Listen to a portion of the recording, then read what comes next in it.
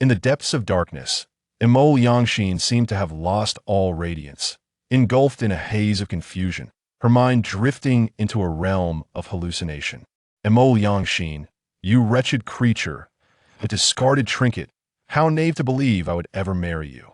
It truly is laughable who would cherish a woman who forsakes her husband for monetary gain. Ah, Jiang Tianyi, I shall kill you. Upon seeing Jiang Tianyi, Liangxin's eyes turned crimson with rage, wishing to rend the beast who had seduced her into 1,000 pieces. Ha ha ha, what a fool you are! It seems your parents did not err in naming you they saw through your heartless nature long ago. Lu Wuming has raised you for so long, yet only a callous ingrate like you would betray. Feng Anyan appeared, mercilessly mocking Liangxin. No, it is not like that. I did not do it on purpose. It was you who accepted Jiang Tianyi's money to scheme against me. Liangxin retorted immediately. Haha, your husband is mine now, you shall have to watch from the sidelines. Feng Anyan laughed maniacally, provoking Liangxin further. Get away from me. You, wretched being, Lu Gu is mine. You shall not take him. Faced with Feng Anyan's lewd demeanor, Liangxin lost all reason, yearning to tear her apart, but Feng Anyan swiftly vanished from her sight. Isn't Liangxin just the most foolish of fools? She believes every word we say.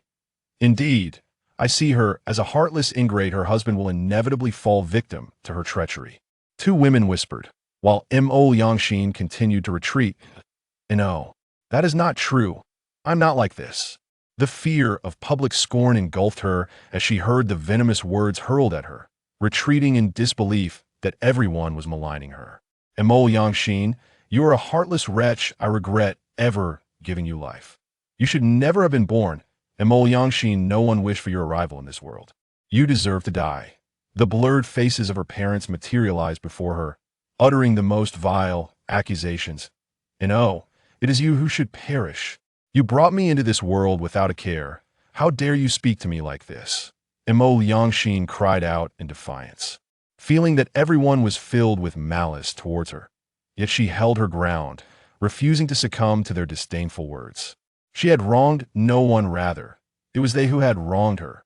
Jiang Tianyi had plotted against her, her friends had betrayed her, and her parents had neglected her existence. Until, suddenly, an elderly couple appeared before her. They did not scorn her, but instead gazed at her with kindness and compassion. Why is my little Sheener crying? Come here, let Grandma hold you. Have you been bullied? Let us go home, Grandma will cook for you. The elderly woman smiled gently at Liangxin, extending her hand to lead her home, but do not cry, little Sheener. When Lu Gu returns, Grandpa will send him to help you reclaim your dignity. Come, let us return home together. The elderly man also reached out his hand, and Liangxin stared blankly at the two elders, the rare souls who had shown her kindness. In that moment, her previously frenzied state quelled, and tears streamed down her face as she regarded the two who expressed genuine concern for her. Despite being maligned by all and betrayed, she had not wept. But upon witnessing the unwavering care of the two elders, her heartstrings were tugged, and she could no longer contain her sorrow. Yet just as she yearned to embrace the two elders, the haunting memories crashed upon her. Seduced by Jiang Tianyi, she gradually inclined her heart towards him, agreeing to a confession from another man while still married, even going so far as to betray the husband who had cared for her for over a decade, rescuing her from peril countless times. Liangxin screamed and fled, unable to face the two elders who treated her as their own granddaughter. She chose to escape. Suddenly, Liangxin awoke, her hands tracing her tear-streaked face in the darkness. That moment, she truly felt the weight of regret for her past choices. Grandpa Lu, Grandma Lu, I am sorry. She recalled the kindness of the two elders. The cold winter when Grandma Lu had sewn her a cotton coat, allowing her to wear new clothes for the first time. Grandpa Lu had supported her, providing her with the warmth of familial care. Reflecting on the gentle affection of the two elders, Liangxin cried uncontrollably, feeling utterly unworthy to face them, compared to the harsh words of others. This untainted concern pierced deeper, especially for someone like Liangxin, burdened by guilt. I was wrong, I truly was wrong. Her voice was wretched, the pangs of remorse intensifying as she pounded her head, her cries echoing throughout the dim basement. Suddenly, she stumbled upon a switch, and the lights flickered to life, blinding her momentarily as her eyes adjusted. She observed the basement filled with numerous items, all neatly arranged and covered with colorful, dust-laden cloths, appearing to have been untouched for ages. Liangxin dragged her weary feet forward, her body devoid of strength and starved. Yet she felt no inclination to care. In a daze, she pulled back the foremost cloth, revealing an old, weathered notebook that fell to the floor. She slowly crouched down to retrieve it. The faded cover bore her name, and as she opened the notebook, the first page contained only a few brief words. I have a family again, they may have abandoned me, but I still have Lu Ge. The second page read, Lu Ge is going to university, what should I do? I do not wish to part with him, that he is all. I do not want to leave him, that I do not want to study. I want to follow Lu Ge and be his little wife. How shy. The third page, good news. Lu Ge is not leaving, he says he will stay with me. I am so happy. Lu Ge even brought me malt candy, it is so sweet. The fourth page. Someone scolded me, saying I caused Lu Ge to miss school. They told me not to study, that it is useless for girls, that I was very sad, but Lu Ge told me to ignore them and to study hard. One day, when I go to university, I will succeed. The fifth page. Lu Ge came to pick me up from school today. The villagers are so hateful, they say Lu Ge is a fool for raising someone else's daughter. Though I do not understand. They mock Lu Ge, and I truly despise them. Lu Ge told me not to pay them any mind and to study hard to bring him pride. For Lu Ge, I studied diligently, and I ranked first in the class. Lu Ge praised me for being amazing, and I was very happy. Chapter 2: Beautiful Memories and Liangxin's regret upon gaining admission to high school. I promptly informed Brother Lu, who expressed his joy by spinning me around several times. Despite the villagers mocking him, in that moment, I felt I had brought him honor. I was quite impressive. My teacher announced that my grades were sufficient for me to attend the prestigious first high school. Yet the tuition fees were exorbitant, and the school was far from our village. I hesitated, not wanting to leave Brother Lu behind. Nevertheless, he insisted on taking me to the big city, asserting that I must receive the best education to succeed. We moved into a new home, which was enormous. I was filled with happiness, yet Brother Lu appeared exhausted. Each night, he would go out to work, only to rise early to take me to school. I longed to assist him, but he urged me to focus on my studies, leaving me feeling quite dejected. After much insistence on my part, Brother Lu finally permitted me to help out. Washing dishes was exhausting, yet I felt immense joy in being able to assist him. I even washed his feet, recalling the village auntie's words that only a wife would do such a thing for her husband. I thought to myself that I would become Brother Lu's little wife one day, just as Grandma Lu had done for Grandpa Lu. Today marks my 18th birthday, and I am determined to confess my feelings to Wu Ming.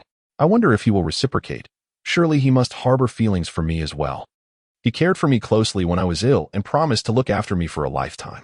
To my delight, Wu Ming agreed to be with me, and I am confident we will find eternal happiness together.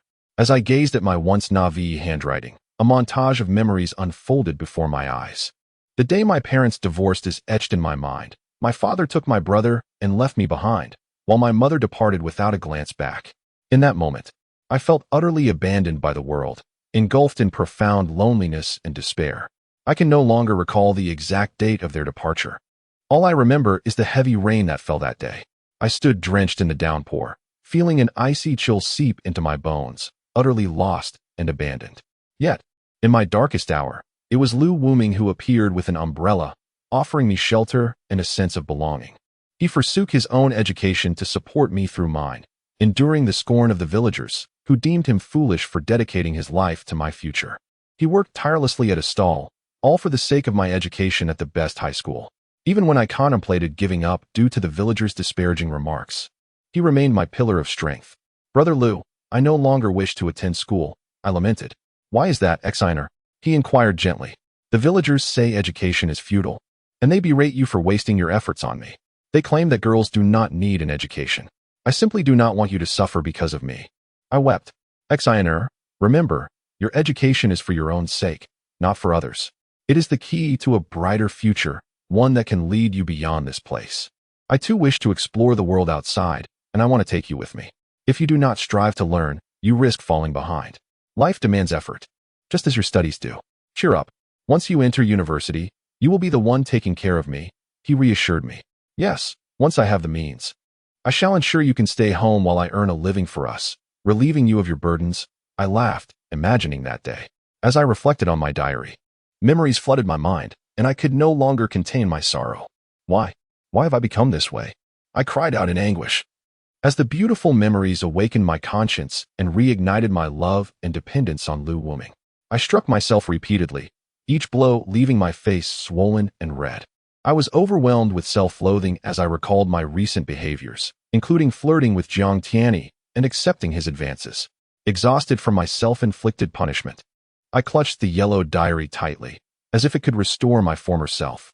Regret washed over me. Humanity is indeed fascinating, and perhaps I should stoke the flames of my remorse. At that moment, the system materialized. Witnessing my self-destructive actions and eager to observe how my regret would affect Lu Wuming.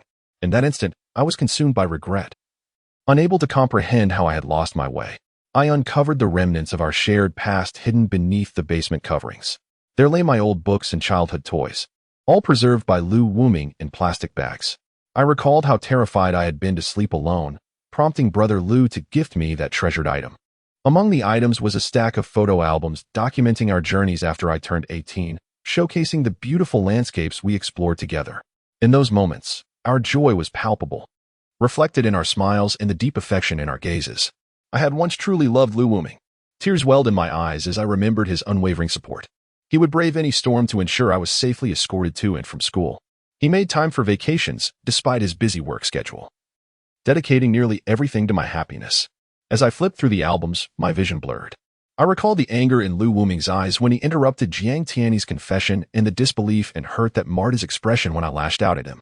In despair, I retreated to a corner, trembling at the thought of my past actions and the pain I had inflicted upon him. Just as I wished to escape, a familiar yet foreign figure appeared before me. Liangxin, a voice echoed in the empty basement, breaking through my sorrow. Slowly, I lifted my head, only to be met with disbelief at the sight before me. Chapter 3. The conversation between the sisters in the mobile home by Mirror Lake. The adorable duo of Jiang Anuo and Liangxin immediately gathered around Jiang Huaining. Fourth sister, why is your face so flushed? Are you unwell? And what's that peculiar scent on you? Jiang Anuo inquired with concern, wrinkling her nose as if trying to identify the strange, yet somewhat familiar aroma. Huaining, you should eat something. And Liangxin kindly offered her some food.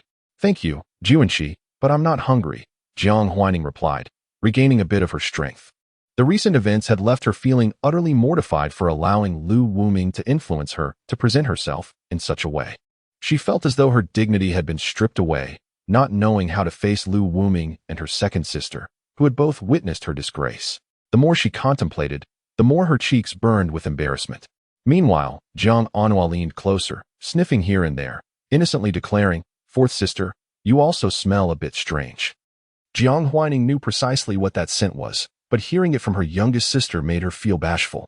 Instinctively, she scowled and swatted Jiang Anuo's bottom. Ah, what was that for, fourth sister? Jiang Anuo exclaimed, looking hurt at the sudden reprimand. You silly child, didn't it oppose? I tell you before not to be deceived by others? How could you still fall for it? Jiang Huaining chastised, feeling a mix of disappointment and frustration. She realized that she needed to teach Jiang Anuo a lesson, lest she be taken advantage of again.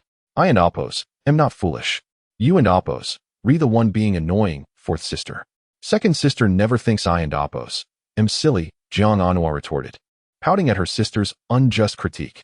Upon hearing Jiang Anuo's defiance, Jiang Huaining's irritation flared.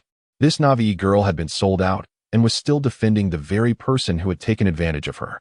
Remembering how she had been coerced by Lu Wuming to protect Jiang Anuo, her anger surged anew.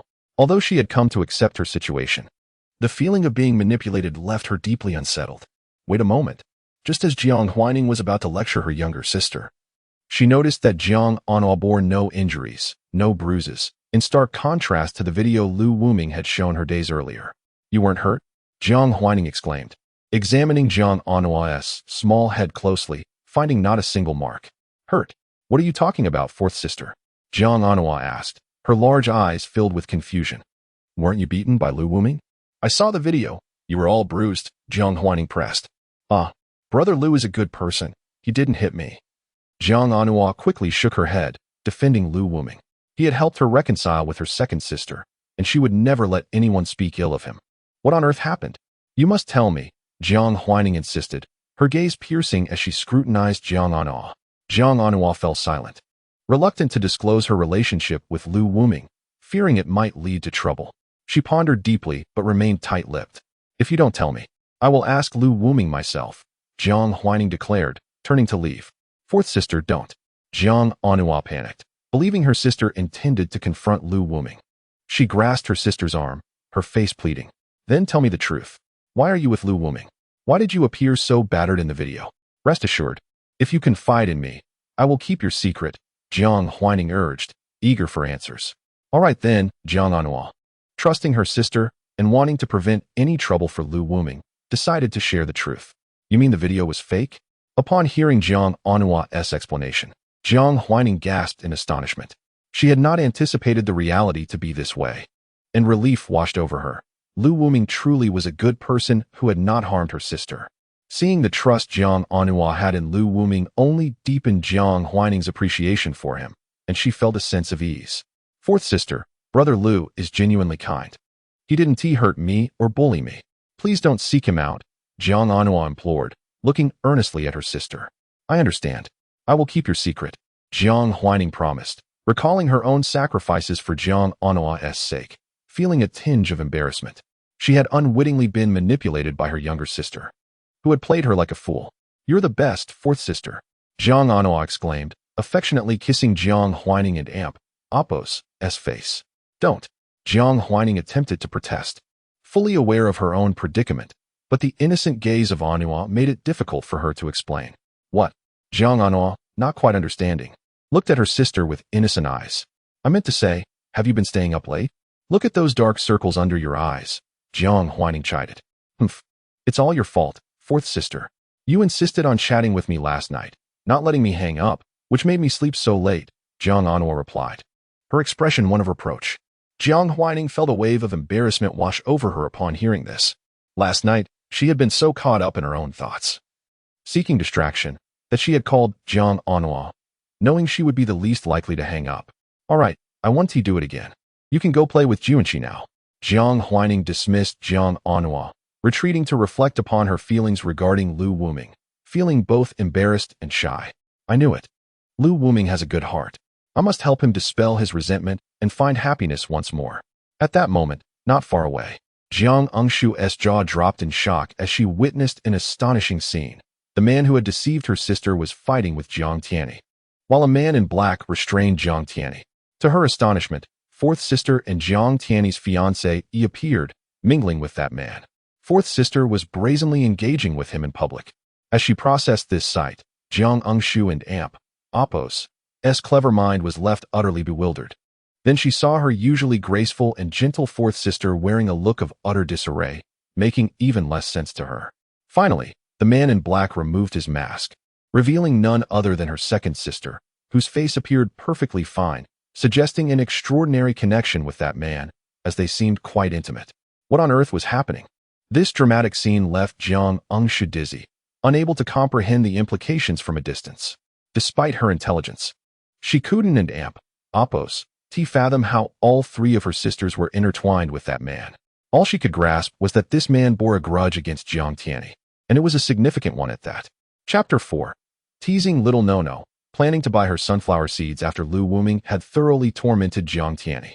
He felt utterly invigorated, embracing Jiang Jiayan and inquiring, "How do you feel today, Yin Yan?" "Very invigorated," Jiang Jiayan replied with a radiant smile.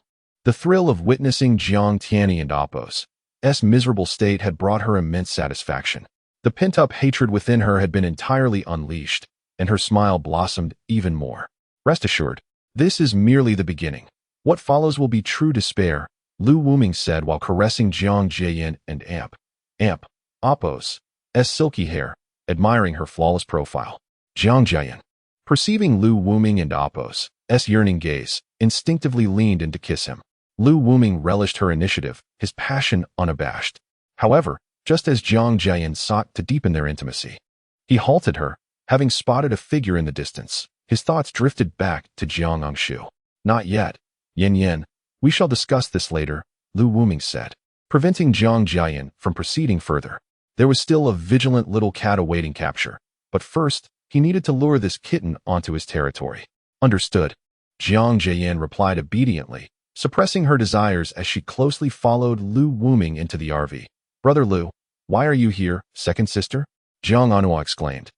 Startled at the sight of her older sister, her face paling in fear of being discovered in a compromising situation with Lu Wuming, which could jeopardize the fragile peace she had established with her sister. What, can and amp, oppos, ti come? Jiang Jiayan teased, finding amusement in her younger sister's frightened demeanor as she approached and took Jiang Anhua's hand. Why the panic? Have you done something to offend me? You look as if you and oppos, ve seen a ghost, Jiang Jiayan remarked playfully, her spirits lifted after avenging her grievances against Jiang Tianyi. And no, Jiang Anhua stammered, her hurried denial only serving to heighten the suspicion among those present, including in Juanxi, who could easily discern her deceit. Are you truly innocent? My favorite man is your brother Lu. If someone were to snatch him away, I would never forgive them, Jiang Jiayan declared deliberately. At that moment, Jiang Anhua and Amp, Oppo's forehead glistened with sweat, her anxiety peaking as she struggled to articulate a response, fearing her secret with brother Lu had been uncovered, her body trembling in trepidation. Jiang whining, puzzled by the scene, mistook it for Jiang Jiayan bullying Jiang Anhua and prepared to intervene. Don and Oppos, interfere. Yin Yin is merely teasing little no-no, Lu Wuming interjected, covering Jiang Huining's mouth to prevent her from exposing the ruse. Feeling Lu Wuming's close presence, a strange sensation washed over Jiang Huining, compelling her to whimsically lick his hand. Yet, she quickly regained her composure, lowering her gaze to avoid meeting Lu Wuming and Amp, Oppos' eyes. He leaned closer to her ear. What's this? You seem increasingly bold these days. I am not, Jiang Huining retorted weakly, but Lu Wuming's amused gaze only intensified her embarrassment. What is going on with Anna? Why is she so frightened of second sister? To avert the awkwardness, Jiang Huining hastily changed the subject. Don't you understand? Little Nono thinks Yin Yin is unaware of our relationship. She fears that if Yin Yin finds out, she will be upset and scold her, Lu Wuming explained succinctly. Understanding dawned on Jiang Huining, and she inwardly berated Lu Wuming and her sister for their mischievousness, realizing they were simply playing with Jiang Anhua and Amp, Oppos' naivety. However, as she considered how easily Jiang Anhua was fooled by Lu Wuming, pulling her into this game, Jiang Huining felt a twinge of embarrassment. She decided to tease her younger sister further. With that thought, Jiang Huining leaned in to kiss Jiang Anhua, intending to stir her up a bit. At that moment, Jiang Anhua was at her wit and Oppos' end, and just when she felt overwhelmed, Jiang Jiayan suddenly embraced her. I know you and Oppos, the best, Anhua. Make sure to keep an eye on your brother Lu and protect him from other women, all right? Jiang Jiayan said out of the blue. I understand.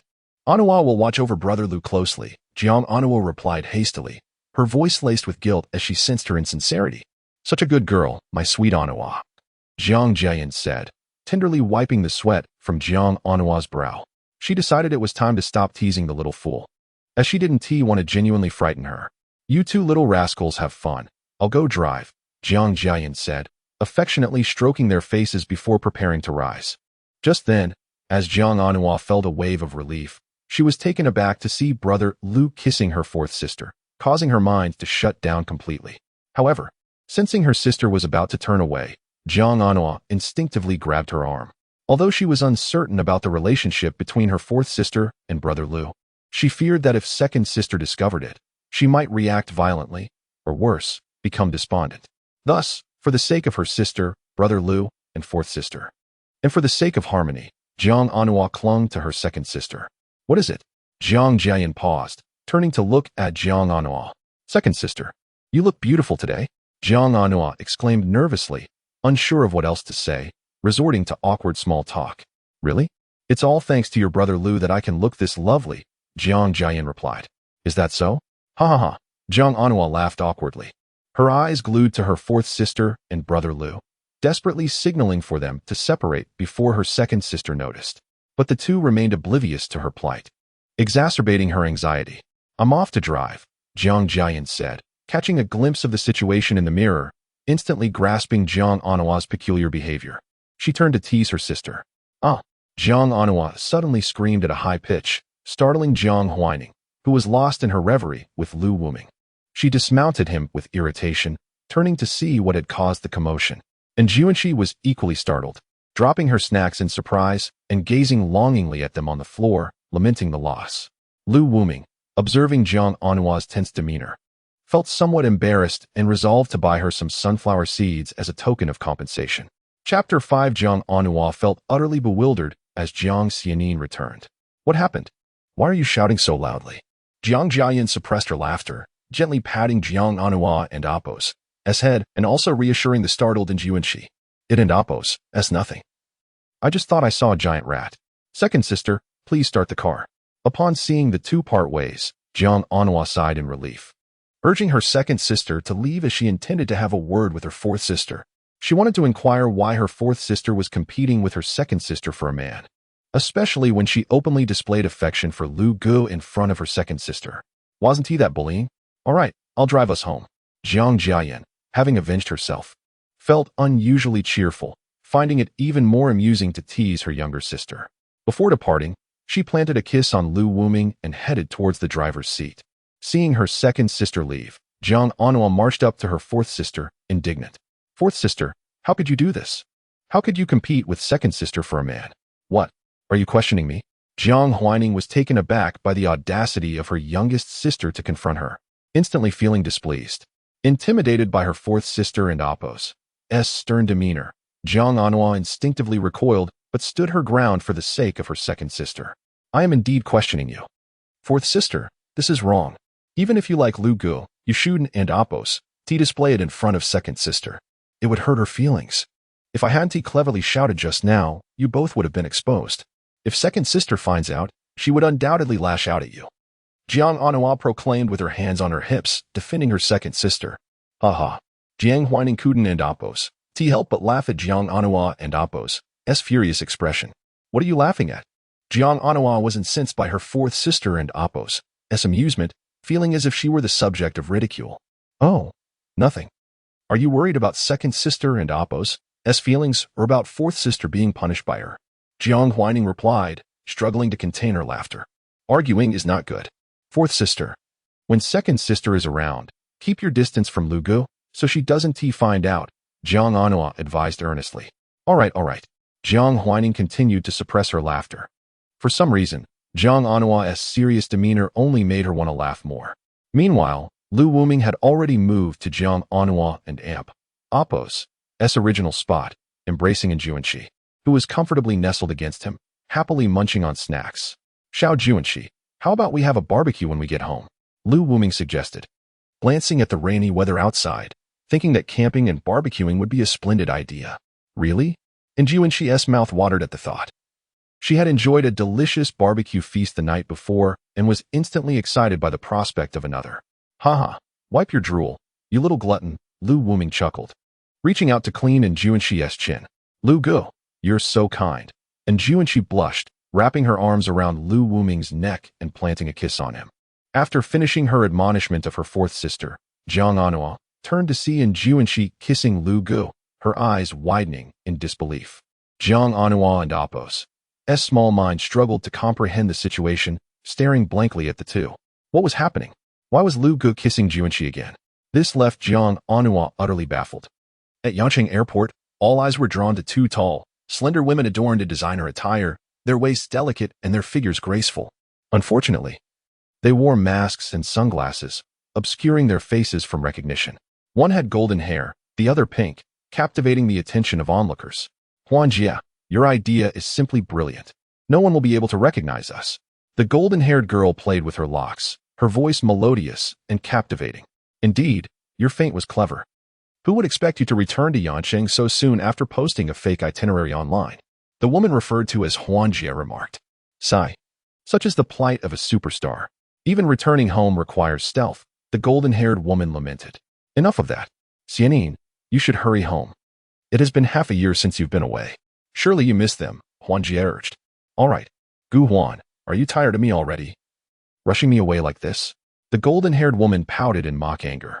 Get lost. Stop acting. I'll smack you. Gu Huan playfully swatted the golden-haired woman's perky behind. Huan Jia, I can't bear to part with you. Will you come back with me? The golden-haired woman, Jiang Xianin, cooed, her voice sweet and enticing. Get lost. I need to relax during my hard-earned break, Gu Huan replied, rolling her eyes at Jiang Xianin. However, hearing Jiang Xianin's playful tone softened Gu Huan's heart. Fine. I'll take you home then. Wonderful. Jiang Xianin beamed, grabbing her luggage and hopping into the car, eager to return home. Having been away for over 6 months, she longed for her family. While she didn't worry about her eldest sister, she was aware that her fourth sister was involved with Yi Bufin from the Yi family, which she vehemently opposed, knowing well of Yi Bufin and Appo's past. She felt compelled to have a serious talk with her fourth sister. Moreover, she missed her younger sisters, Jiang Anhua and Jiang Angshu, and was determined to pinch their adorable cheeks upon her return. She also thought of her brother, Jiang Tianyi, curious about how he was faring. And as for her second sister, thoughts of her brought a headache. Jiang Xianin believed her second sister was unwell. She had consulted numerous doctors to help her, but all had been sent away.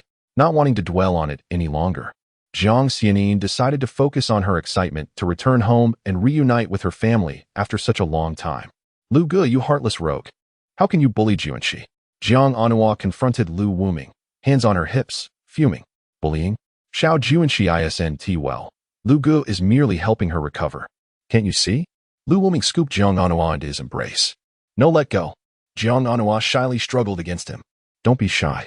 Lu Wuming appeared effortlessly charming and relaxed. Humph, Lu Ge, you're a heartbreaker. This behavior is unacceptable. My sister said such actions are characteristic of a scoundrel. Jiang Anhua complained, feeling protective of her second sister. Haha, Lu Ge is not a scoundrel.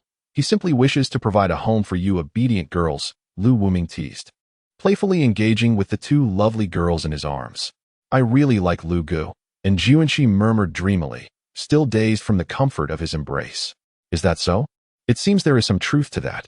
Jiang Anhua, not being particularly clever, found herself unable to refute Lu Wuming's words, completely captivated by his charm along with her sisters. Chapter 6. Jiang Changxue is questioned. Jiang Xianin learns of Jiang Tianyi and Appo's hospitalization.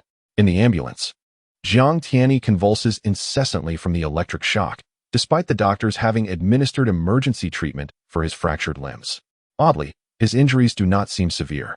So why is he trembling so uncontrollably? The doctor meticulously examines Jiang Tianyi's body, finding only the fractures and 2 puncture wounds, with no other injuries detected. Could it be a head injury?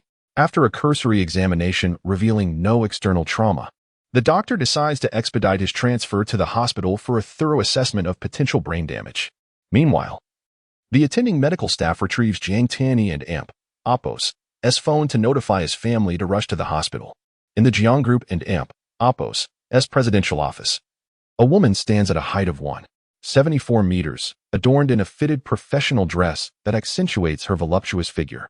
Indeed, she embodies the perfect pear-shaped silhouette. With wide hips, a slender waist, and narrow shoulders, her curves exuding an irresistible allure. The woman's face, devoid of makeup save for a solitary beauty mark, radiates an icy elegance, combining coldness with a hint of seduction, creating an impression reminiscent of a widow's grace. The phone rings, interrupting Jiang Changxue and Appo's work, eliciting her displeasure. Upon answering, she frowns. What? Jiang Tianyi has been hospitalized? You needn't inform me of such matters. With a huff of annoyance, she hangs up and rises to gaze out at the distant horizon. Jiang Changxue pulls out her phone, intending to inquire about the recent whereabouts of her younger sister, who has not informed her of such significant events. Over the past few days, her busy schedule left little room to question her fourth sister, Jiang Huaining, who manages the family affairs. Just as Jiang Changxue prepares to confront her sister, she notices a call from Wang Dafeng, the father of Yi Bufan. Confusion washes over her. Why would he be calling her? Is it regarding her fourth sister? As she answers, Wang Dafeng, without preamble, declares, Jiang Changxue, my son is paralyzed. You'd best summon Jiang Huaining to care for him immediately, or our business dealings are off. Get lost, you fool, Jiang Changxue retorts, irritated by his impudence, and promptly disconnects the call. Though in need of the Yi family and Appo's assistance, the rudeness of his tone irks her considerably. At the Jiang family and Apos S villa. Within a room adorned with statues of deities, an elderly woman with graying hair and a face lined with wrinkles fervently recites prayers using her prayer beads. This venerable figure is Jiang Tianyi's mother, the matriarch of the Jiang family, Huang Yinglan.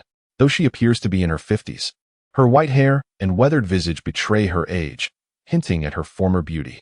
A servant hurriedly enters the room, disrupting the solemn atmosphere. Get out. Are you unaware that I am in prayer? You disturb the Buddha. I shall make you regret it. The old lady scolds. But. The servant's attempt to explain is cut short by Huang Yinglan's sharp command. Did you not hear me? I said get out. Yes, the servant replies, retreating in defeat. Anxious and uncertain about what to do next, the young master awaits his family at the hospital. Yet she cannot reach the fourth young lady by phone and dares not disturb the matriarch. Just as the servant flounders in worry, a voice calls out, I'm back. Jiang Xianin enters the house, noticing its unusual emptiness. It is Sunday. Aside from her workaholic elder sister, everyone else should be home. Calling out, she receives no response. Third miss, you and Apos, back. Quickly, the young master has been admitted to the hospital. You must go see him. The servant exclaims, relieved to see Jiang Xianin, and hastily informs her of Jiang Tianyi and Apos' condition. What? Tianyi has been hospitalized. The news propels Jiang Xianin into action, and she rushes to the hospital without waiting for further details. Why is this luggage so heavy? What on earth did I pack? Gu Huan and Apos, Ji grumbles, struggling with her cumbersome bags. Upon seeing Jiang Xianin dart out, she almost complains but is interrupted by Jiang Xianin's urgent plea. Huanji, let's go to the hospital. My brother has been hospitalized. Without hesitation, Gu Huan and Apos, Ji drops the luggage and drives them both to the hospital. Meanwhile, Jiang Tianyi has already been at the hospital for over 2 hours, delayed due to the lack of payment from his family. At this moment, Jiang Tianyi is in excruciating pain, unable to utter a word, yet his mind remains acutely aware. Hatred for Lu Wuming swells within him, intertwined with profound sorrow. His beloved fourth sister has been taken from him by Lu Wuming, who cruelly tormented him and even flaunted his relationship with her in front of him. The thought of it makes Jiang Tianyi and Apos' heart ache unbearably. Moreover, his sweet, obedient sister in Nua has also been deceived by Lu Wuming, who coaxed her into severing ties with her brother, who had always shown her kindness. Had he foreseen this outcome, he would have acted preemptively. And then there is his petite, innocent fiancée, who now embraces Lu Wuming. Remembering in Jiwenshi and Apos' infatuation with Lu Wuming, Jiang Tianyi feels a chill deep within his heart. At this moment, tears brimmed in his eyes, feeling the weight of betrayal akin to that of those wronged who wore the green hat. Why has no one come to rescue me? Jiang Tianyi can no longer bear it and struggles. Doctor, the patient and Apos' family has arrived and has settled the bill. Good. Let us proceed with the examination immediately.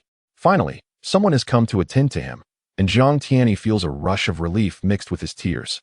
In Lu Wuming's villa, the distressed Mo Liangxin finds herself face to face with an unexpected visitor. A simple girl, with 2 ponytails and bright, clear eyes, stands before her. Why? Mo Liangxin, why did you hurt my brother Lu? The girl's voice rings out, crisp and accusatory. Chapter 7. Xiner's interrogation. Xiner, who harbored love for Lu Wuming and deserved his affection, found herself caught in disbelief. This cannot be, she murmured, her gaze fixed upon the girl before her, filled with fury and disappointment. She recognized the girl instantly. It was her former self. Why? Why have you betrayed my brother Lu? Why have you caused him such sorrow? Tears welled in Xner's eyes as she confronted the girl, her voice trembling with emotion. Have you forgotten all the kindness he bestowed upon you? Approaching the younger version of herself, Xian and Apos, lifted her chin, her clear and piercing gaze penetrating deep. Yet, at that moment, the older Mu Liangxin hung her head in shame, unable to meet the eyes of her past, overwhelmed by remorse for her actions. When you were on the brink of being imprisoned and beaten by that man, who risked everything to rescue you from the cellar, who tended to your wounds despite the stench of despair, never leaving your side, when you were scorned by all, who stood up for you, teaching you to read and write, ensuring you had a meal to fill your belly. Have you forgotten how he sacrificed his education out of fear you would be bullied in the village, worried you would be heartbroken? Stop. Please, I realize my wrongs. Mu Liangxin cried, crouching on the ground, clutching her head as memories of Lu Wuming's kindness flooded back, leaving her engulfed in guilt. Is it not sufficient? Without brother Lu, Could you survive? Without him, could you read or explore the world beyond? Could you have become who you are? Xiner cradled Mu Liangxin's face, compelling her to meet her gaze. After Grandpa Lu and Grandma Lu passed, Brother Lu is all alone. He is only you now, and you need him. You promised to stay together forever. Why did you betray him? Why did you abandon him? Xiner grasped Mu Liangxin's collar. Her voice choked with sobs as silent tears streamed down her cheeks. Mu Liangxin's mind drifted back to cherished memories. The 18-year-old Lu Wuming and Mu Liangxin nestled together on a winter's eve, contrasting with the festive cheer surrounding other households. Brother Lu, I miss Grandpa and Grandma Lu, she whispered, nestled in Lu Wuming's embrace, unable to conceal her longing. I miss them too, dear ones, he replied, tears welling in his eyes. Yet he held them back, for he was the elder brother, tasked with caring for Mu Liangxin. Will you always stay by my side, Brother Lu? You are all I have left. Of course, I shall always be your family. We will be together, forever. They embraced, each becoming the other's sole refuge. As Mu Liangxin reminisced, tears fell freely. Her heart felt as though it were being torn asunder, engulfed in regret and guilt towards Lu Wuming, overwhelming her like a tidal wave. Do you comprehend the depth of Brother Lu's sorrow when you chose to betray him? Xiner pressed again, shaking Mu Liangxin from her remorseful stupor. My brother Lu is a beacon of light, a kind soul, always wearing a smile. But because of you, what has he become? Xin and Oppos shook Mu Liangxin vigorously, desperate to awaken her. At that moment, the scene of Jiang Tianyi and Oppos' confession appeared on the screen above, focusing on Lu Wuming. In a fit of rage, Lu Wuming kicked Jiang Tianyi away, grappling with his own turmoil as he witnessed himself turn against the brother who had nurtured him for years. All for a base creature like Jiang Tianyi. Seeing himself rush towards Jiang Tianyi, the disbelief, sorrow, and despair in Lu Wuming and Oppos' eyes shattered Mu Liangxin, who bit her lip in anguish. In mere seconds, she grasped the unspeakable sadness and despair etched upon Lu Wuming's face, unable to fathom what he must have been thinking in that fleeting moment. Then came the images of Jiang Tianyi's vile words after her departure, and Lu Wuming, beaten and humiliated, his visage a portrait of despair. Overwhelmed, Mu Liangxin buried her face in her hands, weeping uncontrollably. My kind brother Lu should not endure such suffering. He deserves a life filled with happiness, free from worry, and adorned with smiles, not this sorrow brought upon by you. Xin and Oppos continued. Stop. Please, I truly understand my mistakes. I am filled with regret, Mu Liangxin sobbed, collapsing to the ground in utter despair, genuinely remorseful for her actions over the past days. If I had known my brother Lu would suffer because of me, I would have preferred he never saved me. At least then, he would not bear these scars.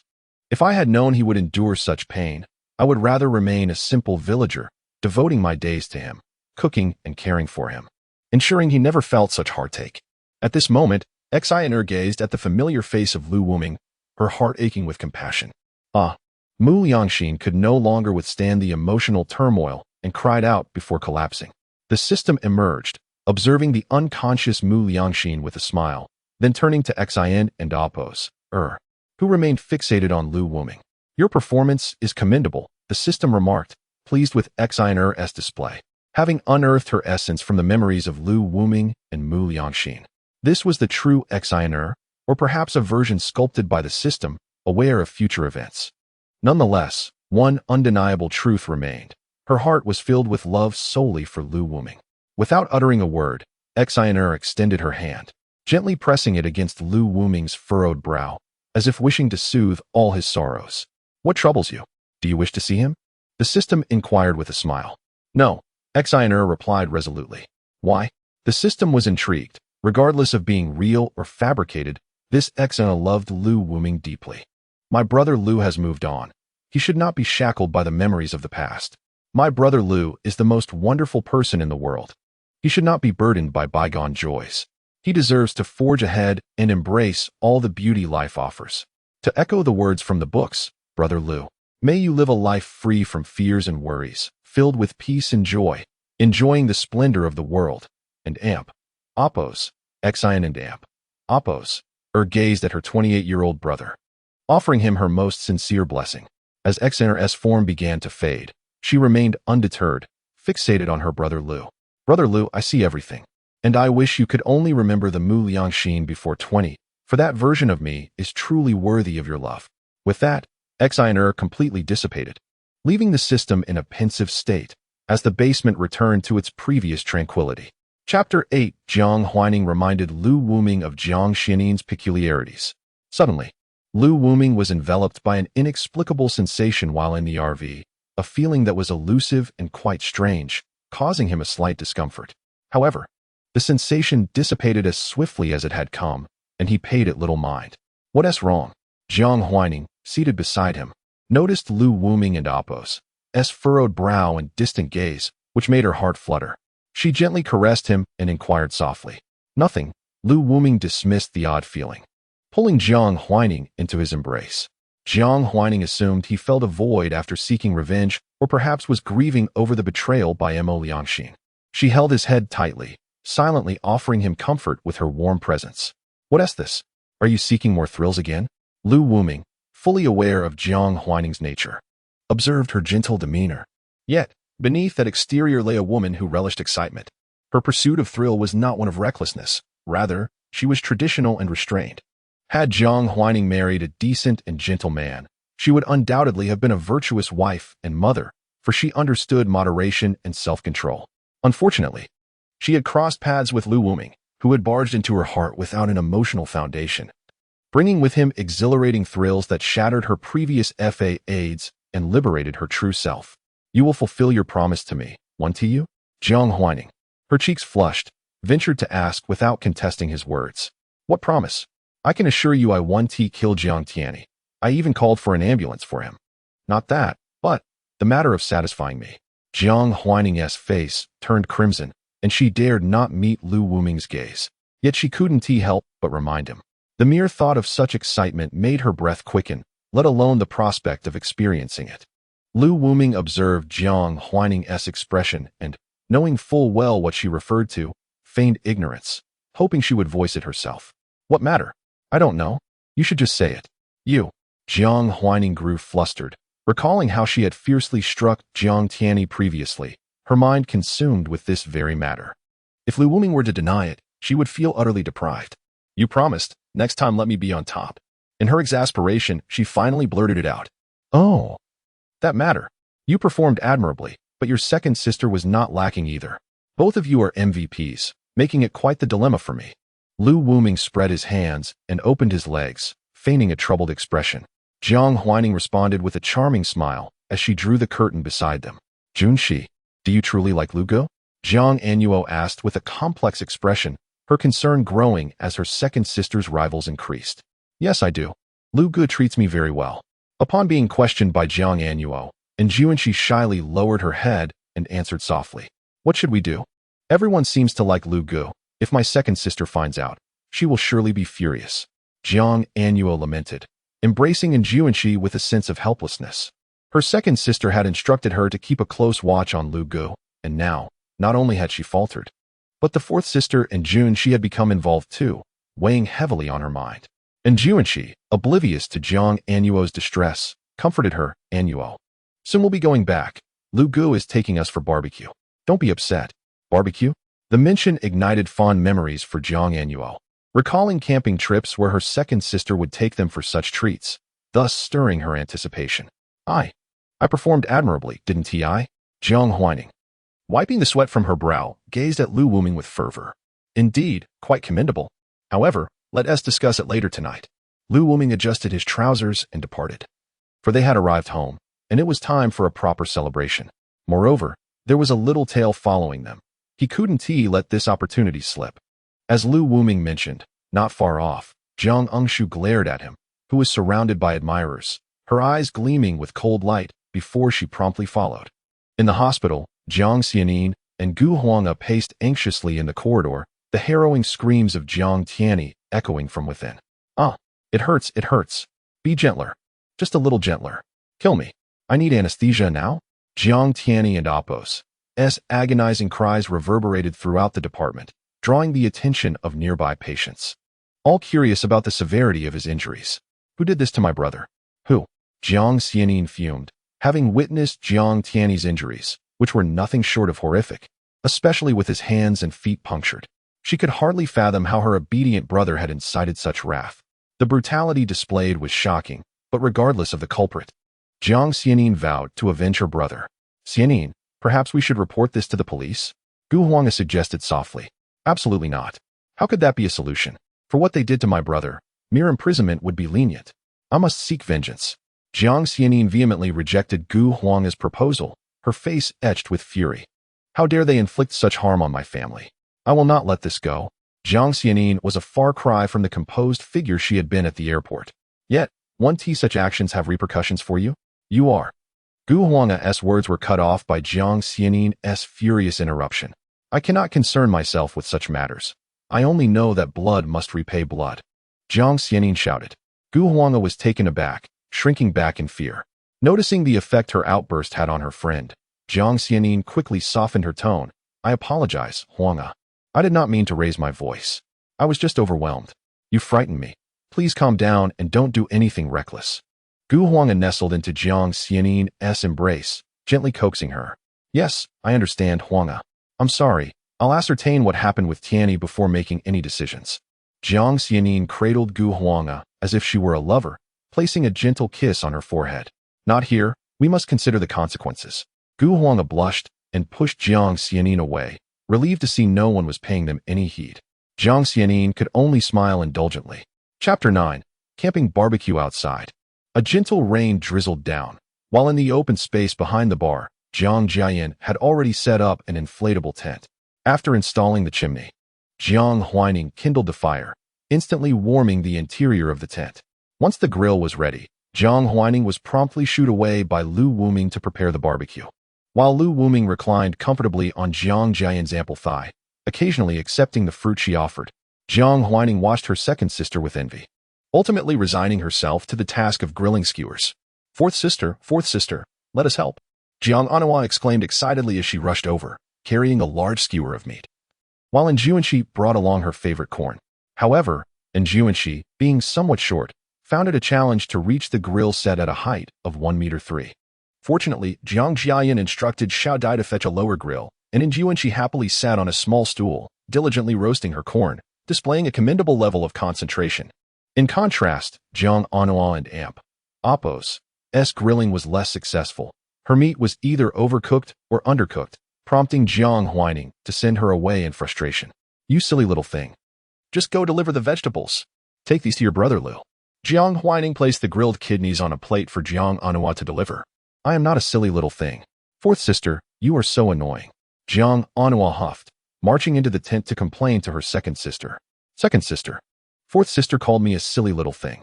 My Anhua is certainly not silly. Tonight, I shall teach her a lesson, Jiang Jiayan consoled, stroking Jiang Anhua's pouting face.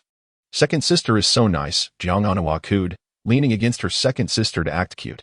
Brother Liu, this is from fourth sister for you. Jiang Anhua presented the grilled kidneys to Lu Wuming. Kidneys? It seems your fourth sister is due for some discipline tonight, Lu Wuming remarked, taking a hearty bite. Exactly. Fourth sister is the worst. Brother Liu, make sure to teach her a lesson. The innocent Jiang Anhua, believing Lu Wuming would stand up for her, cheered him on enthusiastically. Seeing her second sister and brother Lu come to her defense, Jiang Anhua strutted outside to boast to her fourth sister. Jiang Jiayan, observing this scene reminiscent of happier times, embraced Lu Wuming tightly, fully aware that this man had saved her from the chaos of her previous life, restoring her happiness. Wuming, who shall be your next target? Perhaps we should begin with the formidable eldest sister, Jiang Jiayan suggested, her ethereal beauty pressed against Lu Wuming and Appo's chest. Your eldest sister? Jiang Changxue, the chairwoman of the Jiang group? Lu Wuming recalled a photo he had seen online. If Jiang Jiayan was the most beautiful among the Jiang sisters, then Jiang Changxue possessed the most enviable figure. He had seen her full-body photo. Her curves rivaled Jiang Huaining and Appo's. Her thighs robust yet not unappealing, and most importantly, she exuded an air of authority and superiority. Indeed, my eldest sister has a stunning figure, a perfect pear shape, practically a natural beauty, coupled with the title of the most beautiful female CEO in Liangxin. The line of suitors for her could stretch all the way to France. Unfortunately, she has an innate aversion to men and has yet to find a boyfriend. However, I believe once she experiences your charm, she will be unable to resist. Jiang Jiyan praised her eldest sister, gazing dreamily at Lu Wuming. convinced that her man was the finest in the world, irresistible to any woman. An aversion to men? How intriguing, Lu Wuming mused, finding the prospect of winning her over a delightful challenge, especially since Jiang Huaining, once seemingly virtuous, had transformed dramatically under his influence. Let me find a time to lure her over, Jiang Jiayin volunteered eagerly, sensing Lu Wuming and Appo's interest. No, I and Appo's am weary of such games. This time, I want Jiang Tianyi to witness as the women he cares for fall into my embrace one by one. Lu Wuming declined Jiang Jiayin's assistance, intent on seizing these women right before Jiang Tianyi and Appo's eyes. Very well, I shall follow your lead, Jiang Jiayin replied, kissing Lu Wuming, relishing the warmth of being close to him. Once their kiss concluded, Lu Wuming glanced outside, chuckling to himself. What is it, Wuming? A little mouse has snuck in. Seemingly intent on causing me harm, Lu Wuming chuckled. What? I shall go deal with her. Jiang Jiayin's protective instincts flared at the thought of anyone threatening her man, her eyes narrowing in fierce determination, as if anyone daring to approach Lu Wuming would regret ever entering this world. Do not worry, she cannot harm me. I will go play with your sister, Lu Wuming assured, rising to catch the intruder. Sister? Is it in Shun? Jiang Jiayin immediately thought of Jiang Anshuan, who had always been exceptionally intelligent, requiring no guidance from her. Though Jiang Anshuan and Jiang Anhua were twins, their personalities were worlds apart. Jiang Anhua was innocent and emotional, while Jiang Anshuan was astute and composed, sometimes even appearing cold-hearted. Jiang Anshuan was the only sister Jiang Jiayin found inscrutable, her thoughts running deep, leaving Jiang Jiayin uncertain of how to approach her. However, when it came to her man, Jiang Jiayin resolved to teach her sister a lesson. Wuming, do not hold back. Give her a thorough lesson. Bring her back so I can teach her properly, Jiang Jiayin stated earnestly, placing her man above all else. Rest assured, it is nothing serious. I will bring her back shortly, Lu Wuming replied with a smile as he exited the tent, spotting Jiang Anhua bragging to Jiang Huaining. Humph, fourth sister, just wait. Second sister and brother Lu will soon settle the score with you tonight, Jiang Anhua declared confidently. You little brat, you are asking for trouble, Jiang Huaining feigned anger. Immediately, Jiang Anhua darted to hide beside Juanxi, who remained focused on her corn. With a swift motion, Lu Wuming playfully smacked Jiang Huaining's plump arm, causing it to jiggle. Jiang Huaining's cheeks flushed as she bit her lip, casting a teasing glance at Lu Wuming. Huh, you wanted to spank me. Brother Lu has avenged me, Jiang Anhua gleefully chimed in, while Jiang Huaining chose to ignore her, fixated on Lu Wuming. Little did Jiang Anhua know that soon, her sister would face a reckoning. Chapter 10. The perilous Jiang Engshu. In a shadowy corner of the bar, a figure lay prostrate on the ground, concealed in darkness like a venomous serpent poised to strike its prey at the opportune moment. Jiang Engshu, with her eyes shut tight, remained motionless like a statue until she heard a sound that prompted her to snap her eyes open. Upon spotting the man who had tormented her sister and tarnished her sister's purity, Jiang Engshu's body tensed, resembling a coiled snake ready to spring into action. Lu Wuming had already taken note of Jiang Engshu, deliberately avoiding her gaze and turning his back in an attempt to lure her out. Indeed, Jiang Engshu would not let such an opportunity slip by. She gripped the syringe tightly and charged forth with remarkable speed, aiming to inject Lu Wuming. With a surge of rage directed at the man who had bullied her sister, she was determined to unleash her wrath upon him. Lu Wuming merely turned aside to evade her attack. Sensing his awareness, Jiang Engshu quickly increased the distance, discarded the syringe, and scattered thumbtacks before hurling lime powder at him. She swiftly retrieved a stun gun from her bag, aimed it at Lu Wuming, and, believing she had struck him, lunged forward to stab him with the syringe. The entire sequence of movements flowed with such grace that it took less than 30 seconds. Jiang Engshu gazed at the now empty syringe, a smile spreading across her face. Observing her tactics, Lu Wuming found himself impressed by her resourcefulness. Lime powder obscured his vision, the thumbtacks impeded his movement, and the stun gun had momentarily incapacitated him. However, he was far from an ordinary man. His body had transcended human limitations, rendering toxins as inconsequential as water. He swiftly seized Jiang Engshu. How could this be? Jiang Engshu stared in disbelief at Lu Wuming, who remained standing, even managing to grasp her. She couldn't fathom it. The concoction she had injected him with was a lethal blend, designed to ensure death within 3 seconds. Lu Anhua was hoisted by Lu Wuming and unceremoniously thrown onto the sofa. A large hand reached toward Jiang Engshu, prompting her to shut her eyes in fear. Yet, the anticipated pain never arrived. Instead, her chin was gripped, and before she could react, her mouth was silenced. Jiang Engshu's eyes widened in shock. She immediately began to struggle. But Lu Wuming held her firmly, compelling her to passively endure the man's kiss. However, it wasn't long before she sensed something amiss. You were quite the naughty one. Little Engshu, dabbling in such dangerous affairs, Lu Wuming remarked, tossing aside the syringe in her hand. As for the grudge you hold against me for deceiving your sister, and for the humiliation I inflicted upon you, mark my words, you will pay dearly for it. Though pinned down by Lu Wuming, Jiang Engshu remained defiant. Gazing at her, who bore an uncanny resemblance to Jiang Anhua, Lu Wuming experienced a curious thrill. While Jiang Anhua was a soft and easily bullied little sister, Jiang Engshu was a different entity altogether, brimming with prickly defiance, igniting Lu Wuming's interest. My name is Lu Wuming. Should you choose to eliminate me, you shall lose 3 brothers-in-law, he teased, observing the hatred in her eyes. What do you mean by that? Despite her intelligence, Jiang Engshu found herself momentarily at a loss for words. You witnessed what transpired at Mirror Lake, did you not? The things I did with your second and fourth sisters. The mere thought sent a flush of embarrassment to Jiang Engshu and Appo's cheeks. You, scoundrel, she retorted. Recalling the sights at Mirror Lake, particularly the sight of her fourth sister and Lu Wuming brazenly flaunting their intimacy in public. Your sisters willingly followed me. Look at how happy they are now.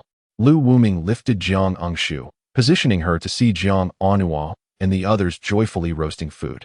Jiang Anhua was seen embracing a girl Jiang Engshu did not recognize while playfully making faces at the fourth sister, all the while nestled in the second sister's arms.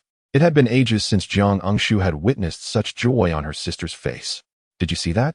Little Engshu, is your sister happy with me? Lu Wuming leaned closer, chuckling at Jiang Engshu's stunned expression. That does not justify your mistreatment of my sister. I cannot entrust her to a scoundrel like you. Jiang Engshu bit back. Am I not good enough? Consider this. If Anhua encounters a wicked person, what will happen? If they harm her, you will regret it. For that kind of harm leaves a lifelong nightmare. Lu Wuming began to manipulate her thoughts. But I am different. Though I may be a philanderer, the women around me are all your sister's sisters. Even if I mistreat her, she has her sisters to defend her. Wouldn't you agree, little Engshu? Or perhaps you could join us and personally look after your sister. His voice dripped with persuasion. While Jiang Engshu was not as easily swayed as Jiang Anhua, she was still a young student, and the gravity of her sister's welfare made her consider Lu Wuming's words with a hint of credence. Noticing her hesitation, Lu Wuming seized the moment. Look how joyful little Anhua is now. As her sister, shouldn't you ensure her happiness? I can overlook your transgressions against my sister, but I will not let my grievances go, Jiang Engshu declared resolutely. She had never contemplated seeking a man. Her life revolved solely around her sister and her studies, leaving no room for romantic entanglements. However, I still have matters to settle with you regarding your intent to kill me. You owe me an explanation. Lu Wuming suddenly grew serious, startling Jiang Engshu. What? What do you want? She stammered, her confidence wavering. If anyone else sought my life, they would meet a gruesome end, but you are Anhua's sister. I could never treat you that way. However, Lu Wuming's grin widened, hinting at mischief. Impossible. If that won't suffice, I have another approach. Lu Wuming and Appo's excitement surged at the sight of Jiang Engshu and Appo's face, which mirrored Jiang Anhua and Appo's typically rough with little Anhua. He felt emboldened to be bolder with the disobedient Jiang Engshu, given the stakes at hand. Chapter 11. Jiang Engshu's delusional attempt to rescue Jiang Anhua. Enough. You and I will bury the hatchet. Lu Gu will take good care of you from now on. Lu Wuming chuckled, attempting to reach out, only to have his hand swatted away. He merely smiled, recognizing the fiery spirit of the young girl before him, a refreshing change from the more subdued Jiang Anhua. All right. Let me take a look at your foot. No need to be so fierce, he said as he grasped Jiang Engshu's foot, which had stepped on one of the nails he had scattered, carefully extracting the sharp objects before applying a healing powder with the system's assistance. After all, she was Jiang Anhua's sister, and thus deserving of his kindness. This little foot is rather charming, he remarked, holding her foot delicately. However, Jiang Engshu swiftly withdrew her foot, casting her gaze elsewhere, yet Lu Wuming noted the flush that crept onto her ears. This little girl, he thought, choosing not to tease her further and instead lifting her in his arms toward the bathroom. What are you doing? We agreed to let bygones be bygones. Jiang Engshu exclaimed, her anxiety evident. Fear not, Lu Gu keeps his promises. I shall help you freshen up, and afterward, we'll enjoy some barbecue together. Jiang Anhua will be thrilled to see you, he reassured her. With that, Jiang Engshu relinquished her resistance. Once she was clean, Jiang Engshu abruptly broke free from Lu Wuming's grasp, glaring at him. This scoundrel was anything but trustworthy. At that moment, she found herself wanting to give her foolish sister a good whack for falling for this man's tricks. How could she have been so easily deceived? It was humiliating to think she had assumed her sister was being bullied, only to end up ensnared herself. Jiang Engshu recognized Lu Wuming and Appo's blatant possessiveness. If he had captured her sister, he would not let her twin sister escape unscathed either. She contemplated fleeing with her sister from this man. But seeing Jiang Anhua's blissful expression made her realize the difficulty of that task. Jiang Engshu vowed not to easily surrender to this man. Xiao Nuo, look who is here. Lu Wuming announced as they approached the tent, prompting Jiang Anhua to look up and beam with delight upon seeing her sister. Sister, what are you doing here? Jiang Anhua exclaimed, springing to her feet, eager to embrace Jiang Engshu, but hesitating as she recalled her earlier deception about going to the library, feeling a twinge of guilt. Meanwhile, Jiuanxi, busy roasting corn, blinked in surprise at the sisters' reunion. Why are there two Anhua sisters? All right, Xiao Nuo, your sister has come to play with you. Let's have a great time today, Lu Wuming encouraged. Jiang Engshu's face flushed crimson, but she dared not resist, forcing a smile instead. Seeing her sister smile eased Jiang Anhua's tension as she grasped Jiang Engshu's hand, exclaiming, Sister, Erji has already forgiven us. Come, let us go meet her. With that, Jiang Anhua led Jiang Engshu into the tent. Lu Wuming intended to follow, but was stopped by Jiang Huijing. Why is Xiaoqi here? You're not planning to take advantage of her, are you? Jiang Huijing asked, concern etched on her face. She understood Jiang Engshu's personality. She would rather perish than submit easily. If Lu Wuming were to force her, it could lead to dire consequences. Rest assured, I will not compel her. Don and Amp, Appos, do you find it thrilling? Especially for your elder sister. Lu Wuming teased, provoking Jiang Huijing's imagination. Listening to Lu Wuming's words, Jiang Huijing's breath quickened. Her eldest sister, Jiang Changxue, was known for her authoritative presence, a formidable figure within their family. For her younger sisters, she represented an image of strictness. The thought of subduing her was unfathomable. Yet the prospect of witnessing a different side of the domineering eldest sister made Jiang Huijing's heart race. Is it really possible? No. My elder sister is not to be trifled with. Jiang Huijing swallowed hard, trying to dismiss the wild notion. You rascal, Lu Wuming said lightly, leaving the matter to Jiang Huijing's imagination. Jiuanxi, is the corn ready? Lu Wuming scooped up the petite in Jiuanxi and placed her on his lap. Noting how she had put on a bit of weight over the past few days, though still fragile in his eyes. It's ready, Lu Gu, you eat, and Jiuanxi offered, handing him the roasted corn. Lu Gu is not hungry yet. Let us hurry inside the tent. It's cold outside. Don't catch a cold, he said, gently brushing her chilled face with concern. Okay, Lu Gu, and Jiuanxi obediently hopped down, her little legs carrying her back into the tent. Lu Wuming followed her inside, where Jiang Jiayan, spotting Jiang Engshu, initially intended to scold her, but restrained herself upon meeting Lu Wuming's gaze. All right, let us just enjoy ourselves today, Lu Wuming consoled. And Jiang Jiayan readily agreed. Jiuanxi, this is my twin sister, Jiang Engshu. Sister, this is Jiuanxi, Jiang Anhua introduced them. Hello, Sister Engshu, and Jiuanxi said sweetly, extending her small hand. Jiang Engshu, charmed by the delicate girl, returned the gesture with a warm smile. Before long, Jiang Huijing had prepared the meat, and the group gathered joyously to feast. Wah, third sister. Jiang Tianyi lay in a luxurious single suite, tears streaming down his face as he caught sight of his third sister, Jiang Xianin. A wave of grievance overwhelmed him, prompting an outburst of sobs. Tianyi, what on earth happened? How could you have been beaten so badly? Jiang Xianin's heart ached at the sight of her brother, bandaged and bruised. Guhuanga. Witnessing Jiang Tianyi's pitiful state, his limbs wrapped in bandages, his face disfigured, felt a surge of sorrow. He was a far cry from his former self. Wah, third sister, you must help me. Not only was I beaten, but sixth sister was also deceived by that man. Fourth sister sacrificed herself for sixth sister, and even my fiancée. Jiang Tianyi could barely articulate his woes before succumbing to tears once more. Chapter 12. Jiang Tianyi distorts the truth. A quarrel between the second and fourth siblings, what? Upon hearing Jiang Tianyi's words, Jiang Xianin was utterly bewildered. What was happening? Fourth sister and sixth sister were also entangled in this mess. What on earth is going on? Please, tell me quickly. Jiang Xianin was instantly anxious. Not only had her younger brother been beaten, but her sisters had also been taken away, and even her brother's fiancé, he was not spared. Was this not a disgrace to the Jiang family? Wailing, Jiang Tianyi cried out, though in reality, he was contemplating how to concoct an excuse to prevent third sister from discovering the reckless deeds he had committed. Seeing Jiang Tianyi so heartbroken, Jiang Xianin felt it inappropriate to rush him, so she decided to wait until his emotions settled before speaking. It's like this, third sister. The root of all this trouble is second sister. She colluded with a man to scheme against us, even snatching away fourth sister Anua and my fiancé. The injuries on my body were inflicted by second sister, fourth sister, and that man. What? Second sister is involved too? How could fourth sister strike you? Jiang Xianin was completely flabbergasted. How could it be possible that second sister was part of this? How could fourth sister, who dotes on Tianyi, ever harm him? Indeed. Third sister. That man is named Lu Wuming. He has a wife named Mo Liangxin, who has taken a fancy to my family background and has been pestering me, though I have no interest in her. Her husband, Lu Wuming, mistakenly believed that I instigated his wife and Oppo's infidelity and sought trouble with me.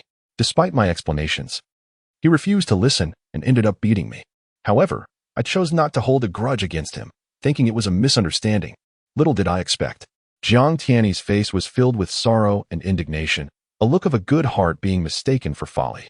I never thought he would harbor resentment against me and find second sister, who held a grudge against me, to disclose our family's information to Lu Wuming. The following day, Lu Wuming deceived Anua into his bed. At this point, Jiang Tianyi could no longer hold back his tears, recalling how his innocent sister was at the mercy of Lu Wuming, causing him immense pain. How despicable! Upon hearing that her sweet sixth sister had been deceived, Jiang Xianin and Oppo's eyes blazed with fury, wishing she could confront this Lu Wuming immediately.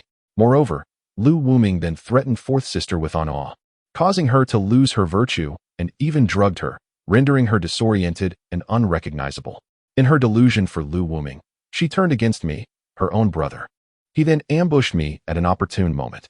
Second sister personally broke my limbs while fourth sister lashed me with a whip, all while they were in my presence, sobbing. All of this was instigated by second sister, who even boasted about offering our elder sisters to Lu Wuming. Even my beloved Juanshi was not spared from their treacherous hands. Jiang Tianyi cried bitterly, his grief genuine and heart-wrenching. Has second sister gone mad? We are her own sisters. Why would she treat us this way? Jiang Xianin and Oppo's wrath reached a boiling point upon hearing Jiang Tianyi and Oppo's account. Third sister, you must avenge me. Also, please rescue fourth sister and the others quickly. Jiang Tianyi could no longer bear the thought of his sisters and fiancé remaining near Lu Wuming. The longer they stayed, the greater the risk of them becoming pregnant. And he was acutely aware of their allure. Fear not, I shall ensure their rescue. You must rest and recover, Jiang Xianin assured him as she exited the hospital room. Given Jiang Tianyi's severe injuries, he needed ample rest. At this moment, Jiang Xianin felt an overwhelming sense of agitation. She had not anticipated encountering such chaos upon her return home. Most troubling was second sister's involvement, complicating matters significantly. She had initially considered seeking assistance from eldest sister. But since this issue revolved around second sister, it became a delicate situation. Eldest sister had long held grievances against second sister, and after careful consideration, Jiang Xianin decided against informing her. Jiang Xianin was incensed by second sister and Oppo's outrageous behavior, pushing her own sisters into peril. What happened? Gu Huang approached, having just completed Jiang Tianyi's hospitalization procedures. Noticing Jiang Xianin's discordant demeanor, she hurriedly inquired. Jiang Xianin recounted Jiang Tianyi's predicament to Gu Huang, who fell into silence after absorbing the information. Sister, what should I do? Jiang Xianin looked at Gu Huang, seeking guidance. Perhaps you should call fourth sister and inquire about the situation, Gu Huang suggested. This was the first time she had encountered such a situation, but prudently, she felt compelled to ask Jiang Huining what had transpired. All right. Jiang Xianin wasted no time in taking action. Meanwhile, in the hospital room, Jiang Tianyi felt a surge of satisfaction, having successfully extricated himself from the situation. He was unafraid of third sister confronting fourth sister for the truth. for he had not spoken any untruths. Jiang Huaining had indeed betrayed him, striking her own brother for Lu Wuming. The very thought of fourth sister's alluring visage sent waves of jealousy coursing through him. Just wait. When you return home, I shall treat you as Lu Wuming does, draping you in a white coat. Jiang Tianyi had also observed how fourth sister had been thoroughly subdued by Lu Wuming. He was determined to reclaim Juanxi and the others, ensuring they fell beneath his command. As evening descended, Jiang Anhua and Jiang Engshu were both retained by Lu Wuming. Jiang Anhua was, of course, elated, while the latter feigned a smile. The two were assigned to share a room with Juanxi, and Jiang Anhua joyfully pulled her sister inside. That night, due to the rain, Jiang Jian's bar remained closed, leaving only Lu Wuming, Jiang Huaining, and Jiang Jian present. Fourth sister, I hear you wish to usurp my position. You are quite audacious, Jiang Jian remarked, eyeing Jiang Huaining, whose boldness was akin to urinating on one's own head. Is that so? Your man promised me this. According to performance, I am the MVP, while you merely bask in good fortune, Jiang Huaining retorted, utilizing Lu Wuming's words against her own sister. I shall not bully you. Let us have a drinking contest.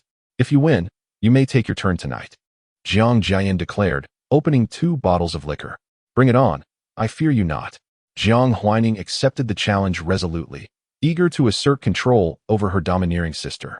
The two began their drinking duel, while Lu Wuming observed from the sidelines. Soon, they had consumed numerous cocktails, and Jiang Huaining was already feeling lightheaded.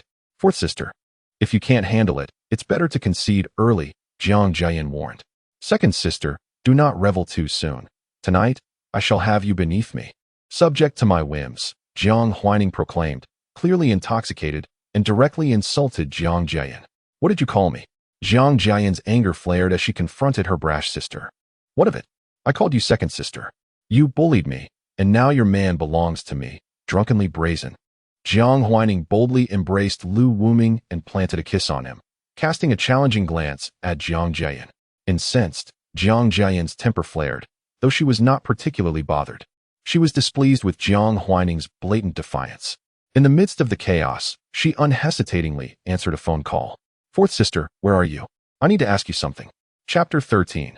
The intoxicated dominance of Jiang Huaining. In a surprising turn of events, Jiang Jian found herself pinned to the ground, utterly subdued by her younger sister, Jiang Huaining. Jiang Laoer, do you yield? Jiang Huaining proclaimed with an air of triumph, her gaze fixed upon her dazed sister. It appeared that Jiang Huaining, displaying a lack of decorum, had stealthily approached and seized the moment of Jiang Jian's vulnerability to achieve this dominance.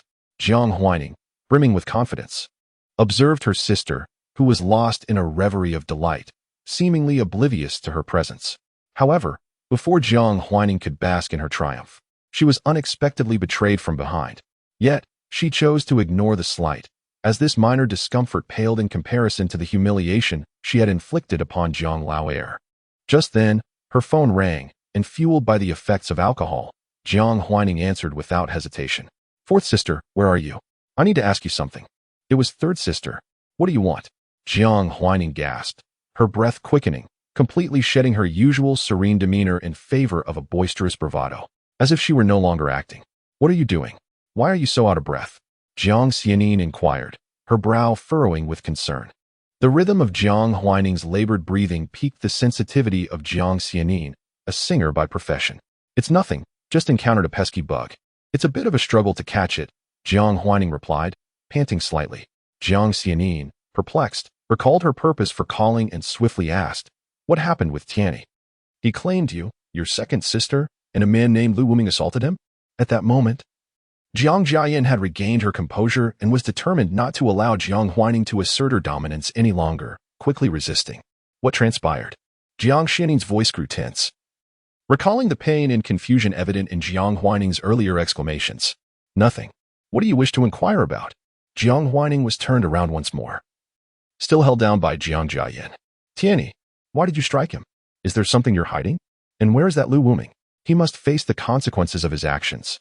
Jiang Xianin's voice brimmed with anger, yet she hesitated to direct her ire at her sisters, choosing instead to focus on Lu Wuming. I warn you, do not touch Lu Wuming. He is under my protection, and even you, Jiang Lao San, cannot harm him. Jiang Huaining declared passionately, her assertiveness shocking even Lu Wuming, who was taken aback by this fierce demeanor uncharacteristic of the usually gentle Jiang Huining. What? Jiang Huining. What did you just call me? Jiang Xianin's fury surged, realizing her fourth sister was challenging authority. What of it? I said Tianyi deserved to be hit. I am merely helping him. Do you understand, you little rascal?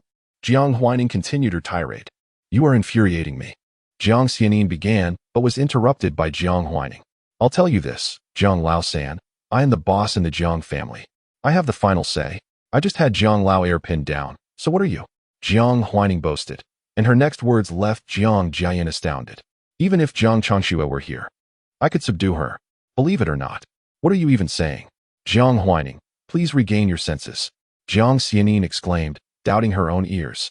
Convinced she had dialed the wrong number if not for the unmistakable tone of her fourth sibling. Mind your own business. Lu Wuming is mine. You cannot lay a finger on him. Jiang Huining hiccuped, her speech becoming increasingly disjointed. What? Lu Wuming nearly harmed our brother, and you wish to protect him? Jiang Xianin's anger flared. So what? He only has to spend a few days in the hospital. He is not dead. Why the rush? I stand by my words. Lu Wuming is under my protection, and as long as I am here, you cannot touch him. Jiang Huining defiantly embraced Lu Wuming, casting a provocative glance at Jiang Jiayan, as if to showcase what true dominance looked like. Jiang Jiayan, both infuriated and amused, began recording her sister's antics, determined to capture this moment for Jiang Huining to reflect upon once she sobered. Seeing Jiang Jiayan filming her, Jiang Huining became even more audacious, striking a pose reminiscent of a past encounter, her lips muttering in a playful chant. Ah, this fourth sister truly has no shame. At that moment, Jiang Xianin comprehended Jiang Huining's intentions, promptly ending the call, her frustration palpable as she stomped her feet in agitation. Now convinced of Jiang Tianyi's claims, Jiang Xianin recognized that her fourth sister had indeed been drugged.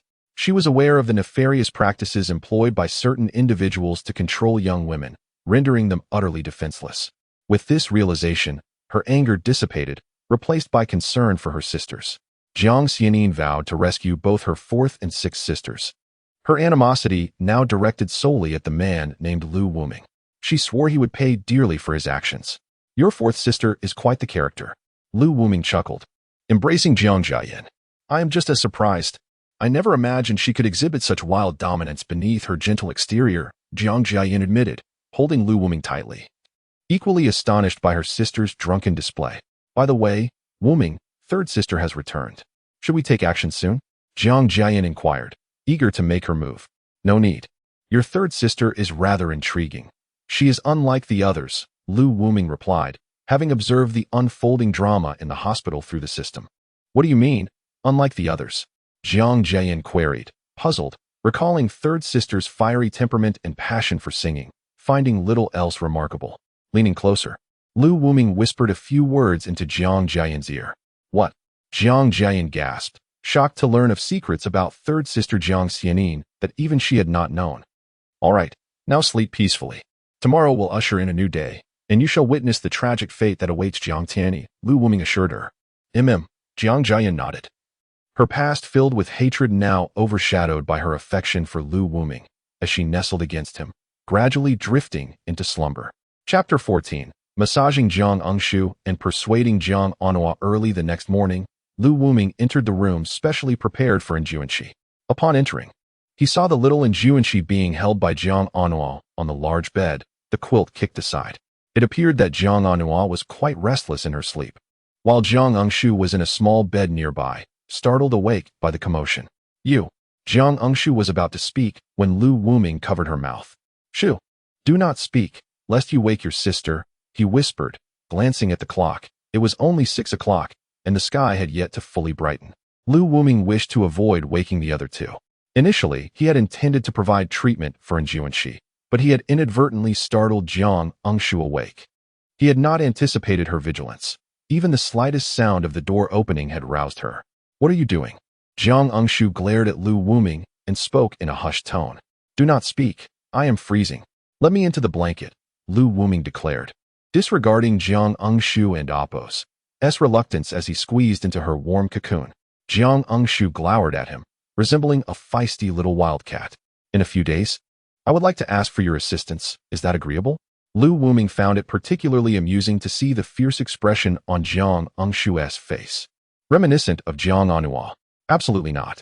Jiang Engshu turned her head away, entirely disinterested in Lu Wuming. Do not refuse so hastily. Otherwise, I shall seek out your sister. You have seen my capabilities yesterday. Lu Wuming resorted to his usual tactics, issuing a veiled threat. Upon hearing Lu Wuming's words, Jiang Engshu recalled the events of the previous day, sending a shiver down her spine. What is it? Ultimately, Jiang Engshu had to concede for the sake of her sister. You will know in due time, Lu Wuming replied enigmatically. After all, Jiang Anhua and Jiang Engshu were the epitome of stunning twin sisters, and together they could achieve far greater than either could alone. Now may I be released? Jiang Engshu was keen to avoid a repeat of the prior day's events. Faced with Lu Wuming, a man of extraordinary capabilities, she realized she had no chance of winning. Do not rush. Allow me to assist you with a massage, Lu Wuming said, diving beneath the covers and seizing Jiang Engshu and Apos' petite feet, beginning to massage them. Stop! Jiang Engshu attempted to protest, but the sensation brought forth by Lu Wuming and Apos' strong hands overwhelmed her, leading her to abandon her resistance. The fogginess in her mind dissipated, and she fell into a state of blissful stupor, as if Lu Wuming's hands possessed some magical quality, rendering her utterly entranced. Her ears flushed a deep shade of red. How does that foot massage feel? Lu Wuming inquired, his hands now caressing Jiang Engshu's delicate face. With her strength to resist waning, Jiang Engshu could only acquiesce as Lu Wuming captured her unsuspecting tongue, to which she responded in kind. After adjusting her clothing, she quickly enveloped herself in the quilt, as if it could shield her from Lu Wuming and Apos' advances. She was uncertain how she had nearly succumbed to him. The massage had been so delightful that it had rendered her somewhat dazed. Lu Wuming was unhurried, as he was merely a few steps away from his goal. Jiang Engshu, after all, was not as easily deceived as Jiang Anhua, but for Lu Wuming, it was merely a matter of biding his time. He rose and placed a gentle kiss on Jiang Engshu's forehead, only to find Jiang Anhua sitting up in bed, staring at him in confusion. Upon witnessing Lu Wuming embracing her sister, she jolted awake, thinking he had mistaken her for Jiang Engshu. Lu, Ji, I and Apos, and Nua, Jiang Anhua mouthed silently, waving her hands in urgency.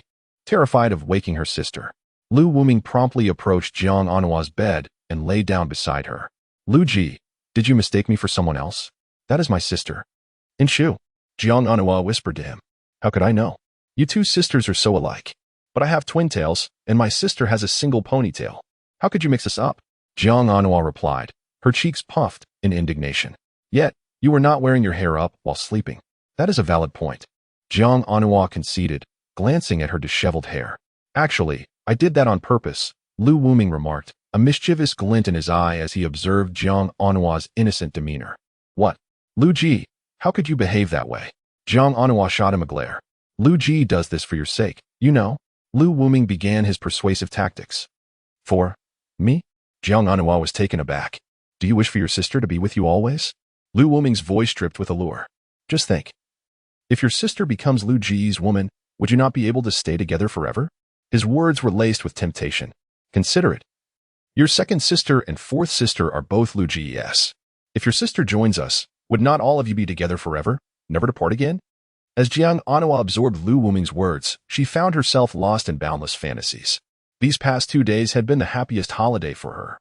With 2 sisters and a brother camping together, echoing the joy of their six-sister bond from days gone by. But, would my sister truly like you, Lu Ji? Jiang Anhua pondered, a flicker of uncertainty crossing her mind.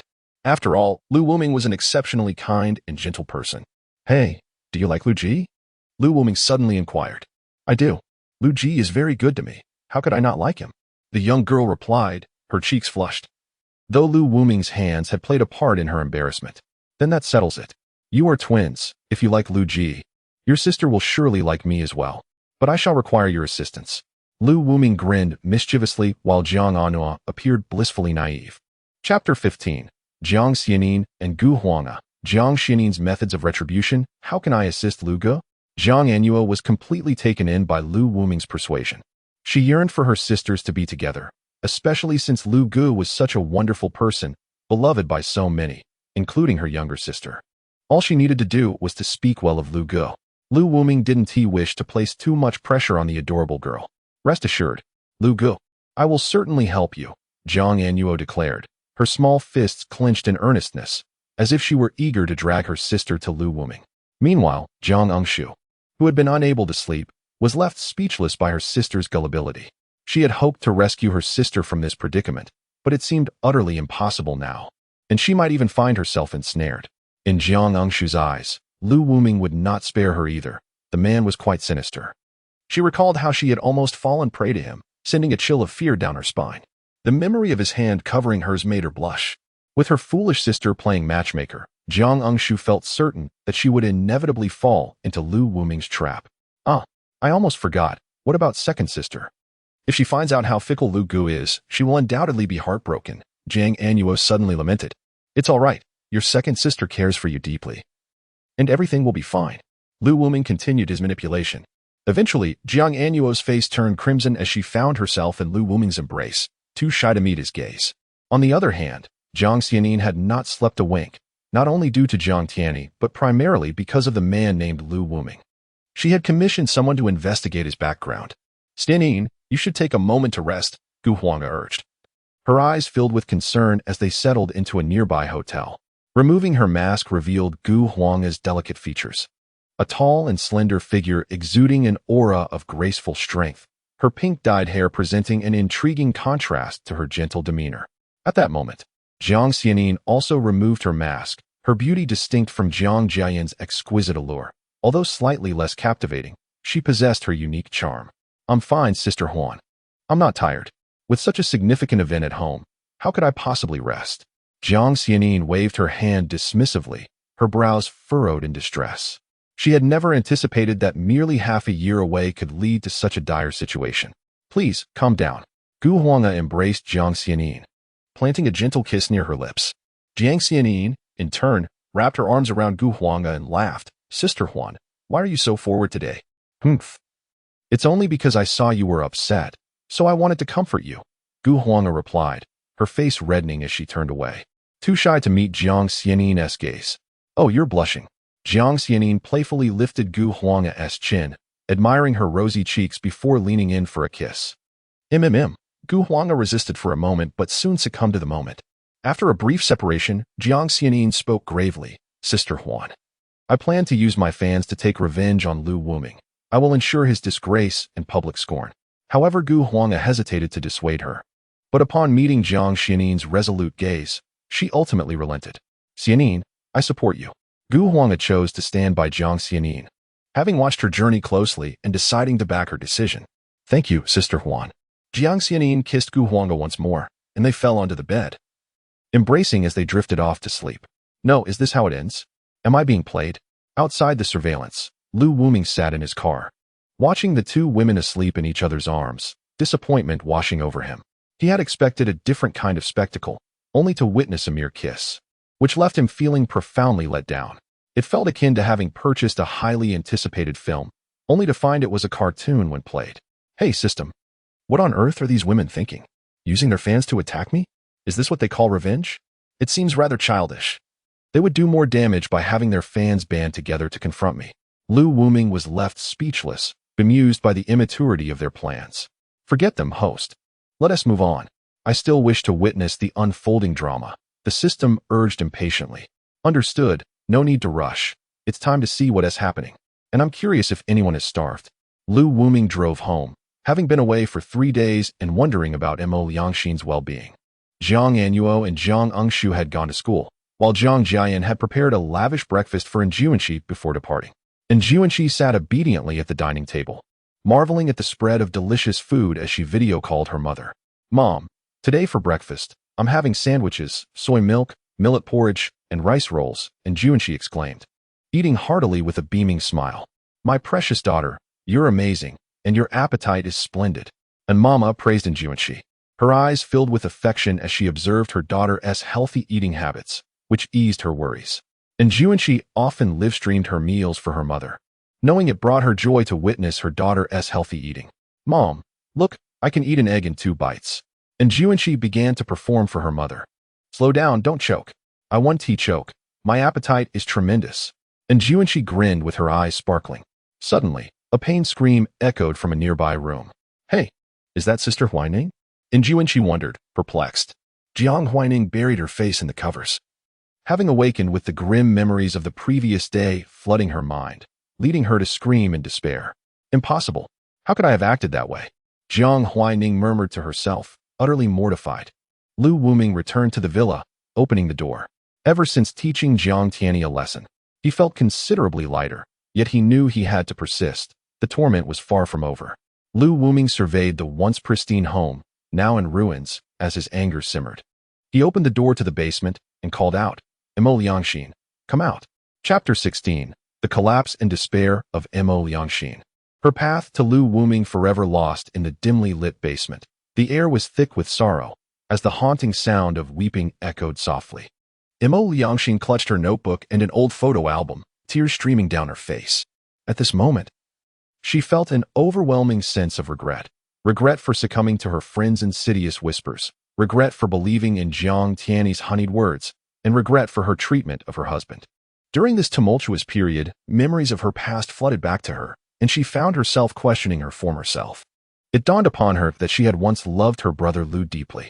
Mo Liangxin struggled to recall the reasons for her transformation into this arrogant, ignorant, and vindictive person, who had shamelessly betrayed the one who had been unwaveringly devoted to her, Lu Wuming.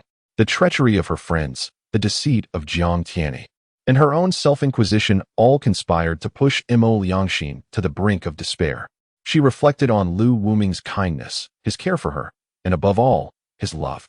Her life had begun in misfortune, marred by an abusive father and a cold, unfeeling mother. She had been born into solitude until she encountered Lu Wuming, who introduced color to her previously monochrome world. With Lu Wuming's arrival, her miseries began to dissipate and happiness emerged, gradually replacing her past sorrows. From a barren mountain village to a bustling town and eventually a grand metropolis, it was Lu Wuming who had guided her every step of the way. As she caressed the pages of her diary, she recalled the joy of confessing her love, a moment now shrouded in forgetfulness. She couldn't pinpoint when she had started to forget. Perhaps it was as she ascended higher with Lu Wuming, encountering a broader world. In her pursuit of ambition, she had lost sight of her initial dreams, of attending university and providing a good life for her brother Lu. She had begun to take Lu Wuming and Appo's kindness for granted, listening to her poisonous friends, and erroneously believing her husband was a hindrance. The foolish thoughts of her past now seemed laughable to her. Staring blankly into the abyss of the night, Mo Liangxin was once again ensnared by her fantasies. She envisioned her brother Lu, his eyes brimming with affection, lifting her into his embrace, burying his face into her chest, taking a gentle breath. She felt his warmth and clung tightly to her husband, vowing never to betray him again, longing for a lifetime of companionship. Mo Liangxin, come out. The moment she heard that familiar voice, she jolted awake from her reverie. The sound of her husband, so intimately known, filled her with newfound strength. She crawled desperately toward the exit, but her excitement drained her energy. She could only gaze at her husband's shoes, striving to reach out, yet her weakness confined her to the ground. Lu Wuming regarded the frail Mo Liangxin before him without a flicker of compassion, viewing her merely as an outlet for his pent-up rage. He vividly recalled her past transgressions. However, witnessing her in such a weakened state posed a dilemma for him.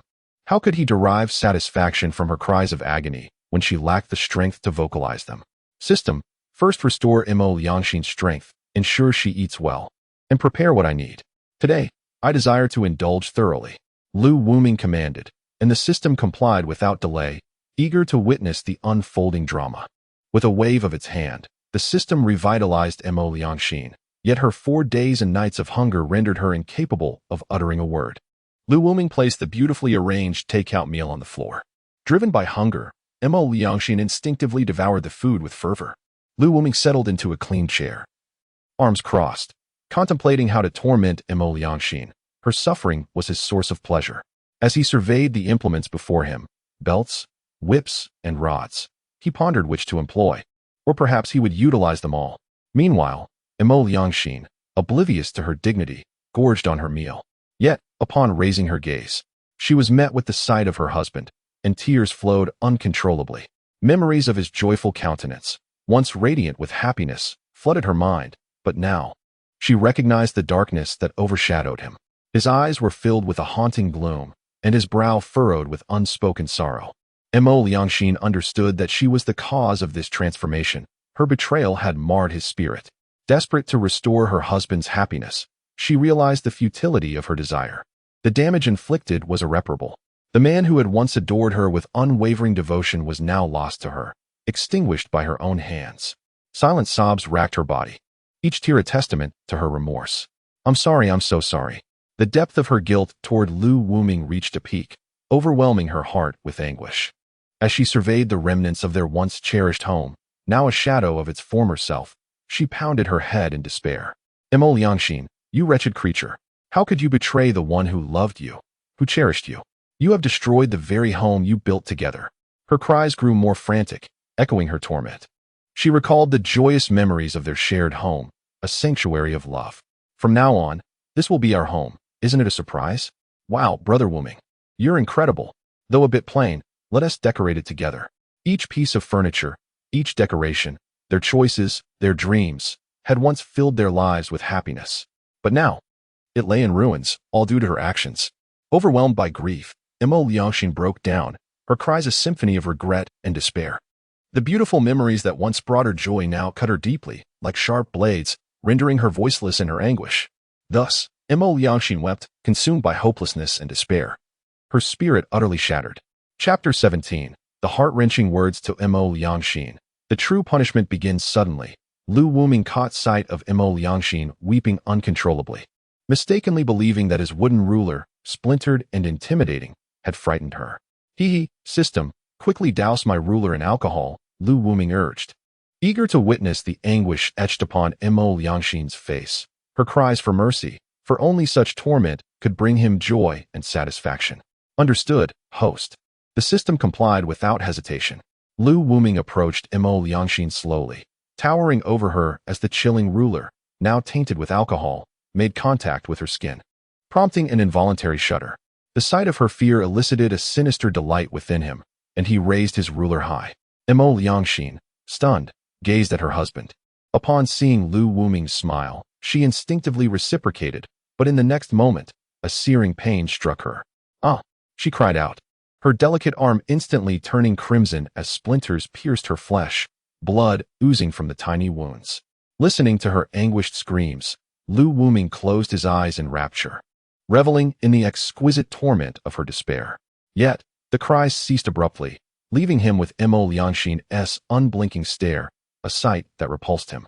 Without mercy, he brought the ruler down again, and Mo Liangxin, still instinctively shrieking, did not flee as she once would. Instead, she knelt there. "Husband, I was wrong. I truly regret my actions.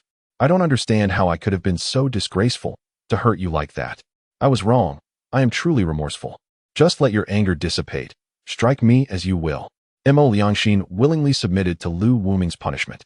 Lu Wuming's expression darkened, for he detested her demeanor. He yearned for her pleas for mercy, for her despair, not this acceptance of her fate. He doubted her sincerity, suspecting it was merely a fade. For how could such a shameless woman truly repent? He raised the ruler once more, delivering blow after blow upon her back. Mo Liangxin screamed in agony, but remained rooted in place, gritting her teeth against Lu Wuming's relentless strikes until her body turned a deep shade of red. Collapsing to the ground, Lu Wuming continued to regard her with an icy disdain, his expression as somber as the depths of the sea. "Husband, please don't be angry. I truly understand my mistakes. I was wrong," Mo Liangxin implored, her demeanor transformed, much to Lu Wuming's displeasure. Host, Mo Liangxin has acknowledged her faults. What will you do now?" The system interjected, having observed the physical torment reaching its climax, now anticipating an emotional reckoning. "I knew it was your doing, you wretched system. But do you think I am powerless?" Lu Wuming chuckled. Since Mo Liangxin had suddenly developed a conscience, he had countless methods to further torment her. Disregarding the blood staining her, Lu Wuming helped her to her feet. "Husband, I truly regret my actions," she sobbed, gazing at him with pleading eyes. "Could you possibly forgive me just this once?"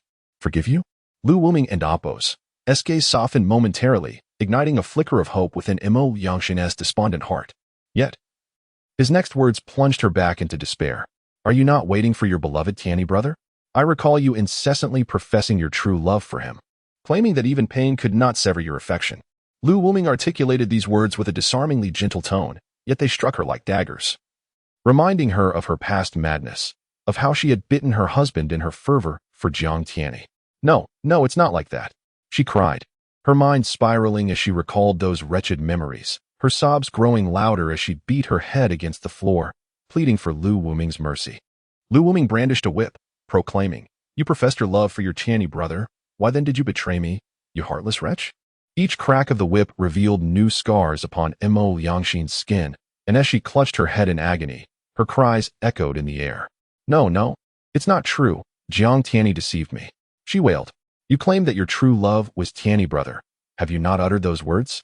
Lu Wuming's relentless questioning left her speechless, and she continued to plead for his forgiveness, her head bowed in desperation. Witnessing her suffering brought Lu Wuming a perverse delight. And at that moment, a message from Feng Anyan arrived. An idea sparked within him as he propped Mo Liangxin, who was now a visage of regret, and smoothed her bloodied hair, coldly instructing, "Go take a shower." Okay, husband, she replied, her mind clouded with fatigue and confusion, unable to process his unexpected kindness. Mo Liangxin intended to offer herself to her husband, but upon seeing her disheveled state, she resolved to cleanse herself first. In her naivete, she believed that with enough effort, she could earn Lu Wuming's forgiveness, dreaming of a future where they could once again soar together. Her spirits lifted, she silently vowed to ensure her husband's satisfaction, hoping it would lead him to absolve her. System, since you've manipulated Mo Liangxin into this state, allow me to show you what a true spectacle entails. Lu Wuming grinned wickedly. Host, go for it. This system is watching. The system chimed in with a mischievous laugh.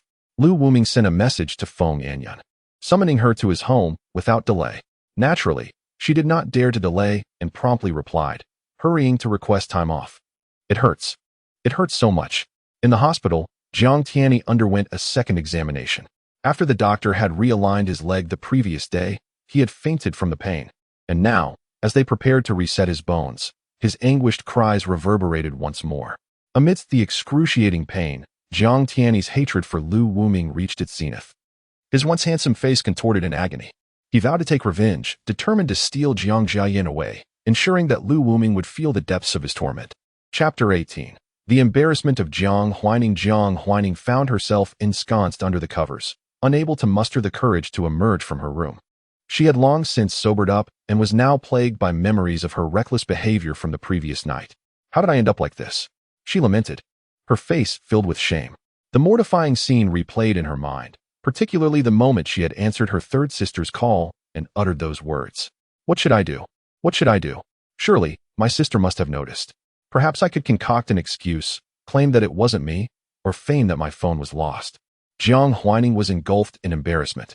She was at a loss as to why, after a night of drinking, she could not control herself and had spoken such brazen words. At this moment, all she desired was a way to make amends, but her series of fabrications were far too clumsy. Not only would her third sister not believe her, but it was likely that only the Na-Vi Jiang Annuo would fall for it.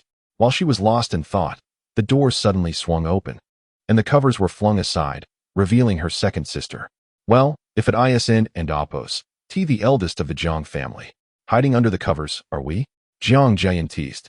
Please, don't call me second sister. Just refer to me as Jiang Laoer, Jiang Huining replied, her expression one of distress. Who would have thought that you, Jiang Huining, would be so audacious? Not even respecting the eldest sister. Jiang Jiayin continued to jest, recalling how Huining had referred to their third sister in such a derogatory manner. Stop it, second sister. Please, I was wrong, Jiang Huining pleaded, dropping to her knees, hands clasped in a gesture of supplication. Now you want to call me second sister? Didn't you relish calling me Jiang Laoer yesterday? Jiang Jiayin retorted with a smirk, reveling in the power she held over her younger sibling. I was wrong. I promise to obey you from now on.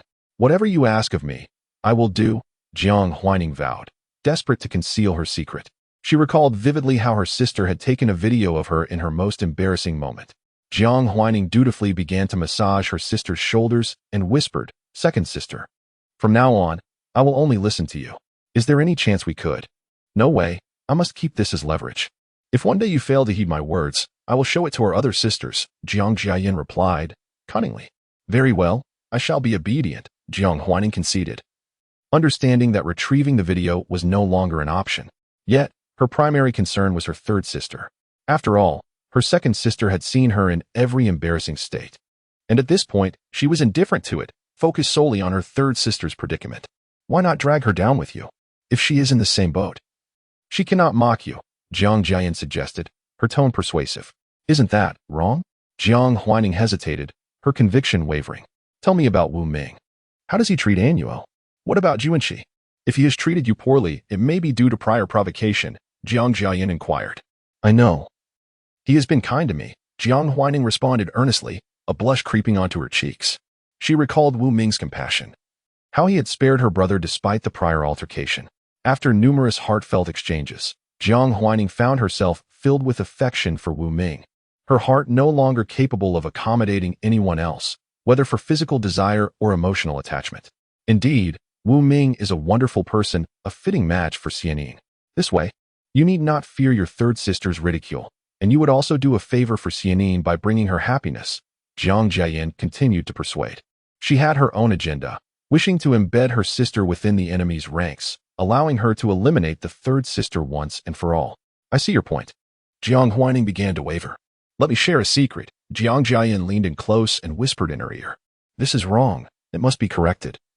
Jiang Huaining asserted with conviction. Isn't that the truth? Now it is up to you. Lao Si, Jiang Jiayin smiled, having successfully manipulated her younger sister. Yes, second sister. I will do my utmost to set things right, Jiang Huaining stated, the true motivation behind her words being to involve her sister in her predicament, thus alleviating her own discomfort. Then go and find our third sister tonight, Jiang Jiayin commanded. Tonight? Can it wait until tomorrow? Jiang Huaining hesitated. Tonight. Wu Ming will not be back, Jiang Jiayin began, but before she could finish, then I shall go tonight, Jiang Huaining declared without a trace of hesitation, prompting a chuckle from Jiang Jiayin. I need to freshen up, Mu Liangxin thought, gleefully anticipating the events to unfold. As she contemplated what was to come, her discomfort seemed to vanish. Just then, the front door swung open, revealing Lu Wuming, with Feng Anyun panting heavily. Lu, brother Lu, I've arrived, she gasped, urgency evident in her demeanor. Come in, Lu Wuming beckoned, guiding her while helping her catch her breath. On such a cold day, why are you dressed so lightly? He inquired. Well, I saw that you were looking for me, so I hurried home to change into this, my newest pair of stockings, Feng Anyun said, placing Lu Wuming's hand on her thigh, a sly smile gracing her lips. Hey, brother Lu, what's going on in your house? It's quite messy. Do you need me to help tidy up?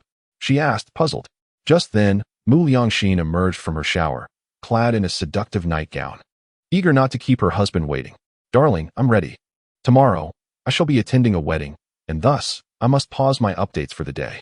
Chapter 19. Witnessing the heartbreak, Mo Liangxin stood in stunned silence, her gaze fixed ahead, where her husband sat on the sofa beside another woman. The sight of that woman ignited a torrent of resentment within her. It was none other than her close friend, Feng Anyun. As Mo Liangxin's fury surged, she dared not interrupt and could only stand by, feeling utterly wronged. Feng Anyun, noticing Mo Liangxin, provocatively glanced her way, which made Mo Liangxin's teeth clench in anger. Yet, with her husband present, she felt powerless to act. At that moment, Lu Wuming tenderly caressed Feng Anyun's cheek, playfully pinching her earlobe, while Feng Anyun reveled in his affection. A sudden fit of coughing escaped Feng Anyun, yet she cast a triumphant look toward Mo Liangxin, undeterred by the latter's piercing glare. Husband, I'm ready with my outfit. Mo Liangxin mimicked Feng Anyun, kneeling at Lu Wuming's feet, her eyes filled with yearning. Feng Anyun was puzzled by Mo Liangxin's demeanor. How could she have transformed so drastically in just a few days? Just days ago, she seemed resolute in her feelings for Jiang Tianyi. Yet now she appeared to be vying for affection. Too slow, Lu Wuming said abruptly, delivering a sharp slap that sent Mo Liangxin sprawling aside. I'm sorry, husband. I didn't mean to, she pleaded, immediately kneeling again, repeatedly murmuring apologies. This scene left Feng Anyun bewildered. Just days earlier, Mo Liangxin had seemed despondent. But now she was a picture of submission. Mo Liangxin shot a furious glare at Feng Anyun. The audacity of this woman to not only betray her, but to shamelessly pursue her husband was infuriating. Lu Ge, your wife has quite a fierce gaze.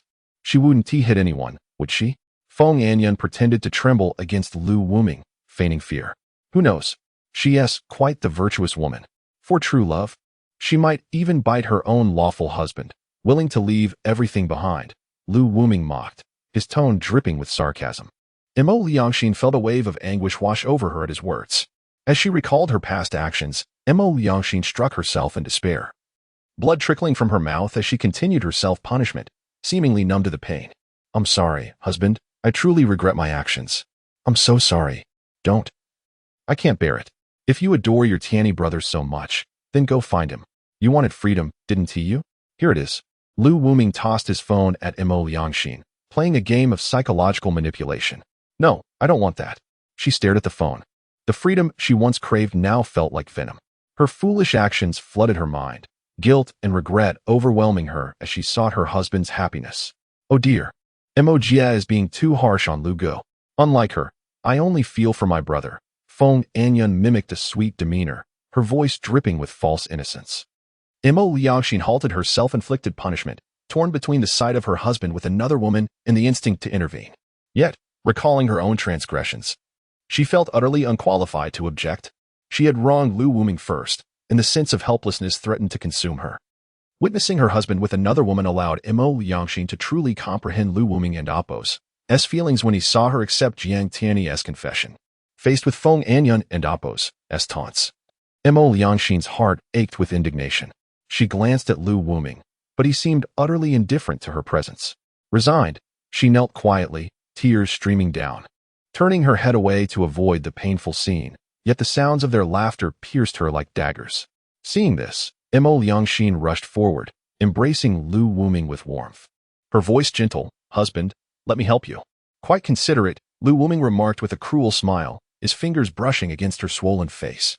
As Mo Liangxin prepared to draw closer, Lu Wuming halted her.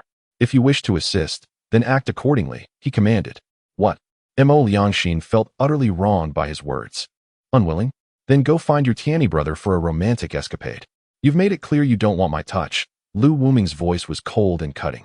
Please don't send me away. Mo Liangxin was left speechless, her expression tortured as she acquiesced to his demands. A bitter taste lingered in her mouth. She couldn't discern whether it was her tears or something more profound. Heartbroken yet afraid to voice her grievances, she remained a silent observer, responding only with a sigh of disappointment.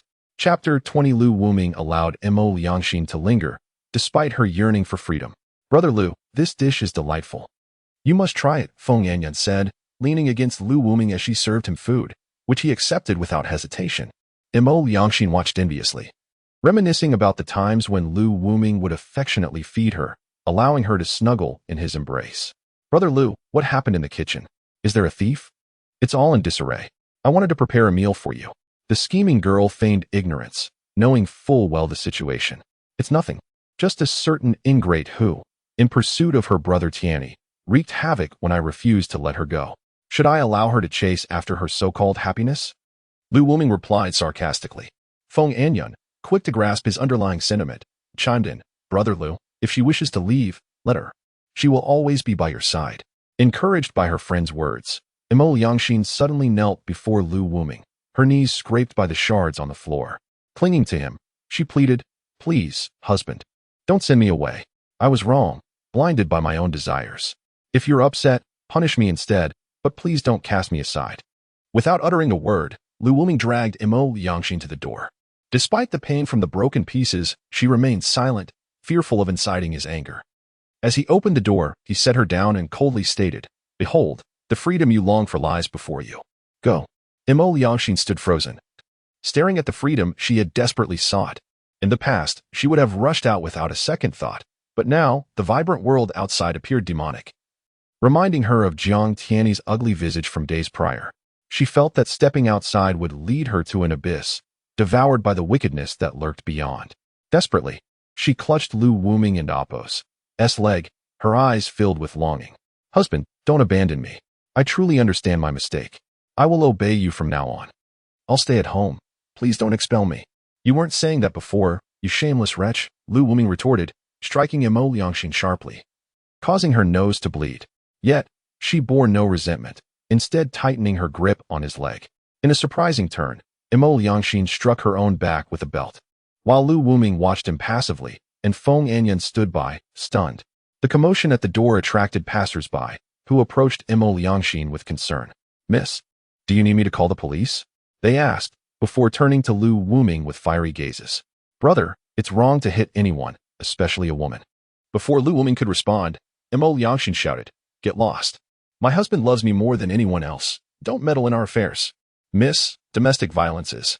The Good Samaritan's words were cut short as Liangxin flung an object at them, leaving them no choice but to depart after muttering a curse. "Husband, I won't believe anyone else again. I'll only heed your words. Please don't cast me away. You're all I have," she sobbed, clinging to Lu Wuming. At that moment, Feng Anyan approached with her phone in hand. "Brother Lu, Zhang Kersen just messaged. They're returning the day after tomorrow." "The day after tomorrow?" Lu Wuming pondered, dragging Liangxin back to the hall, just as he received a call from Jiang Jian. "What's up, Yin Yan?" He answered. "Wuming, I've sent Lao Si to gather intel on Lao San." Jiang Jian informed him, sharing her plans. She expressed concern for Lu Wuming, as Lao San was a renowned star with millions of fans, albeit with much superficiality. Considering Lao San's peculiar habits, Jiang Jian believed that having Lao Si infiltrate was a prudent strategy. Though her partner dismissed online harassment, she felt it necessary to protect him adequately, if matters escalated. The evidence Lao Si gathered could serve as leverage against Lao San, compelling her to resolve the situation personally. Lu Wuming welcomed Jiang Jian's well-meaning intentions, finding amusement in having Lao Si close to the celebrity. Meanwhile, Liangxin observed her husband's intimate tone while addressing Jiang Jian. The way he had once looked at her now sparked a wave of anguish within her. This bittersweet fruit was one she had cultivated herself, and she could only swallow her pain. Suddenly, Lu Wuming noticed Jiang Tianyi on the surveillance feed, misbehaving despite being restrained, and calling a woman to join him in revelry. Determined not to let him succeed, Lu Wuming prepared to confront Jiang Tianyi, intending to engage in a thrilling game with Lao Si. "Feng Anyan, you should stay here for the next few days. Jiang Tianyi will definitely seek you out once Anhua is discharged," he instructed. "What? Brother Lu, you must protect me," Feng Anyan exclaimed in alarm, clutching Lu Wuming desperately. "Don't worry, just stay put. Jiang Tianyi won't harm you," Lu Wuming reassured her, glancing at Liangxin, who was tidying up. He raised his voice intentionally. "Keep an eye on the door. Someone is eager to find her brother. Make sure to let her out." Startled by his words, Liangxin quickly protested, "I won't leave, husband. I truly won't." Ignoring her, Lu Wuming prioritized Jiang Tianyi, leaving the door wide open instead of locking it as usual. As he departed, Liangxin seized the opportunity to slam the door shut and lock it. Why not take this chance to escape? Feng Anyan teased. Liangxin ignored her and began to clean up the mess she had created, using her hands to pick up the shards rather than a broom. "Hey, how suddenly benevolent. Have you come to realize your errors?" Feng Anyan scoffed, munching on fruit as she watched Liangxin. Yet, Liangxin remained undeterred, continuing her task. "Do you want to earn Brother Lu's forgiveness? If you manage to achieve something significant, perhaps you could bring a smile to his face," Feng Anyan suggested, noticing Liangxin's attention piqued by her words. A smile spread across her face. Chapter 21. Jiang Tianyi's despair in the opulent sickroom. Jiang Tianyi found himself engulfed in a profound sense of ennui. It had barely been a day since his injuries had been sustained, yet the restlessness within him stirred, ignited by memories of his alluring fourth sister. Unable to contain himself, he promptly dialed the number of the most obedient woman he knew, yearning for her presence to alleviate his discomfort. "Understood. I will come right away," she assured him. "Hurry. Don't keep me waiting too long," he urged impatiently. After hanging up, Jiang Tianyi reclined on his bed, awaiting her arrival while replaying the events of the previous day in his mind. The recollections stirred a tumult of emotions within him, pain and fury intertwined with an undeniable thrill. Before long, a voluptuous woman hurried in, her heart aching at the sight of Jiang Tianyi's battered form. She settled beside him, tenderly stroking his handsome face. "Who could have done this to my dear brother? It pains me so. Enough of that, hurry. I can't hold back any longer," Jiang Tianyi urged fervently, though his injuries rendered him immobile. "Patience. Mischievous brother, I have delightful news for you." She rose, retrieving a marriage certificate from her bag. "Look. I found a man and married him for your sake. I know your preferences. Let us make a call shortly." She flashed a sultry smile at him. "Oh, dear sister, you truly understand me. Rest assured, once I'm well, I shall shower you with affection," he replied, feeling desire surge within him once more. Come quickly. I can hardly wait. He implored eagerly, but before the moment could unfold, the door was violently kicked open. Lu Wuming strode in, determined to disrupt Jiang Tianyi's pleasure. Who are you? Get out. The woman shouted, startled. Lu Wuming surveyed the scene with a penetrating gaze, instantly perceiving the compromising situation before him. Jiang Tianyi's surprise was palpable upon recognizing Lu Wuming's presence. The woman, unaware of Lu Wuming's identity, defiantly ordered him to leave. You don't know who resides here, do you? Leave at once. Without hesitation, Lu Wuming struck her, sending her sprawling, followed by several more kicks. You want to come looking for Jiang Tianyi again? I'll make sure you regret it. The woman began to weep, casting a pleading glance at Jiang Tianyi, who appeared pale and evasive. Don't look at him. He won't dare speak up after what I've done to him. Do you still expect his support? Lu Wuming bellowed, intimidating her further. Did you hear what I said? He thundered, causing her to tremble in fear. I heard, she stammered, realizing she was in over her head. Nodding, she covered her swollen face. Too frightened to meet Lu Wuming's gaze. Leave, he commanded, and she hurriedly stood, fleeing without even retrieving her phone. What do you want, Lu Wuming? Jiang Tianyi asked, a tremor of fear evident in his voice. This man was capable of anything, and he regretted having sent away the medical staff. Fear not. I come not to harm you. It seems you are quite eager. Allow me to introduce you to a lovely lady. Lu Wuming's demeanor was deceptively amiable, yet Jiang Tianyi sensed an impending disaster. He Yusin, come in. He called out, stepping aside. Hey, Tianyi brother, I'm here. Came a voice that was oddly indistinguishable in gender, a peculiar sound reminiscent of someone compressed by excess weight. Jiang Tianyi and Apos. S eyes widened in horror as he beheld the grotesque figure approaching him, an enormous mass of flesh, riddled with dark spots and rough skin akin to moss, dripping with saliva from a gaping maw filled with yellowed teeth. He Yusin wore only a short-sleeved shirt, unable to conceal her bulging abdomen. With hair in her armpits long enough to braid, the stench that filled the room was overpowering. Monster! A monster! Jiang Tianyi and Apos. S terror was uncontainable. He desperately sought to escape, yet his limbs betrayed him, paralyzed by his injuries. Lu Wuming, I was wrong to provoke you. Please, keep this creature away from me. Jiang Tianyi gagged repeatedly. Overwhelmed by the putrid odor, Lu Wuming, fully prepared, donned protective gear and an oxygen mask, as no one could endure being in proximity to such an abominable being. All yours, He Yusin, he instructed her. Rest assured, Boss Lu, she replied with a smirk, approaching Jiang Tianyi, her gaze filled with an unsettling affection. Get away, please. Just get away, he cried, retching as he recoiled. Tianyi brother, it's me, your beloved Yusin, she cooed, her eyes filled with insatiable desire. Jiang Tianyi, horrified, recognized the markings he had once drawn, and he promptly retched once more. The reality of her monstrous form shattered his spirit. How could he be entwined with such a creature? Sobbing, he felt regret for the first time, lamenting his entanglement with Lu Wuming, realizing he could have avoided this nightmare. Enjoy yourself, Jiang Tianyi. Such a rare gem. You'll find none like her in this world, Lu Wuming remarked, retreating, unwilling to witness the grotesque scene unfold. Lu Wuming, I was wrong. Please come back. Jiang Tianyi's desperate cries echoed, resonating with profound despair as the door slowly closed, extinguishing the light in his eyes. Now, my dear brother, allow me to lavish you with affection. He Yusin licked her lips, advancing toward him. No. Please, no. Jiang Tianyi and Apos' anguished screams reverberated. A poignant testament to his deep-seated hopelessness, yet no one was there to hear him. Chapter 22. Jiang Huaining successfully blends in as Jiang Tianyi found solace in the comforting words of his sister. Jiang Huaining lingered hesitantly outside the hotel where Jiang Xianin was staying, although her second sister had sent her on this errand. The thought of facing her third sister filled Jiang Huaining with an instinctive sense of embarrassment, for she vividly recalled the events of the previous night.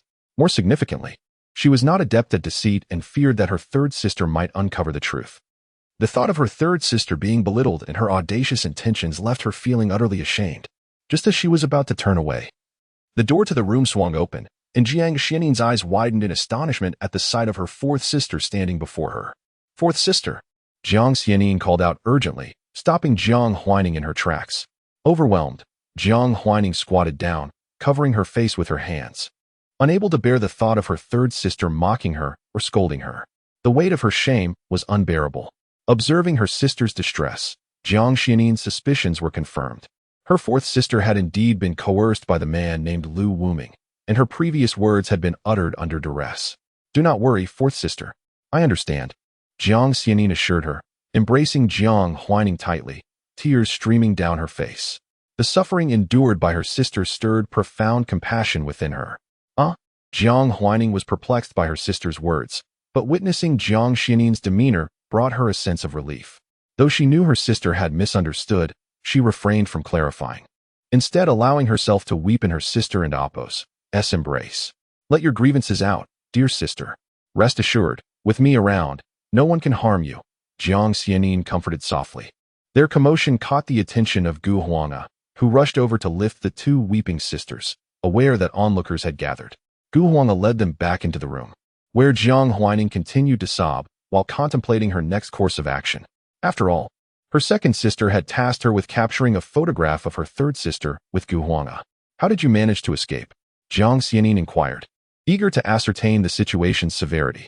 "Today, Lu Wuming sought out others, and my second sister had her own matters to attend to, so I slipped away." Jiang Huaining fabricated a response.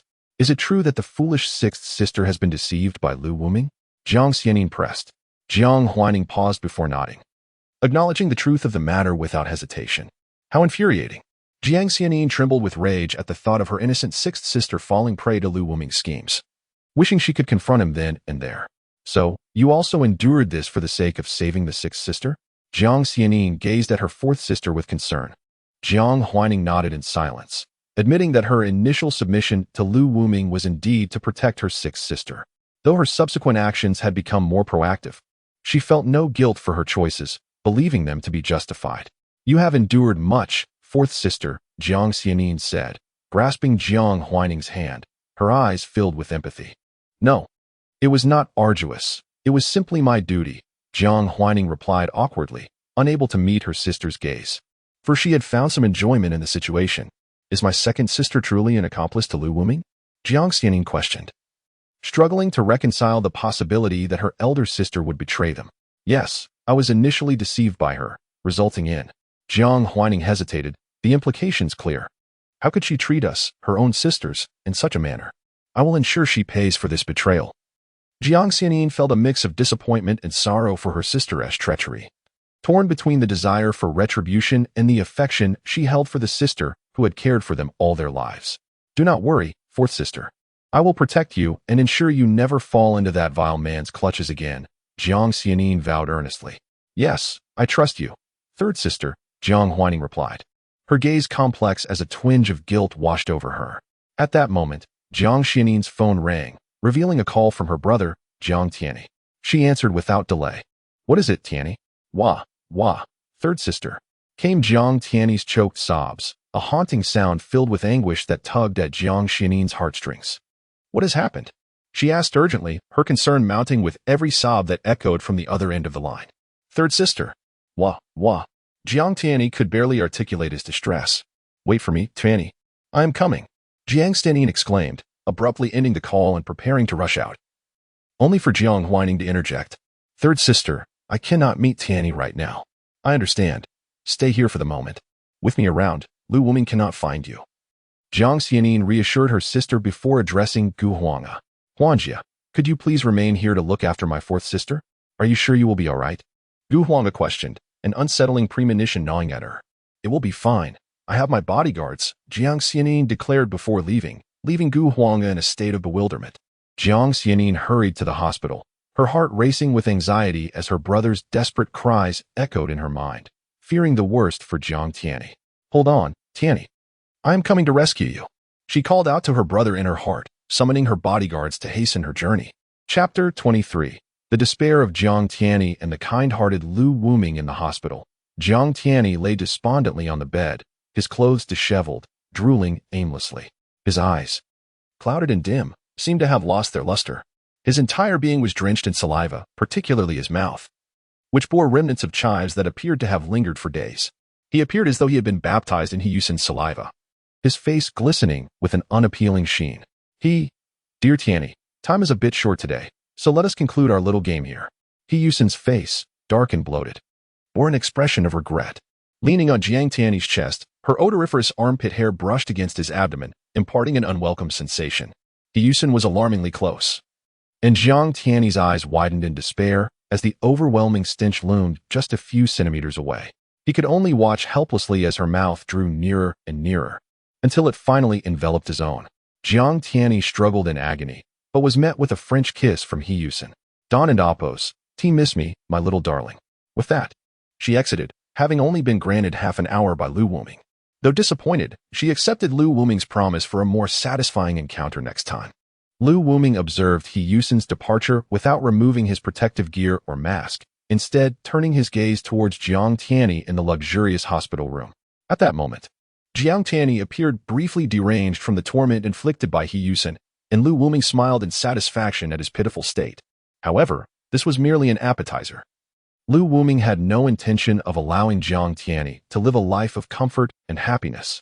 He was determined to bind both Jiang Tianyi and He Yusin together irrevocably. Do not fret, dear Jiang Tianyi. Your despair has only just begun. Lu Wuming picked up a stool and hurled it at Jiang Tianyi, striking him squarely in the face, causing blood to flow.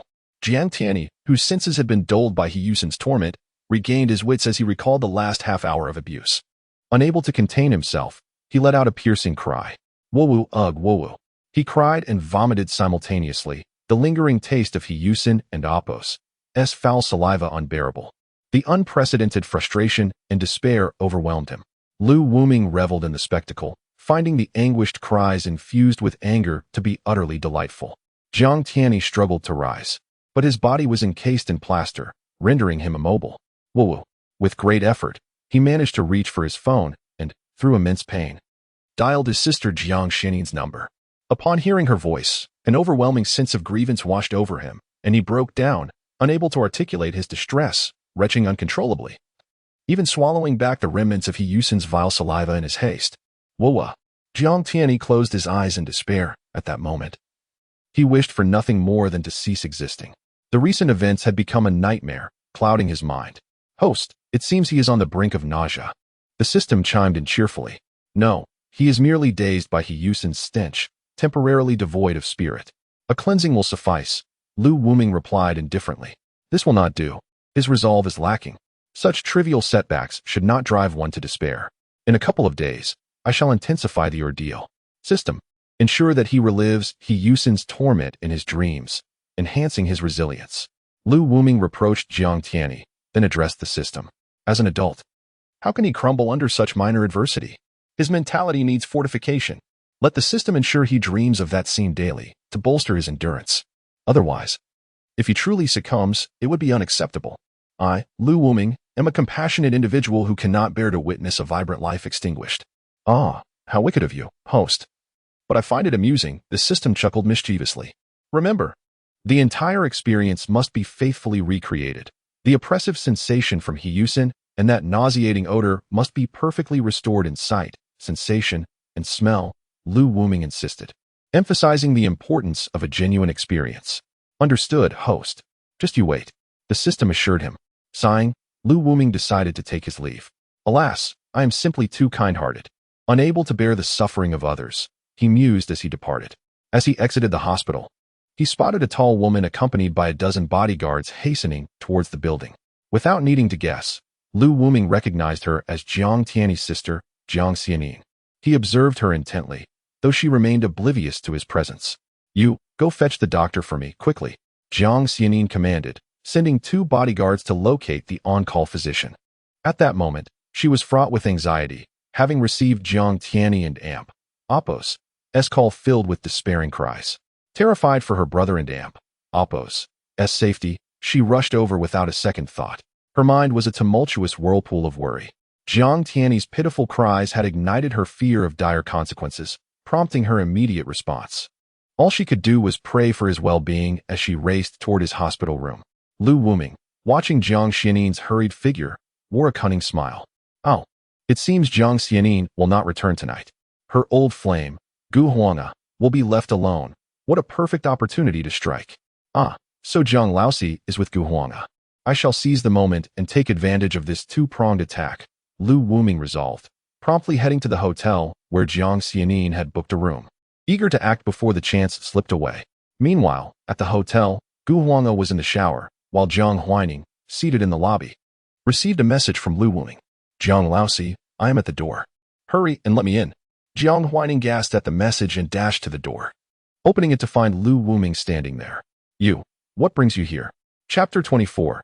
Jiang Huining invites the wolf into the house. Jiang Xianin seeks revenge. You. What brings you here? Jiang Huining whispered, fearful of being discovered by Gu Huanga, who was bathing inside. You should leave quickly. If you are found, it will ruin everything. Jiang Huining urged Lu Wuming, glancing back anxiously to listen for any sounds from within, knowing that if she were caught, her undercover plan would be in jeopardy. Lu Wuming grasped Jiang Huining and Appo's fidgeting hands and casually remarked, I missed you, so I came to find you. He too cast a glance inside, curious to see Jiang Xianin's old flame, Gu Huanga, whom he had only briefly glimpsed before, noting her figure that resembled Jiang Huining's. Upon hearing Lu Wuming express his longing for her, Jiang Huining and Appo's ears flushed crimson.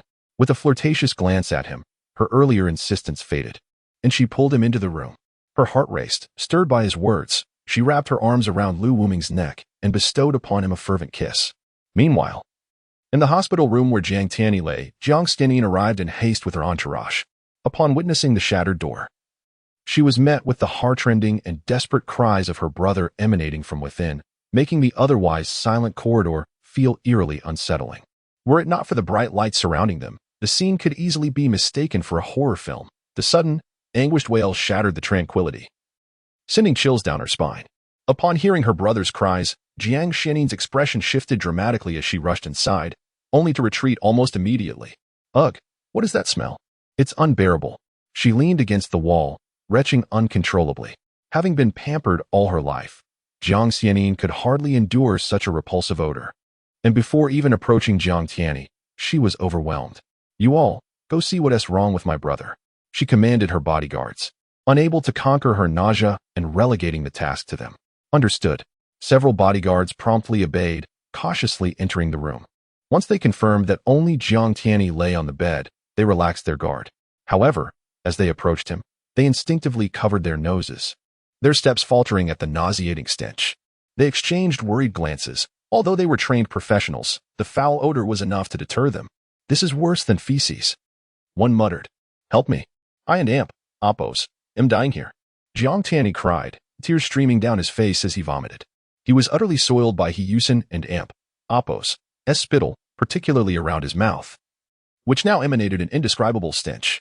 Having expelled everything from his stomach, he feared he might retch up bile next. The bodyguards fell silent, even the battle-hardened ones hesitating to approach. Their gazes turned to their commanding officer, who, unimpressed by the others' reluctance, decided to take charge. Gritting his teeth against the nausea, he stepped forward, only to be met with a gut-wrenching odor that made his stomach churn. This smell was unbearable. Even the seasoned commander struggled to withstand it. He was someone who had consumed decayed rodents in a tropical jungle, yet the scent emanating from Jiang Tianyi was overwhelming. However, considering the lucrative salary Jiang Xianin had promised, he pressed on, beginning to clean up the mess. What has happened to the patient? The doctor finally arrived, but upon entering the room, he retreated swiftly. Ugh, who defecated in here? Doctor, please check on my brother. We need to know if something is wrong. Jiang Xianin urged, desperation in her voice. I understand, but this smell is just... The doctor hesitated. Please, save my brother. Here is 200,000. Jiang Xianin quickly thrust a card into the doctor's hand. Recognizing the opportunity for monetary gain, he dashed inside. Jiang Xianin, however, distanced herself from the entrance, unable to bear the stench any longer. Half an hour later, Jiang Tianyi was cleaned up and transferred to another room. Following the doctor and Appo's examination, it was confirmed that he was not seriously harmed, allowing Jiang Xianin to finally breathe a sigh of relief. In the new room, Jiang Tianyi sat in stunned silence, tears still evident on his cheeks. If Yusin were to see him like this, she would undoubtedly shower him with sympathy. Jiang Xianin entered, opened a window for ventilation, and for reasons unknown, she still caught a whiff of the lingering odor, making her hesitant to approach her brother, forcing her to stand at a distance. Tianyi, what on earth happened? What transpired? Jiang Xianin inquired, standing 5 or 6 meters away, her concern palpable. Hearing his sister and Appo's question brought back the memories of that half-hour nightmare. causing Jiang Tianyi to break down in tears. Wu, third sister Wu, don't cry. Just tell me what happened. Jiang Xianin, frustrated by his silence, tugged at her hair, desperate to understand what had occurred. Third sister, it was Lu Wuming. He came looking for me, Jiang Tianyi sobbed. Lu Wuming? At the mention of his name, Jiang Xianin's fury erupted. This man, who had deceived her sixth sister, threatened her fourth sister, and now had reduced her brother to this state. Third sister, I want Lu Wuming dead. I want him to perish. Jiang Tianyi's emotions spiraled out of control, his face contorted with rage, every word dripping with hatred. Fear not. Within these 2 days, I shall ensure his reputation is shattered, and he becomes a pariah, despised by all. Jiang Xianin resolved to eliminate Lu Wuming, who had already harmed 3 of her siblings. She would not let him escape unscathed, and she picked up her phone. Unbeknownst to Jiang Xianin, her family was on the brink of collapse, as an unwelcome guest had intruded into her hotel room, a guest whom Jiang Xianin had unwittingly allowed in, her trusted fourth sister. Jiang Huaining. Huanga, you look so beautiful, Jiang Huaining exclaimed, peering through the bathroom door at Gu Huanga, who was enjoying a bath. Chapter 25. Dialogue between Jiang Huaining and Gu Huanga in the luxurious hotel suite. Gu Huanga was indulging in a soothing bath, seeking respite after her hectic travels and the relentless back and forth between the hospital and hotel over the past couple of days. Today, she yearned for a moment of tranquility. Oh, this is the essence of life. As she immersed herself in the warm water, her entire being relaxed. Huanga. Suddenly, Gu Huanga heard Jiang Huaining call her name and promptly responded, Huaining, what is it? Is there something on your mind? It's nothing important. Jiang Huaining's voice carried an odd tone, prompting Gu Huanga to furrow her brow, sensing something was amiss. Before Gu Huanga could contemplate further, Jiang Huaining's next words sent her into a panic. Huanga, do you have a rather close relationship with my sister, Sanjia? Jiang Huaining lowered her voice, a mixture of anguish and pleasure evident in her tone, as if she were suppressing something profound. However, Gu Huanga, focused solely on how to explain her relationship with Jiang Xianin, failed to notice Jiang Huaining's peculiar demeanor. Their connection was a deep-seated secret. She was oblivious to what Jiang Huaining had perceived, but she knew she could not confess. Any hint of their relationship would severely undermine Jiang Xianin's burgeoning career. Although Jiang Xianin had already ascended to the pinnacle of stardom in the country, Gu Huanga's aspirations for her extended far beyond. She envisioned Jiang Xianin as an internationally acclaimed phenomenon. As Jiang Xianin's manager, Gu Huanga could not allow even a whisper of scandal to taint her reputation. She resolved firmly not to acknowledge any connection to Jiang Xianin. Hee. Huaining, Xianin and I have been close friends for many years. It's not what you think, Gu Huanga explained, though her words reeked of desperation. Gu Huanga felt confused, realizing her explanation was not only futile but also served to deepen Jiang Huaining and Appo's suspicions. What to do? How could she be so foolish? Her thoughts spiraled chaotically. At that moment, Jiang Huaining was entirely oblivious to Gu Huanga's words. Her face flushed, one hand braced against the door, while the other pressed firmly against her mouth. With someone on the other side of the door, Jiang Huaining felt an exhilarating rush, every fiber of her being tingling with excitement. Jiang Laosi, you were quite impressive last night. You had both your sister and eldest sister under you, Lu Wuming taunted, deliberately provoking Jiang Huaining. What do you think? Would you like to have your sister and eldest sister beneath you? And no, I wouldn't, Jiang Huaining replied, her words belied by her feelings. Exactly. Why be shy? Lu Wuming quickened his movements, unintentionally making a noise. What was that sound? Gu Huanga inquired, hearing the strange noise. Huanga, it's nothing. I didn't catch what you said, Jiang Huaining responded, startled, gesturing for Lu Wuming to keep quiet. Didn't he hear? That's good. Gu Huanga exhaled in relief and quickly continued. Huaining, I've known your sister for many years. Our bond is as strong as that of sisters.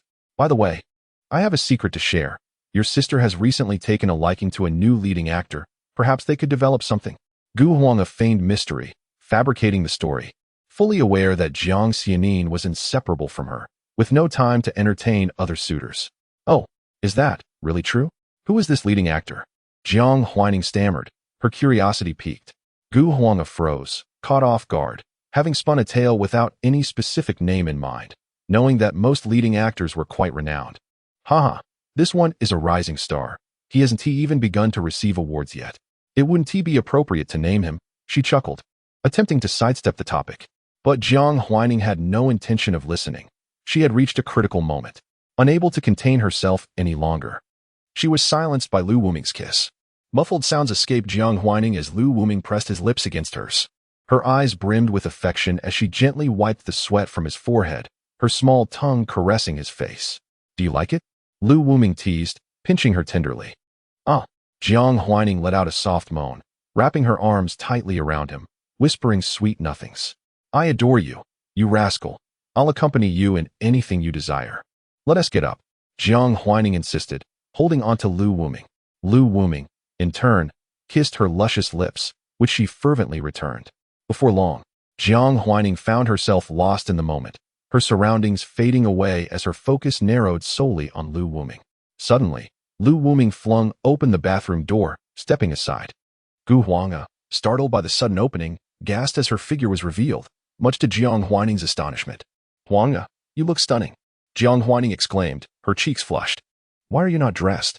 Gu Huanga, initially shocked, sighed in relief upon realizing it was Jiang Huaining, though she was momentarily taken aback by the marks adorning Jiang Huaining's skin.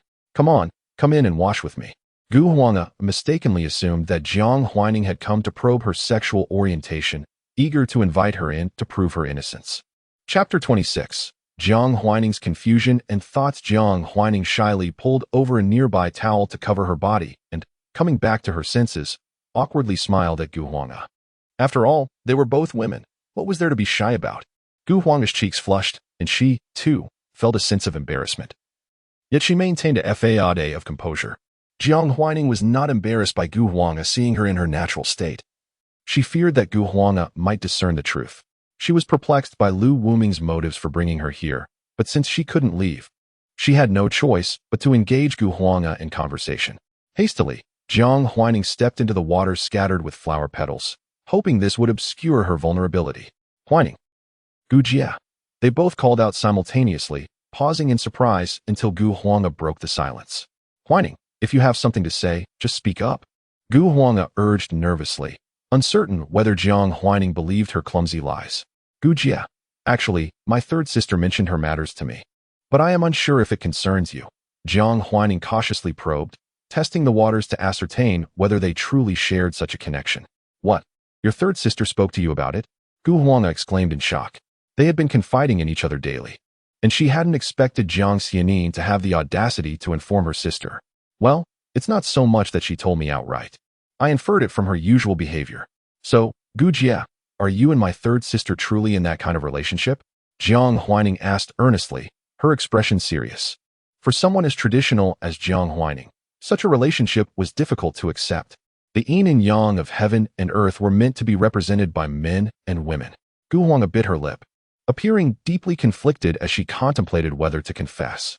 Jiang Huaining, perceptive as she was, recognized Gu Huanga's expression as confirmation of what her second sister had said. They were indeed romantically involved.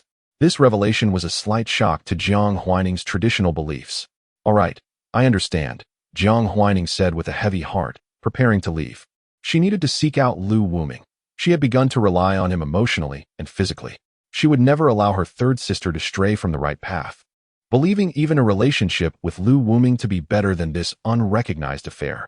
"Huaining, please keep this a secret. Your third sister's identity is sensitive. If it becomes public, it could ruin her," Gu Huanga pleaded, her hands clasped together in earnest prayer. "Rest assured, she is my third sister," Jiang Huaining replied before stepping out. Gu Huanga felt a wave of relief wash over her. As long as Jiang Xianin was not affected, everything would be fine. Furthermore, Jiang Huaining's attitude did not seem overtly disapproving. Otherwise, she would have already berated her. It was worth noting that since she and Jiang Xianin began their relationship, Gu Huanga had often encountered stories of families vehemently disapproving of same-sex partners, with some being coerced into breaking up. Others confronted their families, only to endure ridicule while retreating with their true love to an unknown place, relinquishing everything. Gu Huanga dreaded such a fate.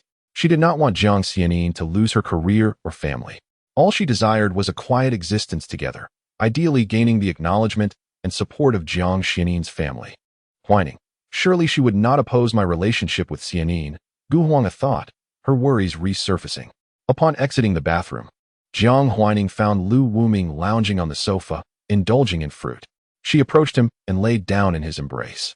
Although her second sister had mentioned their romantic involvement, hearing Gu Huanga admit it herself left Jiang Huaining feeling somewhat disoriented. Yet, being in Lu Wuming's arms brought her immediate tranquility, as if she had found a refuge. Lu Wuming, what do you think we should do about my third sister and Gu Huanga? Jiang Huaining inquired, gazing up at him. In that moment, Lu Wuming represented her anchor, and unbeknownst to her, she was gradually becoming emotionally dependent on him. Lu Wuming playfully patted her back and said, "What an impudent little one. Have you forgotten what you just called me?" Jiang Huaining recalled her earlier exclamations and buried her face in his embrace, too shy to meet his gaze. "Leave the matter of your third sister and Gu Huanga to me. Did you think I came here for no reason?" Lu Wuming said, stroking Jiang Huaining's cheek. She felt the warmth of his touch, her heart entranced by his tenderness. "Once I win over your third sister, I will help you fulfill your dreams," Lu Wuming teased, noticing the quickening rhythm of Jiang Huaining's breath. I wouldn't want that," Jiang Huaining protested, though her heart was conflicted. Lu Wuming continued, "If you assist me in winning over your eldest sister, I can also grant you your wishes." His voice was enchanting, slowly igniting Jiang Huaining's imagination. As she pondered the prospect of only the first sister succumbing to his charms, Jiang Huaining felt compelled to prevent Lu Wuming from extending his influence to her other sisters. However, with the sixth sister being a naive fool and the seventh sister seemingly lost, it appeared that only the eldest sister remained, and she would be just the same as the others. Remembering her second sister's words, that if the eldest sister became Lu Wuming's woman, they would remain lifelong sisters. Never to part, Jiang Huaining resolved herself. Moreover, the most crucial point was that Lu Wuming treated her well. He was a man worthy of lifelong devotion. The more she thought about it, the deeper her affection for him grew. She nestled against his shoulder, whispering a tender address into his ear. So obedient." Lu Wuming smiled at her compliance. Jiang Huaining closed her eyes, enjoying his caresses like a docile kitten. "All right, go prepare something. Tonight, let an oppose. See how you perform in winning over Gu Huanga to save your third sister. Rest assured, I will complete the task," Jiang Huaining affirmed, embracing Lu Wuming with profound affection in her eyes. Chapter 27. Deceptions in the darkness within the confines of the hospital. Jiang Tianyi had succumbed to slumber under the influence of a sedative administered by the doctors, yet his brow remained furrowed, as if plagued by a haunting nightmare. Meanwhile, Jiang Xianin was engrossed in her computer, logging into her account that boasted over 100 million followers, where she posted a message announcing an impending revelation. In just a few fleeting minutes, her announcement garnered over 100,000 responses, a testament to her prowess as a top-tier celebrity. As a stunning and affluent powerhouse, Jiang Xianin enjoyed the adoration of countless female fans, hailed as the sole queen of the entertainment industry. Her remarkable vocal talent had also captivated a loyal following of male admirers, all of whom were not only entranced by her beauty, but also moved by her enchanting voice. "Oh, the goddess Xianin has posted on Weibo. Is she about to disclose our relationship? Dream on. You lot are nowhere near worthy of our Xianjia. No man on earth is deserving of her. She belongs to us." The fans erupted into a heated exchange, but Jiang Xianin paid them no mind. She was preoccupied with crafting her next message, intent on ensuring Lu Wuming's disgrace and eternal downfall. Though a pang of conflict stirred within her, thoughts of her bullied younger sisters and her brother Tianyi, who lay incapacitated in bed, solidified her resolve. She was determined to see Lu Wuming utterly ruined, regardless of the cost. As memories of her younger sister's suffering flooded her mind, her heart ached. No matter the price Lu Wuming might pay, he could never undo the damage inflicted upon them. The image of her fourth sister weeping in despair struck her deeply, and she shuddered at the thought of her timid and innocent sixth sister's tears.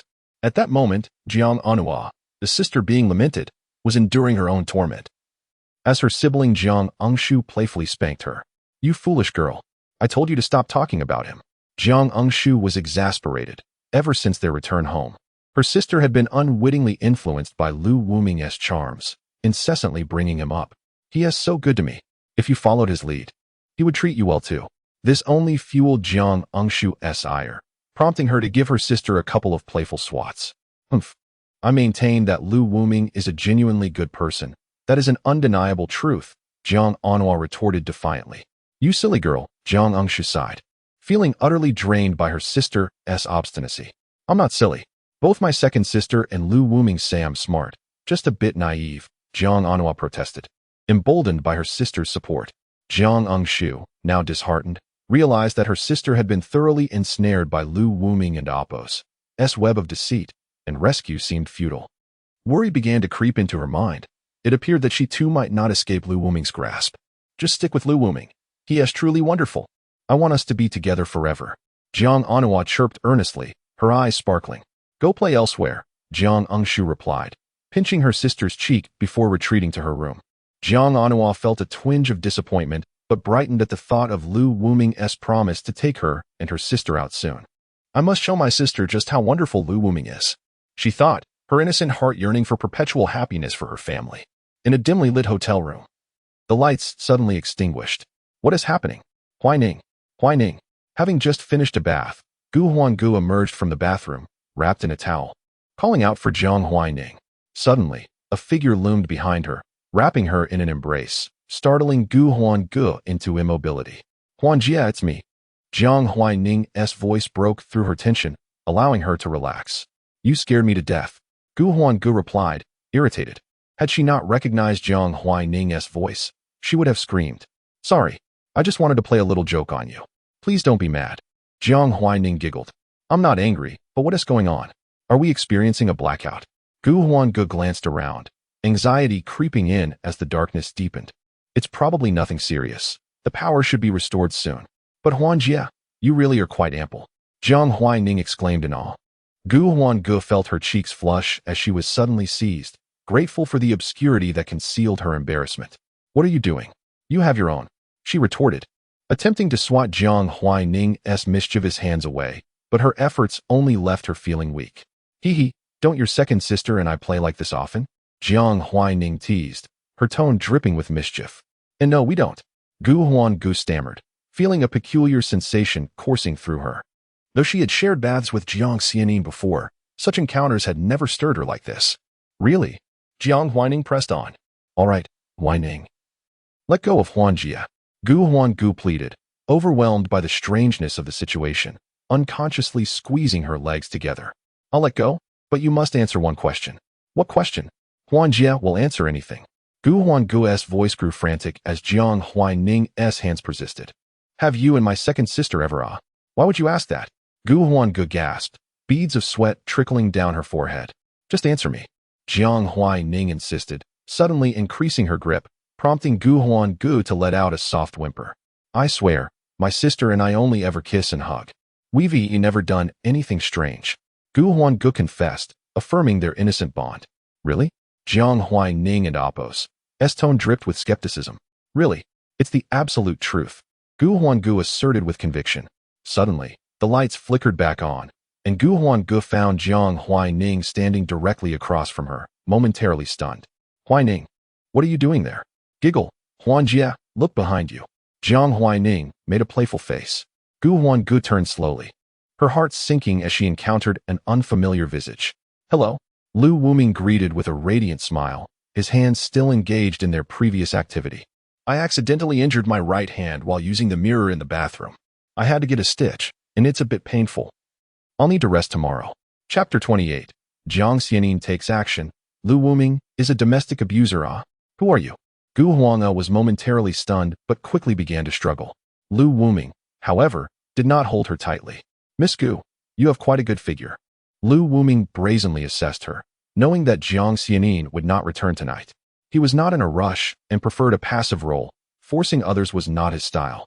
Gu Huanggu immediately crouched down, hiding behind the nearby sofa, wrapping herself in a bath towel once more, casting a cold gaze at Lu Wuming, who she felt was oddly familiar. What is the matter?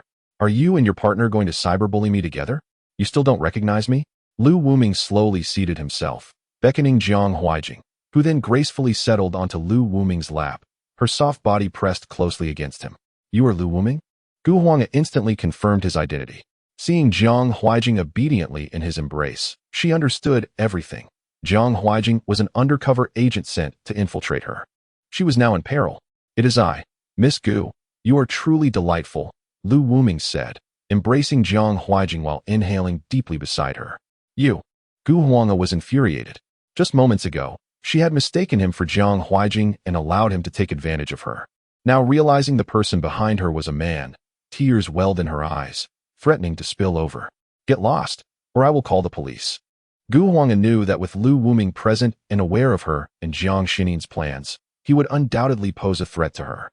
All she could do now was hope to scare him away. Don't be so hasty, Miss Gu. Take a look at this first. Lu Wuming produced a camera, playing a video of Gu Huang and Jiang Xining embracing and kissing. What? How could you possibly have recorded this? Gu Huang's scalp prickled with anxiety. If this were to spread, it would severely damage Jiang Xining's reputation, potentially stalling her career indefinitely. Lu Wuming, observing Gu Huang's shock, toyed with the two treasures in his arms and continued, but that's not all. Miss Gu, why don't you check what your old flame, the superstar Jiang Xining, is up to right now? Upon hearing Lu Wuming's suggestion, Gu Huang quickly opened her phone. Meanwhile, Lu Wuming idly watched as Jiang Huijing sought a kiss from him. Jiang Xining's Weibo had posted 2 messages, and within an hour, a trending topic featuring her emerged. Minutes after Jiang Xining's post, a video quietly surfaced. The protagonists were Lu Wuming and Mo Liangxin, with Jiang Xining merely captioning the video with 3 words, domestic abuser. The video showcased Lu Wuming discovering Mo Liangxin and Apos' infidelity at Mirror Lake, followed by a brutal beating of her. Many of Jiang Tianyi and Apos' hired hands were present, capturing the scene with their phones. Jiang Tianyi quickly acquired the footage, editing out the context, and even Lu Wuming's questioning of Mo Liangxin, leaving only her pleas for mercy. The video solely depicted Lu Wuming and Apos' assault on her. Those unaware of the truth would likely assume, as the title suggested, that a man was violently abusing a helpless woman. After all, the evidence was laid bare. Oh my, this man is despicable, treating his wife this way, bringing shame upon us men. Sisters, we are furious. When will we stand up? The fear of men is a daily reality for us. He must be severely punished. Girls help girls. As Gu Huang observed the flood of negative comments aimed at Lu Wuming, Jiang Xining wore a satisfied smile. When Jiang Tianyi presented her with the video, witnessing Lu Wuming's brutality solidified her resolve. Even if it meant betraying her conscience and fabricating falsehoods, she was determined to ensure Lu Wuming faced dire consequences. Not only for her siblings, but for every individual he had harmed. From the video, Jiang Xining discerned that Lu Wuming was unequivocally a villain who deserved to be held accountable. Under the righteous condemnation of the public, he would be left without refuge, fearing the ultimate reckoning. At that moment, the video of Lu Wuming and Apos' domestic abuse had garnered hundreds of thousands of comments, with shares exceeding 100,000. Thanks to Jiang Xining's star power, Lu Wuming's abuse video spread across all video platforms, rapidly climbing the trending charts. Even a few neutral videos were swiftly met with backlash. The man looks so sorrowful. Could there be hidden circumstances? What if the woman is unfaithful? What do you mean by that? Why slander our women? Domestic abusers are inherently vile. You accomplices must share his depravity. Exactly. Just look at how they malign our women. It's appalling. Unknown circumstances, no comment. Are you blind? Haven't you seen the man beating the woman in the video? Before long, the video sparked countless discussions, even escalating into a debate about gender issues, with both sides engaging in fierce arguments. However, the majority continued to vehemently denounce Lu Wuming. Rest assured, Tianyi, Anua, Huijing, I will avenge you, Jiang Xining vowed. Tonight would be a fierce battle. She aimed to crush Lu Wuming beneath the weight of shame, ensuring he regretted ever bullying her siblings. Meanwhile, Jiang Tianyi was trapped in an endless cycle of nightmares. Where are you, Tianyi? Sister is here to find you. He Yusin's voice was like a demonic whisper. Terrified, Jiang Tianyi hid in a corner, desperately covering his mouth, fearful of making any sound as tears streamed down his face. He recalled the half-hour he spent under He Yusin's control, a nauseating sensation leaving him unable to differentiate between dream and reality. His singular thought was to flee. Not here. He Yusin's voice gradually faded, allowing Jiang Tianyi to relax momentarily. Suddenly, He Yusin's face appeared before him, revealing yellowed teeth and repulsive saliva. Found you. My little treasure. No. Jiang Tianyi and Apos' terrified scream echoed, a sound that would shatter hearts. Chapter 29. Mo Liangxin learned of Lu Wuming and Apos' ordeal with online harassment. Within the confines of Lu Wuming and Apos' villa, she had meticulously tidied up the chaos she had caused. The kitchen, once splattered with oil, salt, and sauces, was gradually restored to cleanliness by her diligent hands. Exhausted, she collapsed onto the floor, gazing at the now orderly home, a faint smile emerging on her lips. Even when Feng Anyan offered to assist her, Mo Liangxin declined. She believed that the mistakes she had made were hers alone to bear. Feng Anyan, unbothered by the turmoil, cheerfully settled onto the sofa, indulging in fruit and scrolling through videos, dragging a bucket and mop towards the bedroom they once shared. Mo Liangxin wiped the perspiration from her brow. However, as she surveyed the familiar space, an unexpected sense of estrangement washed over her. Memories flooded back of the times she and Lu Wuming had bared their souls in that very room, where he had tenderly held her and lulled her to sleep while she pampered his tired feet after long days.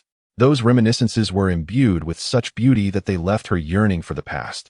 Yet, as her gaze fell upon the bedside, she was struck with panic upon discovering that their wedding photo had vanished. Where could it have gone? Surely her husband wouldn't have discarded it. Frantically, she searched until, at last, in a corner of the cabinet, she found the photo. However, the once pristine frame was now coated in dust, and the glass had shattered, a crack snaking its way through the image like a harbinger of their fate. Staring at the photograph, she recalled the profound love reflected in their eyes, a stark contrast to the icy indifference that now filled Lu Wuming's gaze. Though she recognized this suffering was self-inflicted, her heart ached, and tears streamed down her face as she gently wiped away the dust and shoe prints, reluctantly setting the photo aside once it was clean. She refrained from rehanging it, fully aware that her husband now loathed her and everything associated with her. Carefully, she wrapped the pristine photo and placed it aside, then retrieved another picture of them together from the trash, tenderly cleaning it before storing it away. Her attention was drawn to a nearly empty pack of cigarettes, and memories of a night when her husband, who had once despised the smell of smoke, stood alone on the balcony, enveloped in a haze, flooded back. She could vividly recall his trembling hands and the desolation etched on his face. Oh, I am not human. I am not human. Mo Liangxin seemed to awaken to her conscience, the anguish of her husband's suffering overwhelming her. In a fit of self-reproach, she slapped her own face repeatedly, not ceasing until her cheeks were swollen. She could not fathom why she had acted so recklessly, but she understood that she had hurt the man who had cared for her for 2 decades, the man she loved for 10 years. In that moment, all she desired was to punish herself, believing it might alleviate her guilt. Mo Liangxin, come out. Feng Anyan's voice abruptly pierced the air, laced with urgency. Yet, Mo Liangxin remained ensnared in her lamentation and regret, oblivious to her friend's call. Noticing her silence, Feng Anyan hurried in to check on her. And upon seeing Mo Liangxin's swollen face and her grief-stricken embrace of the photograph, she understood that her friend was once again in distress. Mo Liangxin, do not despair just yet. Your husband is in trouble. What? The moment she heard this, Mo Liangxin seized Feng Anyan's arm, her voice laced with anxiety. What has happened? What trouble is my husband in?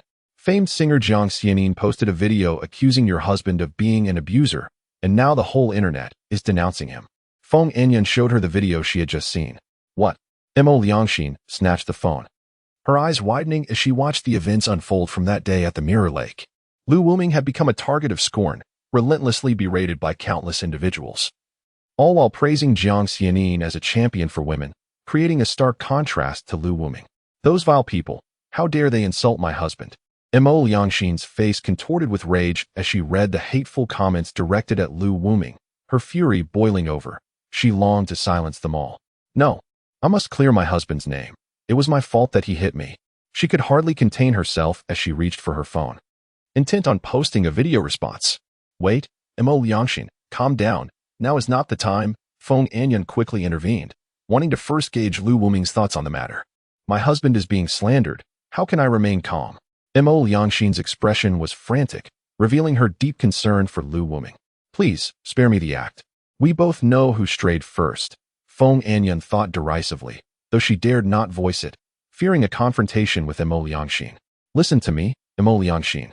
What good would a clarifying video do now? Are you a rival to the star?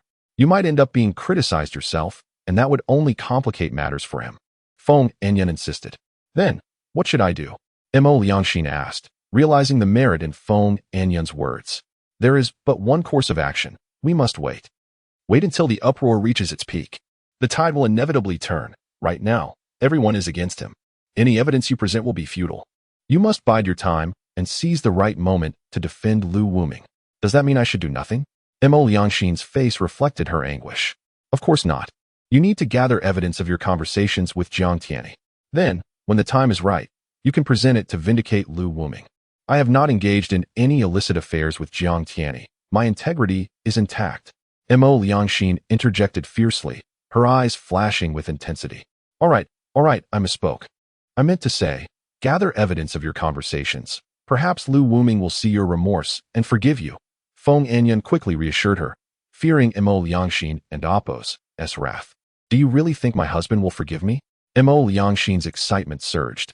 As long as Lu Wuming would pardon her, she would do anything. Why not give it a try?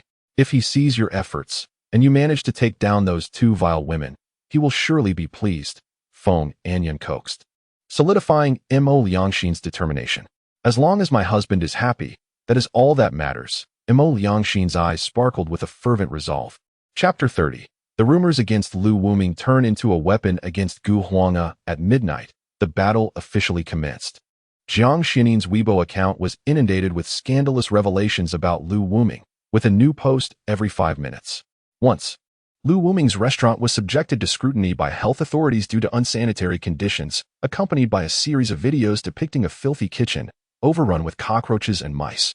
There were also clips showing dishes inadvertently dropped onto a filthy table, with chefs nonchalantly scraping the food back onto plates, extracting bugs along the way.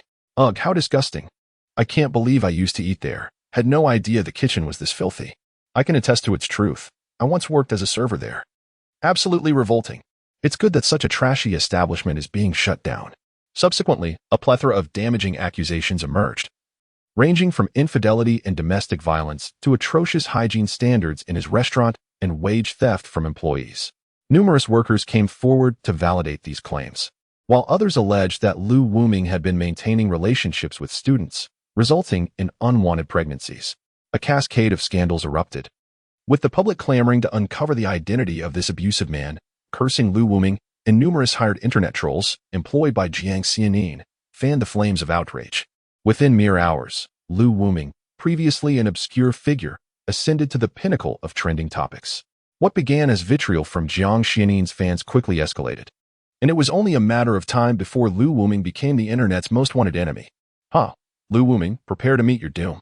Jiang Xianin sent messages to various marketing accounts, urging them to tarnish Lu Wuming's reputation further. As animosity towards Lu Wuming grew, she intended to expose him when public sentiment was at its peak, ensuring he would be reviled by all. Little did she know, her actions would ultimately spell disaster for her ally, Gu Huanga. In a hotel room, Lu Wuming unveiled a video featuring a conversation between Gu Huanga and Jiang Xianin as they lay on the same bed. Xianin, are you really going to do this? If they discover we are spreading rumors, your career will be ruined. Gu Huanga and Appo's voice trembled with concern. Huanga, you and Appo's seen what kind of person Lu Wuming is. He is a beast. He not only harmed my brother, but also deceived my sisters. He is an abuser. To deal with someone like him, we must employ special tactics. Jiang Xianin replied, embracing Gu Huanga. But I'm still worried. Isn't your approach a bit too radical? If the netizens find out you are lying, your future. Gu Huanga hesitated. Do not fret. No one will believe such a vile person. We will undoubtedly prevail. Jiang Xianin's voice brimmed with confidence. All right, Xianin. As long as it is your decision, I will support you.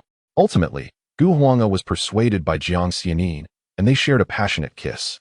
As the video concluded, Gu Huanga's face drained of color, leaving her pale and filled with dread. She pondered how Lu Wuming had obtained this footage.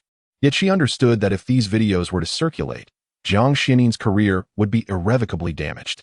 To put it mildly, Jiang Xianin's actions could be perceived as misleading the public, potentially leading to backlash that could obliterate her career. More severely, it could render her the target of online harassment. Being an industry insider, she was acutely aware that every move Jiang Xianin made was scrutinized for publicity. Now, Jiang Xianin had undertaken the act of defaming Lu Wuming, enlisting countless netizens in the process. If the public were to uncover that Jiang Xianin was manipulating them, her very own fame could lead to her downfall.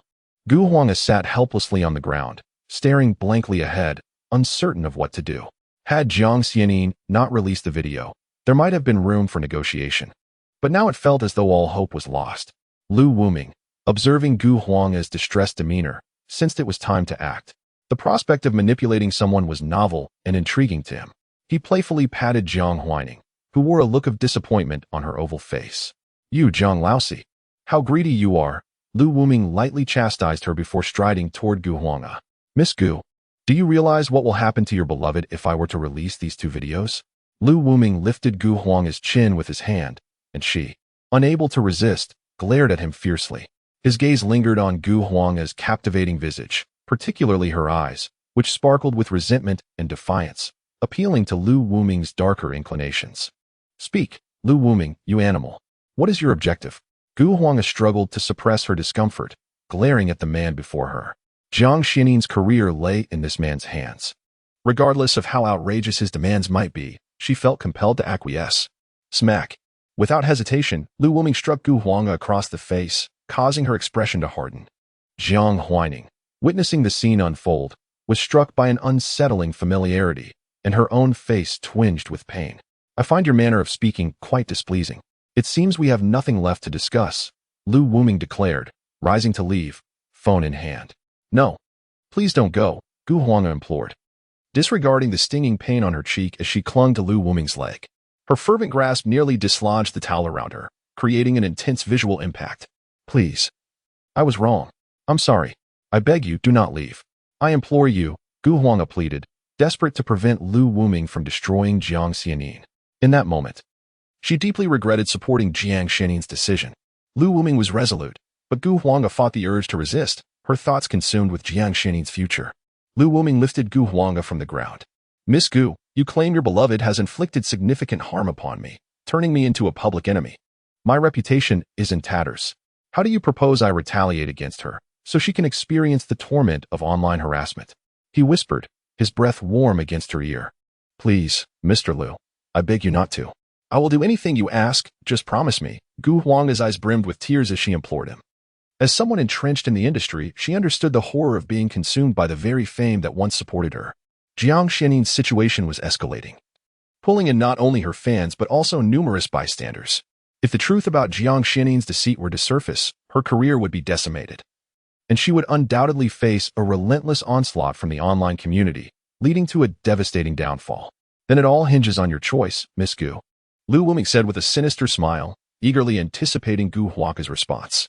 "Xianin, I am sorry," Gu Huanga wept, tears streaming down her cheeks as she decisively pressed her lips against Lu Wuming's. Chapter 31. They are true love. Lu Wuming felt a surge of excitement as he witnessed Gu Huanga awkwardly kiss him. For the sake of Jiang Xianin, she felt she had no other choice.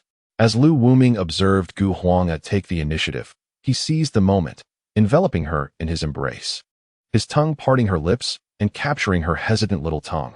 He savored the kiss, discovering that Gu Huanga was surprisingly inexperienced.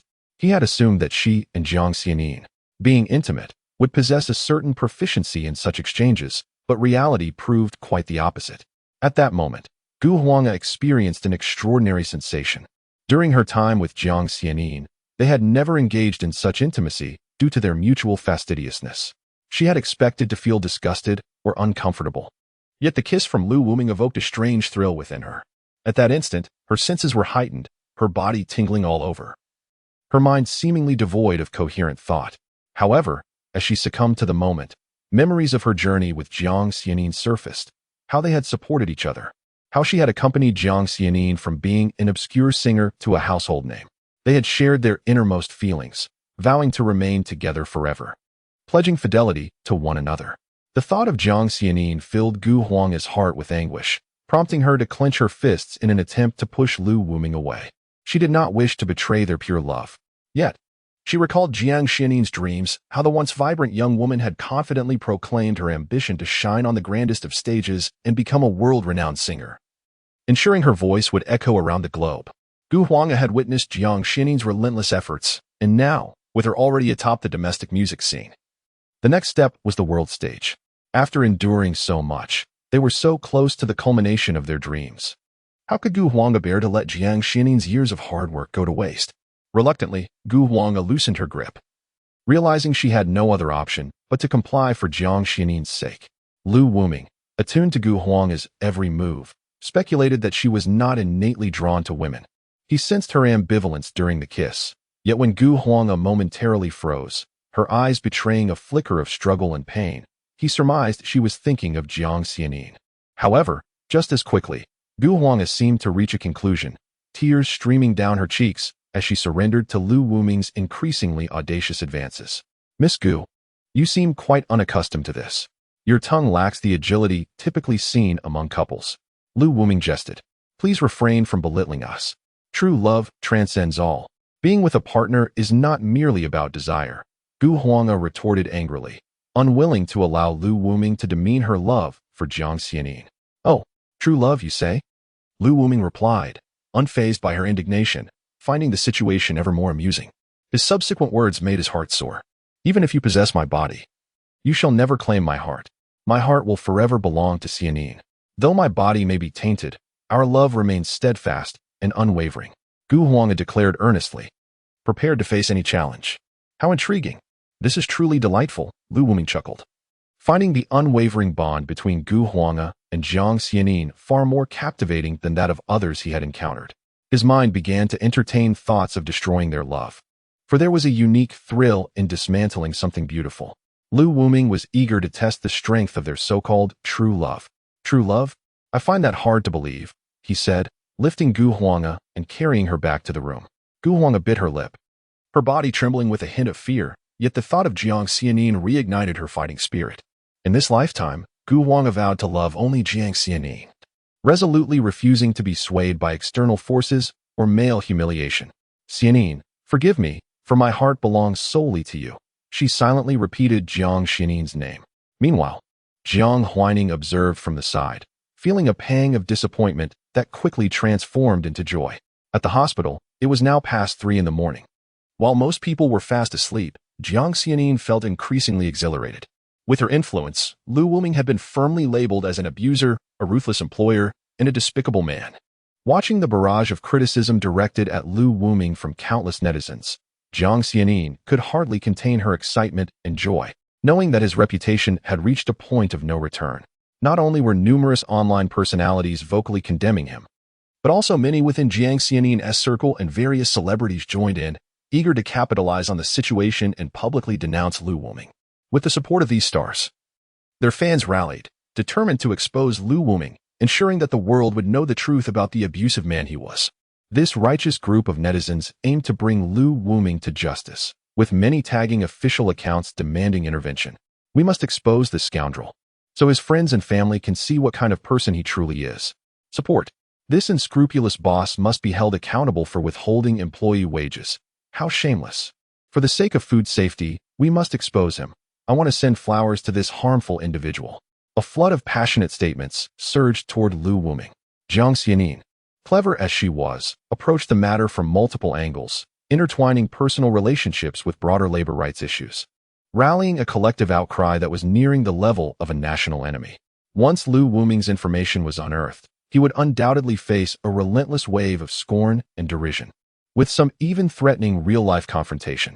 As Jiang Xianin reveled in her masterpiece, her phone rang. Upon seeing it was her beloved Gu Huanga, she hurried to the balcony to answer. What's wrong? Gu Huanga, why are you still awake at this hour? Xianin, Gu Huanga's voice broke into sobs, instantly alarming Jiang Xianin. Chapter 32. The unexpected Gu Huanga's sister Gu. What is the matter? What has happened? Jiang Xianin immediately grew anxious. Gu Huanga was one of the most important people in her life, and if something unfortunate had befallen her, Jiang Xianin would be utterly unable to maintain her composure. Gu Huanga could only cry incessantly, which only heightened Jiang Xianin's agitation. She violently yanked open the window, eager to return to the hotel and ascertain the situation. At that moment, Jiang Tianyi awoke with a start from a nightmare. Third sister, save me. Help me. Jiang Tianyi cried out without any semblance of dignity. Having been tormented excessively by He Yusin, his dreams were plagued by the haunting image of her. In his dream, Jiang Tianyi couldn't fathom how long he had been tormented. The nauseating sensations felt too real, driving him to the brink of despair. Witnessing her brother's uncontrollable sobbing, Jiang Xianin halted, caught in a dilemma, as both parties were in tears, leaving her utterly flustered. The scene shifted to the hotel, where Lu Wuming looked disdainfully at Gu Huanga, who was clutching a pillow and wailing. Is this what you call true love? Lu Wuming remarked with a sneer. Wah. Gu Huanga clung tighter to the pillow, and upon hearing Lu Wuming's words, her cries grew louder. Lu Wuming, observing the marks left on him, couldn't he help but chuckle. If Jiang Huaining was a simmering pot, Gu Huanga was blatantly obvious. Due to Gu Huanga's overly dramatic reaction, her volume was so intense that Lu Wuming hesitated to allow her to speak with Jiang Xianin, knowing even someone as dense as Jiang An'al would discern what was transpiring. Disinterested in such a tedious endeavor, Lu Wuming also recognized that this was not the optimal moment for confrontation. Sister Huanga, at your age, you are quite the force of nature. Understandable, very understandable, Jiang Huaining remarked, slightly taken aback. Wah. Upon hearing Jiang Huaining's comment, Gu Huanga cried even more sorrowfully. She was uncertain of her own feelings. Since high school, she had interacted only with girls, and ever since meeting Jiang Xianin, she had been plagued by a peculiar sensation. Gradually, she began to question her own sexual orientation. When she was with Jiang Xianin, they could talk endlessly, her emotions swaying between joy and concern for Jiang Xianin's moods. When they finally became a couple, as she felt her heart racing, she recognized that it was the sensation of love. Yet, after they were together, she felt as though something was amiss. Just moments ago, with Lu Wuming, it was as if she had rediscovered that missing feeling, passion. She became completely immersed in it, surrendering herself wholeheartedly. Yet, at that moment, Gu Huanga wept in shame. Having betrayed the promise made to Jiang Xianin, she had so effortlessly succumbed to desire, feeling utterly ashamed to face Jiang Xianin again. Lu Wuming observed Gu Huanga and thought Jiang Huaining was indeed correct. Women at 30 are like wolves at the door. While Gu Huanga wasn't quite 30, she was nearing that age. The prolonged repression had left her defenseless, and once she encountered such feelings, she could easily fall into despair. Seeing Gu Huanga in tears, Lu Wuming suddenly conceived a clever idea and stepped forward to embrace her. This startled Gu Huanga. Despite her body betraying Jiang Xianin, she still believed she loved her. If she were to betray her spirit as well, it would constitute a complete betrayal, filling her with dread.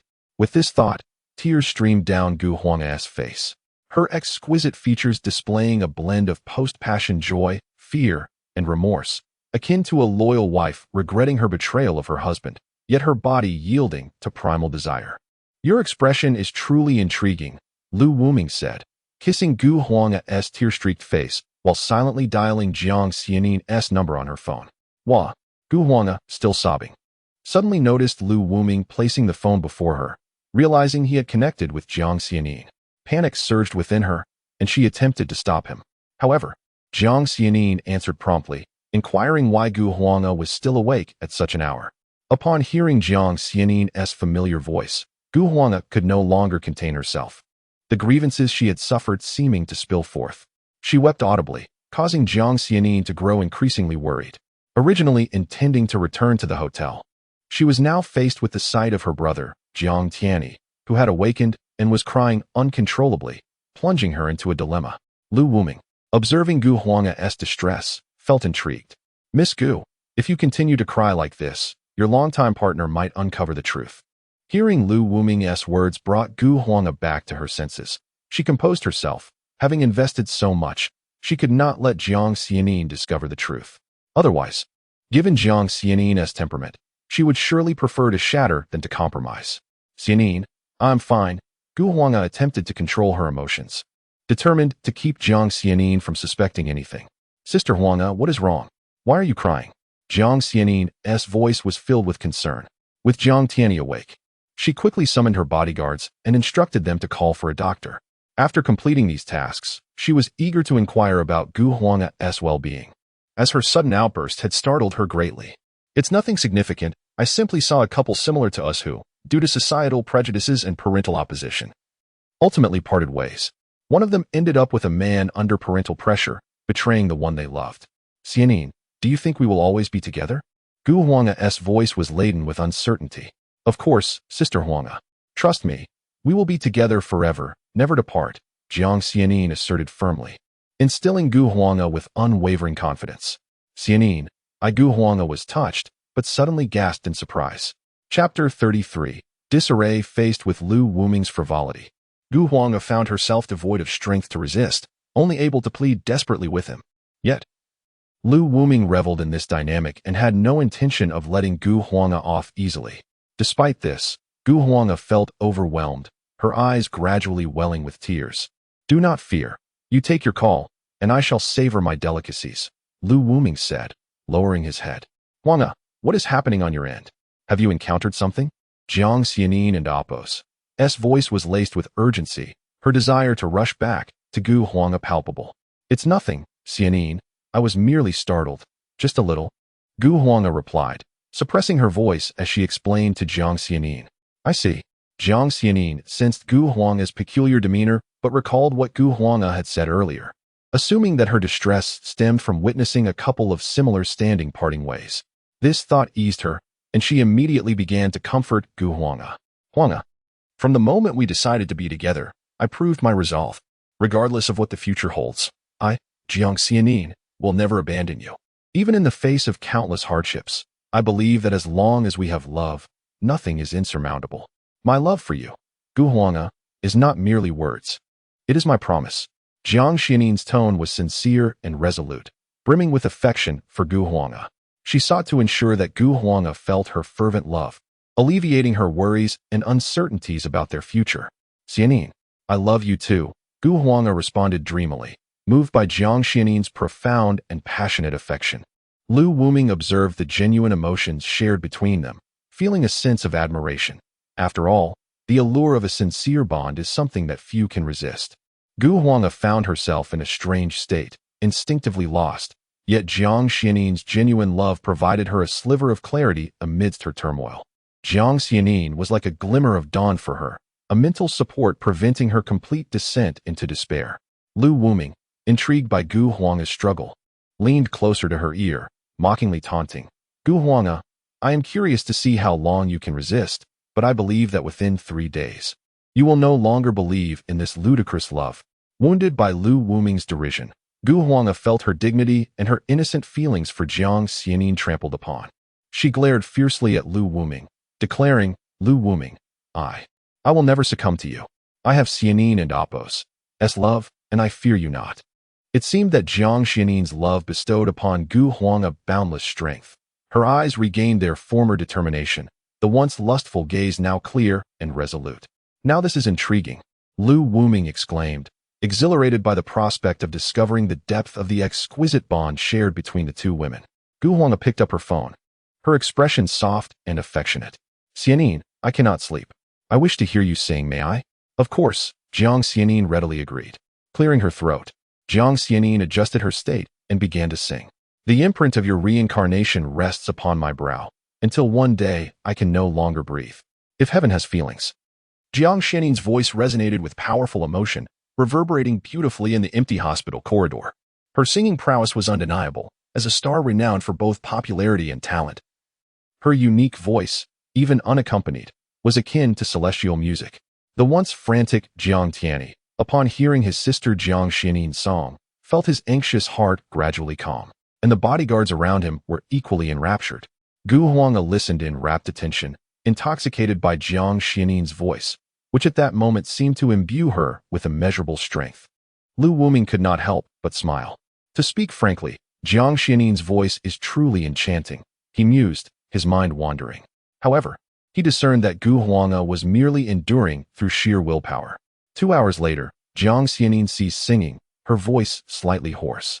"Thank you, Xianin," Gu Huanga replied, her voice weak and weary. Despite her exhaustion, she had not yielded. Driven by her love for Jiang Xianin, she had not uttered a single cry, her spirit resilient even as her body betrayed her. "Rest now, Huanga. I shall return shortly," Jiang Xianin said, her voice raspy and fatigued. She had not slept all night and had sung for 2 hours. How could she not be tired? In the hotel, Lu Wuming exhaled deeply, reflecting on the unfolding events. Chapter 34. Jiang Xianin accidentally consumed. As dawn broke, the sun streamed through the window, illuminating the room. Lu Wuming cradled Jiang whining as they exited the bathroom. "You entertain yourself here. I shall return home first." After a comfortable night, Lu Wuming decided to visit home. Sensing Jiang Jiayan's concern for him and feeling it necessary to offer her some reassurance. Love you moi," Jiang whining, exhausted after a night of revelry. forced herself to open her eyes upon hearing Lu Wuming's intention to leave and planted a kiss on his cheek.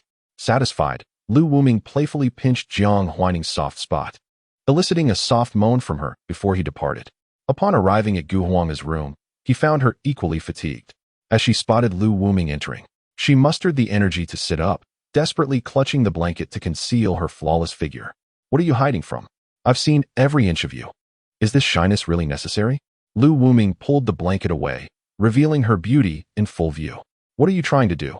Gu Huang retorted, her expression defiant. With Jiang Xianin's support the previous night, she had managed to maintain her composure, which filled her with a sense of pride. The real show has only just begun. "I hope you can endure it." Lu Wuming remained unruffled. He knew Gu Huang's downfall was merely a matter of time.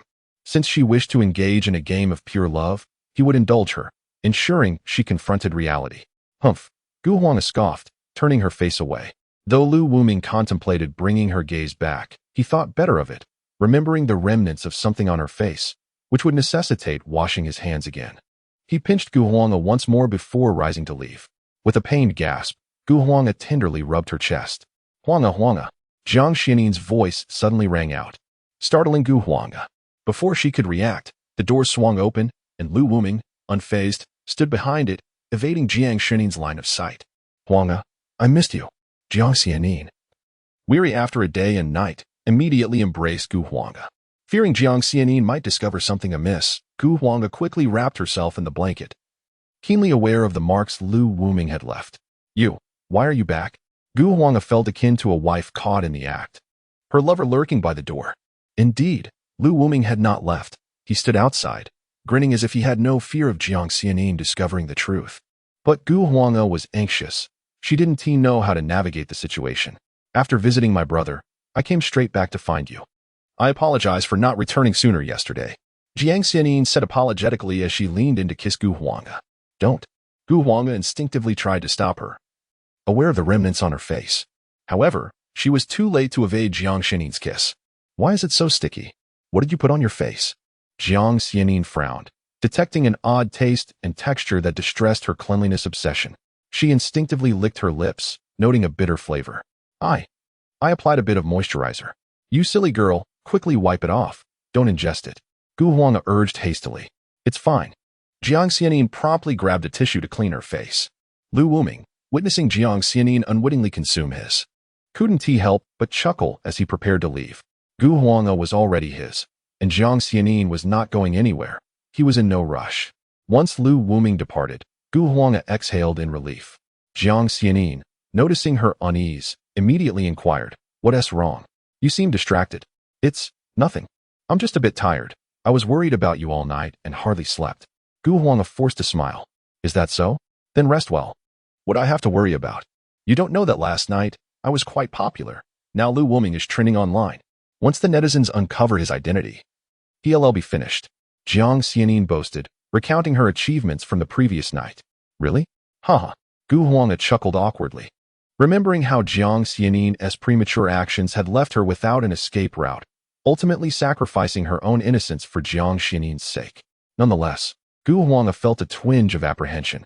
Lu Wuming possessed evidence that could easily ruin Jiang Xianin, and she yearned to caution her to exercise restraint. "Enough chatter, Huang. I'm utterly exhausted. I'm going to sleep now. The smell in your room is peculiar. You should open a window for some fresh air. I'll take a bath first." With that, Jiang Xianin began to undress, heading towards the bathroom equipped with a large tub. Gu Huang's face flushed upon hearing Jiang Xianin's words. She was acutely aware of the source of the odor. Once Jiang Xianin exited, Gu Huang hastily donned her clothes and entered the bathroom to cleanse herself, determined to conceal any evidence from Jiang Xianin. At the Yi household, the entire family gathered, with Yi Bufan still appearing dazed and confused, while the others wore expressions of distress. "Father, Jiang Changxue has utterly humiliated our family by reprimanding me. And now she won't even answer my calls." Wang Dafa lamented helplessly, having initially intended to coerce Jiang Changxue into sending Jiang Huaning to care for his son, only to find her unyielding. "Wang Dafa, you are utterly useless. You can't even manage a little girl." "My poor son," a woman lamented, clutching the now mummified Yi Bufan with concern. "What can I do?" Wang Dafa muttered, recognizing that despite his relatively decent standing as a son-in-law, The family's authority rested with old Master Yi. You worthless man. I must have been blind to marry you. The woman burst into tears. Enough. The priority now is to cure Buffon. Old Master Yi interjected, silencing their quarrel. At his command, Yi Buffon seemed to regain a flicker of awareness. Opening his mouth as if to speak, Old Master Yi immediately gestured for silence, eager to hear what his eldest grandson had to say. Yi Buffon's lips began to move, muttering, Lu Wuming, lecher, scoundrel, revenge. His words ignited a storm among the Yi family members. Yi Buffon's mother wailed dramatically, my son has been harmed. It must be linked to that little wretch Jiang Huining. Lecher, scoundrel, Lu Wuming? Wang Dafa repeated, quickly grasping the situation. He realized that Jiang Huining had conspired with a man to harm his son. Lu Wuming, Jiang Huining. I won't let those who harm my son go unpunished. Wang Dafa seethed with rage. Someone, find out who this Lu Wuming is. Old Master Yi commanded immediately. Chapter 35 Lu Wuming actively opened the box, and the two close friends returned. Inside the bar, Jiang Jiayan's stunningly beautiful face bore a hint of sorrow. She had not anticipated that the third one would wield such significant influence, managing to make the event known nationwide within just one night. Her Wuming had practically dominated the trending topics across all apps, which filled her with concern. Jiajian, what's wrong? Are you upset? And Juanxi, cradled in Jiang Jiayan's embrace, noticed her friend's mood and put down her Wangzai milk, inquiring with genuine concern. It's nothing. I'm just a bit worried about your brother Lu. Jiang Jiayan replied candidly. The public opinion was of little concern to her. What troubled her was the fear of someone acting maliciously, as everyone can be careless at times. Has something happened to brother Lu? The young girl grew anxious. Brother Lu had always treated her exceptionally well. Were it not for him, she would not enjoy such good health, have met so many sisters, or indulge in countless delights. Therefore, upon hearing of Lu Wuming's troubles, her worry intensified. Should I ask my father for help? And Juanxi tentatively suggested. Jiang Jiayan instantly recalled that Juanxi's father was a prominent figure in the city. Having his assistance would simplify matters significantly. Yes, I will call my father right away. And Juanxi rummaged through her backpack for her phone. But just as she was about to dial, a large hand stopped her. Hey there, little Juanxi, there is no need to trouble your father over such trivial matters. It was Lu Wuming. And Juanxi immediately embraced him, her small face nuzzling against him. Wuming, you're back. Jiang Jiayan also rushed to hug Lu Wuming. Given the current situation, her anxiety was palpable. If she were at the center of such public scrutiny, she would have been dismissive. However, with Lu Wuming in the eye of the storm, her concern rendered her unable to remain calm. This was precisely why she had sent the fourth brother to infiltrate the third's camp. She needed to maintain absolute control to safeguard her man and find peace of mind. All right. It's not a big deal. What is there to worry about? Lu Wuming affectionately stroked the two, finding the stark contrast between them quite refreshing. While Jiang Jiayan was bold and composed, and Juanxi shyly buried her face in Lu Wuming's embrace, offering no resistance to his playful affection. Wuming, is everything really fine?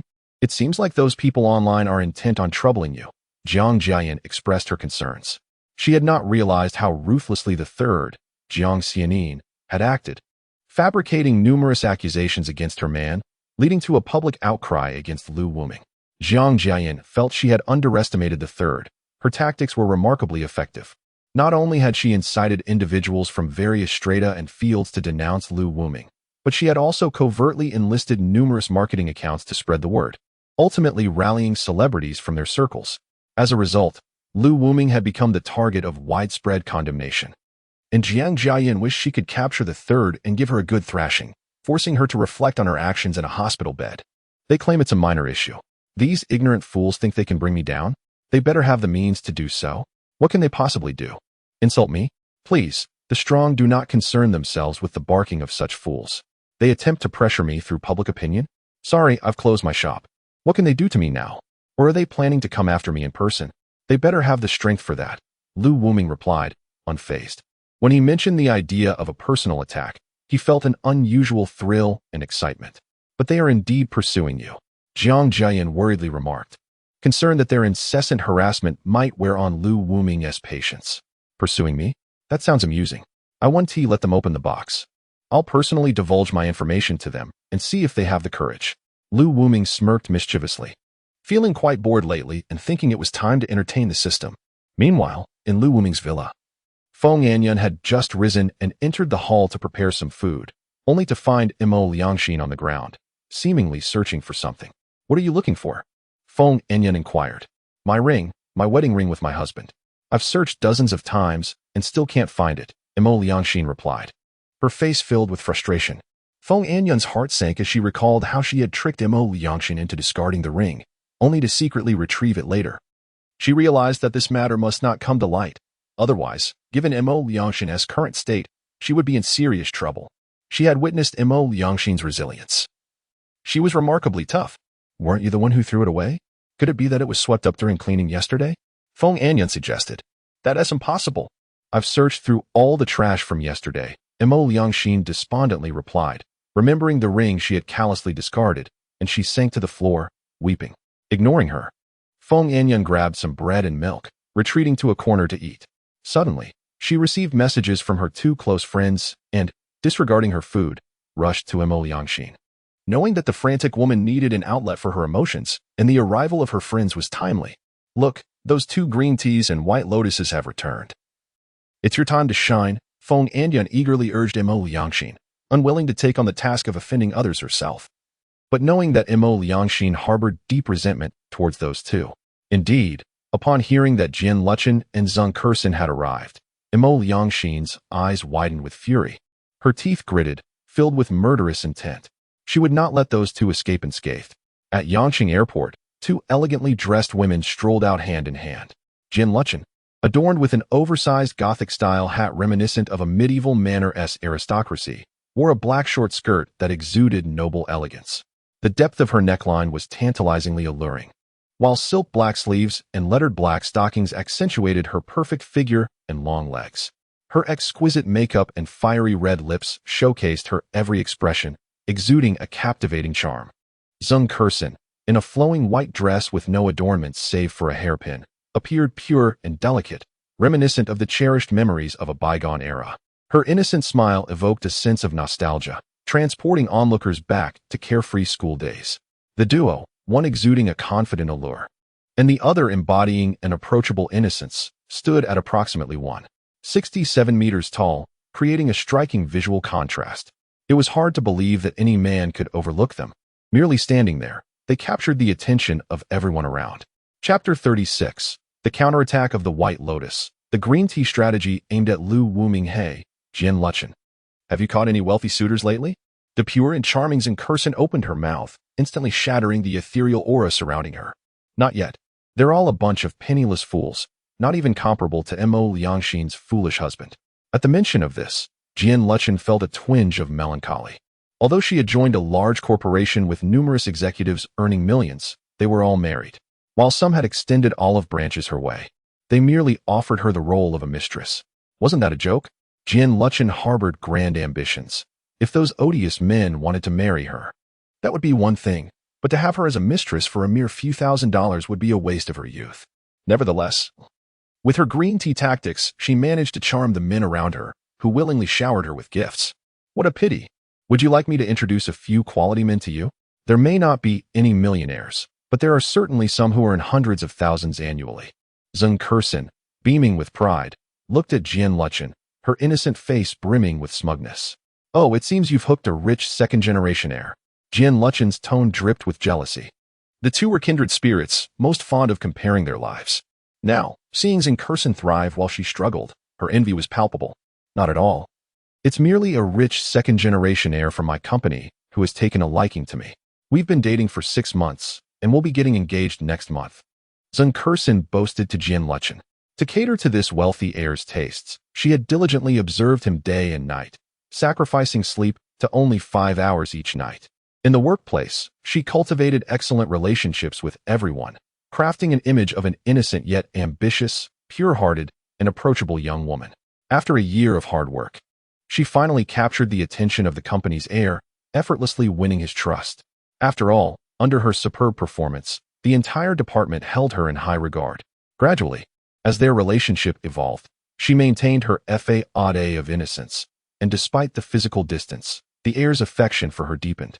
Of course, winning the heir's approval was not enough. She also needed to gain the acceptance of his family. To achieve this, she shifted her focus. working tirelessly and with the heir's assistance, rapidly advancing her career and securing numerous contracts for the company, thereby earning the family's endorsement. After all, a pure and diligent girl was quite admirable. Zhang Kursen's efforts bore fruit, yet maintaining the innocent act was truly exhausting. However, every sacrifice was worthwhile as she successfully embarked on the luxurious life she had always dreamed of. Listening to Zhang Kursen's bragging, Liangxin felt a surge of jealousy. She was well aware of that company, valued in the billions, and could hardly believe her close friend had truly turned her fortunes around. Was it possible that feigning innocence was more appealing than being overtly flirtatious? As she contemplated this, she recalled her university days, where she had been the one with the most admirers. She was shocked that Zhang Kursen had kept such a significant secret, only to return with such explosive news. Don't say your sister ISN and Oppos. T looking out for you. Take a look at these. All single, or divorced, quality men earning over $1 million annually. Zhang Kursen handed over several photographs, not out of kindness, but because she had long since lost interest in these men. Better to pass them to her good friend, allowing Liangxin to experience the upper echelons of society, where she would then realize the disparity and look up to her. Ugh, this one is too old. This one is too greasy, and this one is just plain unappealing. Liangxin examined the photos, filled with doubt that Zhang Kursen was playing a trick on her. Enough. Wealthy and handsome men are rare treasures, not easily encountered. Zhang Kursen shot back, rolling her eyes at Liangxin. Why don't you try to flirt with young Master Jiang? He is the heir of $1 billion conglomerate. Zhang Kursen encouraged. Uft. I am not like that foolish Liangxin. Young Master Jiang? I could never play that game. He is clearly the type to have countless conquests. Men like him are not easily fooled. Engaging with him would leave me with little to gain, Liangxin scoffed. She wasn't naive enough to think she could wade into such high-stakes social battles merely based on her looks. Only someone as gullible as Liangxin would fall for the traps set by Jiang Tianyi. As for Liangxin, she was likely already exhausted from his advances. Jian Kursen mocked. Who knows if young Master Jiang has grown tired of her yet? If not, we might still extract some benefits. Dealing with such a fool. Lu Wuming is also quite unfortunate, Liangxin mused with a tinge of pity.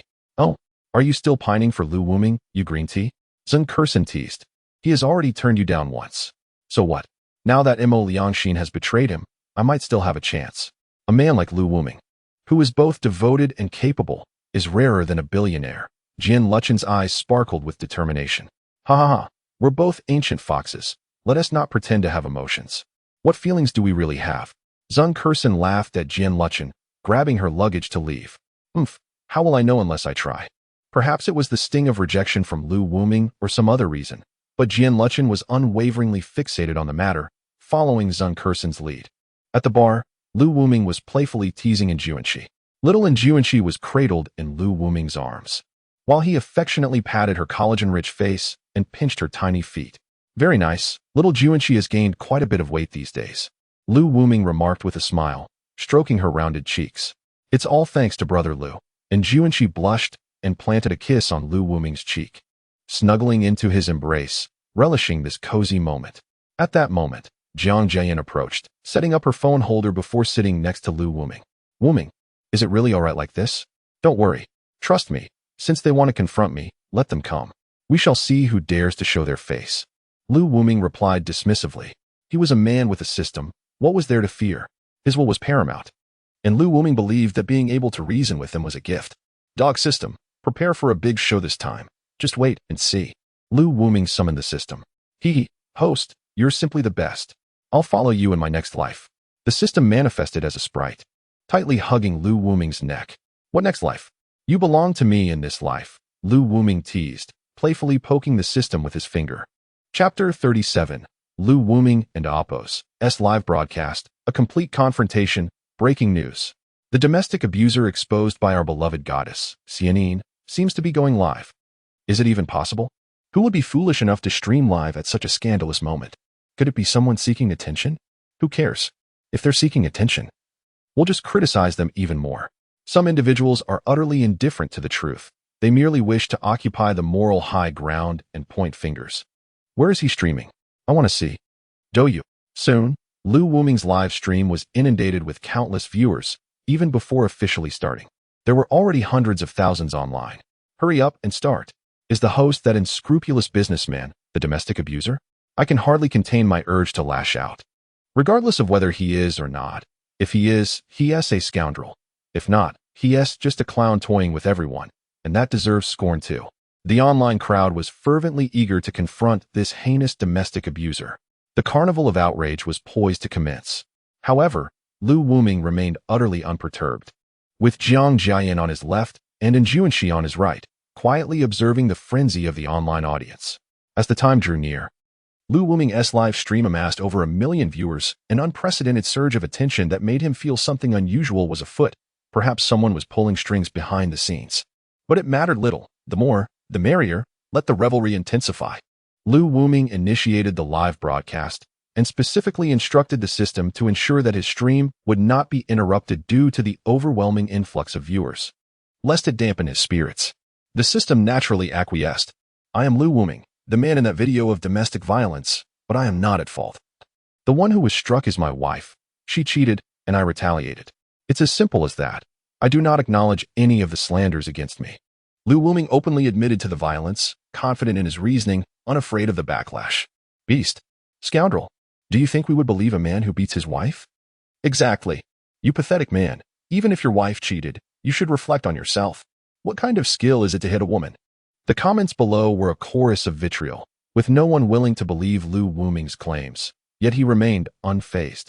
In a hospital, Jiang Tianyi watched as the masses condemned Lu Wuming, reveling in the spectacle, eager to see how Lu Wuming would meet his end. However, when he caught sight of the stunning beauty of his older sister and his adorable fiancée nestled in Lu Wuming's embrace, his heart ached with intense jealousy. Jiang Tianyi swore he would seek revenge. He would reclaim his sisters and fiancée, protecting the women who had yet to fall under Lu Wuming's sway. He envisioned making He Yusen, that monster, suffer alongside Lu Wuming, ensuring Lu Wuming would experience the depths of despair. The mere thought of He Yusen brought tears of frustration to Jiang Tianyi and Appo's eyes, intensifying his desire to eliminate Lu Wuming. Within a governmental agency, a righteous man watched the live stream, having followed the drama since it began the previous night. When he discovered that the uproar was instigated by Jiang Xianin, he felt a headache coming on, given the long-standing friendship between their families. Today, he was particularly attentive to the unfolding events, but when he noticed a petite figure, he stumbled to his feet, disbelief flooding his gaze. Upon seeing Liangxin in the embrace of the man named Lu Wuming, his heart shattered. No, my daughter.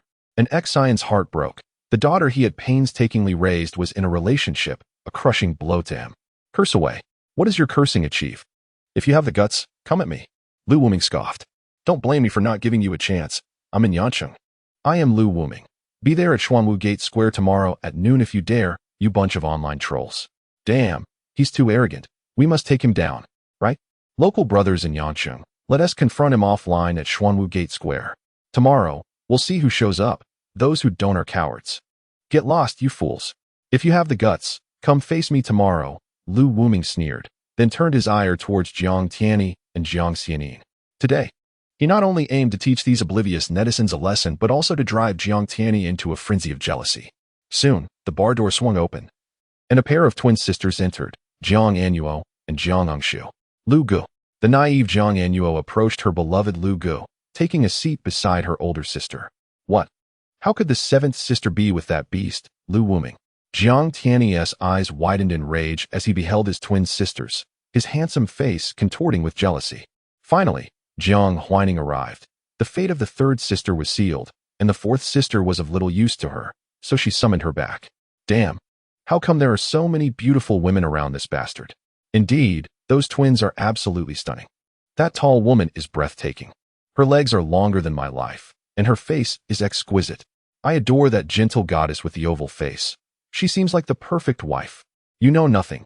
That little loli is the best, so soft and adorable. If only I could be scolded by her as a big fool. I can't even imagine how delightful that would be.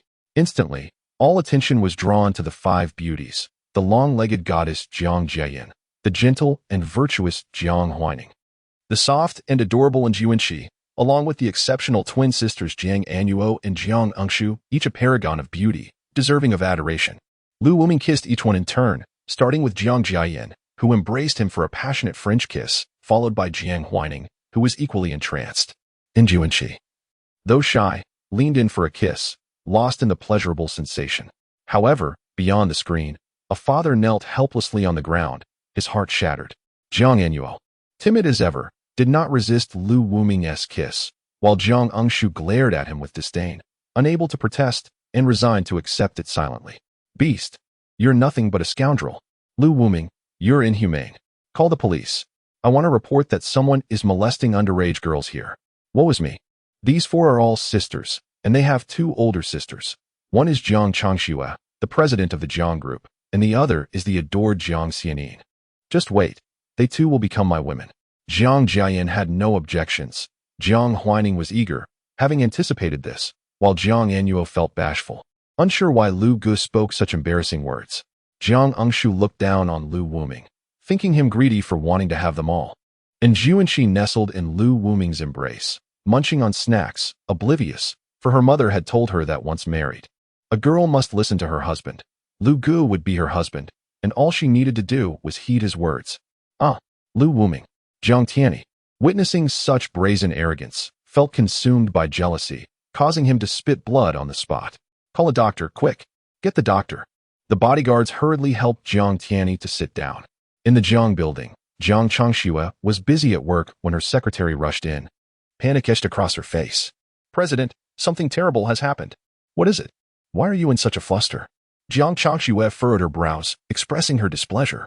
President, you must take a look. The secretary promptly opened the computer and began streaming Lu Wuming's live broadcast. Juanxi has become more beautiful? Jiang Changshue's voice carried a tone of uncertainty, for it had been a considerable time since she last saw her second sister. She was taken aback to discover that her sister's appearance had indeed improved. However, soon after, Xiao Lu, Xiao Qi, and the fourth brother all entered one after another. In the next moment, Jiang Changshue's eyes widened in shock as an unfamiliar man kissed her sisters. Overwhelmed and feeling defeated, she realized she needed to hasten her pace. Chapter 38. Allow me to introduce myself. I am Lu Wuming. What an insufferable creature. This Lu Wuming is truly a beast. Not only does he feast at the table, but he also covets what others possess, seeking to claim it all for himself. Brothers, we cannot allow this scoundrel to harm our goddess, Xianin. She is ours to protect. With your lowly status, our goddess would never cast a glance your way. She is a determined heroine, far beyond your reach. Observing the fervent outrage of the netizens, Lu Wuming felt a thrill. He relished this sensation, while others could only seethe in impotent fury. Mark your calendars. Tomorrow at noon, I will be waiting for you at Xuanwu Gate Square. As for Jiang Xianin, she is destined to be mine. With that declaration, Lu Wuming abruptly ended the live stream. How brazen. Brothers, let us gather at Xuanwu Gate Square tomorrow. We shall not rest until we have dealt with him. Count me in. I wish to join as well. Having stirred the wrath of the masses, Lu Wuming found himself besieged by fervent followers eager to confront him in real life. In less than half an hour, his account amassed millions of followers, though most were antagonistic, with a few eager to learn his ways. Brother, do you have any secrets? How do you win the hearts of so many sisters? Pray, teach me. Brother, I humbly kneel before you. I wish to learn. Lu Wuming paid them no mind, instead preparing to enjoy a movie night with his friends. The bar owned by Jiang Jiayan was quite spacious, filled with many vacant rooms. She had already instructed Xiao Dai to transform some rooms into cinema halls, KTV rooms, and various other entertainment spaces. Anua, Engshu, I have secured your leave. You two may enjoy your time here with your elder sister. Lu Wuming informed the two sisters. Really? Thank you, Brother Lu. Jiang Anua exclaimed, her face lighting up with joy. Accompanying her elder sister and two younger sisters was far more enjoyable than attending school. Jiang Engshu wanted to protest, but Lu Wuming threatened, it is quite dangerous outside these days. You and Anua should stay home. Otherwise, your sister may find herself in peril. Understood, Jiang Engshu reluctantly acquiesced, recognizing that Lu Wuming's antics were beyond her control. She quickly darted away to evade him. Lu Wuming chuckled softly, feeling confident in his grasp over the situation. Ding dong. The phone rang, and An Jungxi scampered towards the table, retrieving her phone from her backpack. She noticed a call from her father. Little Juanxi, who was calling? Lu Wuming scooped up An Jungxi and placed her on his lap. It's Dad. Shouldn't you hide? Brother Lu? An Jungxi feared her father might scold Lu Wuming. Fear not. It is time to meet your father, my future father-in-law. After all, little Juanxi is my darling wife. Lu Wuming kissed An Jungxi's chubby cheek, causing her face to flush crimson. She did not refute his claim, instead clinging tightly to him. As Liangxin nestled in Lu Wuming's embrace, she answered the call. "Precious daughter, why haven't you returned home? Your mother misses you dearly. When will you come back?" Anxin's voice was warm and gentle, as if afraid to frighten her daughter. "Daddy, I will be home in a few days. I'm having so much fun with Brother Lu." Liangxin beamed, feeling this was the happiest time of her life. Who is Brother Lu? Anxin's expression contorted with disbelief. Though he had witnessed the live stream and learned of his daughter's newfound affection, he still struggled to accept the reality. "Old Deng, allow me to introduce myself. I am Lu Wuming, the man in Juanxi's life." Lu Wuming fixed his gaze on Anxin, planting a kiss on Liangxin's lips, causing Anxin to blush furiously. In Lu Wuming's villa, Feng Anyun and Mo Liangxin had both watched the live stream. Mo Liangxin silently wept, while Feng Anyun was left utterly astounded. She had not anticipated Lu Wuming to possess such remarkable capabilities, not only taming Jiang Ano, but also winning over her twin sister, and most notably, even managing to capture Jiang Tianyi's fourth sister. The strikingly beautiful woman beside him. Was she also from the Jiang family? How audacious of him to openly declare war on the Jiang family, intending to claim Jiang Xianin and Jiang Changxue, the president of Jiang Corporation. Were it anyone else, Feng Anyun would deem them insane. However, she understood that Lu Wuming was no ordinary individual. He had already captured a significant portion of the Jiang family. This was a true testament to his prowess. Feng Anyun felt a sense of relief, grateful for her wise choice in the past. Otherwise, she would have long been swept away in turmoil. Mo Liangxin, however, was consumed by sorrow as she witnessed Lu Wuming's happiness. She saw the adoration he bestowed upon the little girl, which reminded her of the days when he loved her. She bit her lip fiercely, even drawing blood, yet felt no pain. She recognized that this was her own doing. Had she not been foolish, she would not have been duped by her so-called friends. Nor would she have fallen prey to Jiang Tianyi's deception. Mo Liangxin's eyes glinted with madness, causing Feng Anyun to instinctively distance herself from her. At that moment, Jin Luchen sent her a message. "Yin, we are almost at Mo Liangxin's home. Have you arrived yet?" "I'm here. I'll open the door for you shortly." Feng Anyun quickly replied, feeling a wave of relief wash over her. The cavalry had arrived, and she no longer had to fear. "Mo Liangxin, those two little girls are coming." Before Feng Anyun could finish her sentence, she noticed Mo Liangxin silently rising, seemingly preparing to answer the door. "Wait, Mo Liangxin. Your demeanor will frighten them away. You should hide first. Once I lure them in, they will be at your mercy." Feng Anyun gently persuaded her. "Fine." Mo Liangxin hissed through clenched teeth, returning to her room, where she grasped Lu Wuming's belt, wiping away her tears as her fury became impossible to conceal. The doorbell rang, and Feng Anyun rushed to open it. "Yin, it's been too long." The twin stars, clad in black and white, greeted her as they stepped out of the car. "It's been ages. Come in quickly. Xian has missed you both so much." Feng Anyun eagerly ushered them inside. "So, how is Xian's relationship with Jiang Xiao progressing?" Zheng Kursin inquired impatiently, knowing that she had confessed her feelings to Mo Liangxin the previous week. "Why don't you ask her?" Feng Anyun quietly locked the door. Xian, using Kursin and Apos. Words faltered as she saw Mo Liangxin approaching with a sinister grin, holding the belt in her hands. The cold, disdainful glimmer in Mo Liangxin's eyes caused both Zheng Kursin and Jin Luchen to halt in their tracks. Moments later, the villa echoed with horrifying screams. Chapter 39. The parents of Anjia discuss. Jiang Changxue receives a call in the courtyard of Anjia. Mother-in was tending to her flowers, humming a cheerful tune now and then, her spirits remarkably lifted. Ever since her daughter's illness had been cured, this woman, who usually wore a troubled expression, had finally regained her smile. She often pondered when Juanxi would return. Mother-in eagerly anticipated the day she could embrace her healthy daughter and prepare a meal for her with her own hands. As for safety, Mother-in harbored no worries. After all, she communicated with her daughter daily, delighting in her rosy complexion and hearty appetite, which filled her with joy. Her daughter had always been frail, suffering through painful days on a hospital bed, and now, as long as her daughter was healthy, she felt no regrets. Suddenly, a man's voice echoed from the entrance, breaking her reverie. Mother-in recognized it was her husband returning, though he seemed rather displeased. "What's the matter, dear?" she inquired, immediately setting down her task and stepping out. "Our precious daughter has been abducted." Her husband, the head of Yangcheng, slumped despondently onto the ground, haunted by the image of their daughter being held by that scoundrel. He even had the audacity to claim, "Your daughter is mine." Isn't that outrageous? What troubled him most was the daughter's apparent affection for that man. Just as he was about to explode with anger, their daughter blinked her big eyes at him, pleading, "Daddy, don't you like Luga?" Seeing the distress in her eyes, Liangxin could only suppress his fury and comfort her softly. Yet, the smug expression on Lu Wuming's face ignited a fire within him. "Is it such a big deal? Why are you so upset? She's grown up. What is wrong with her having a boyfriend?"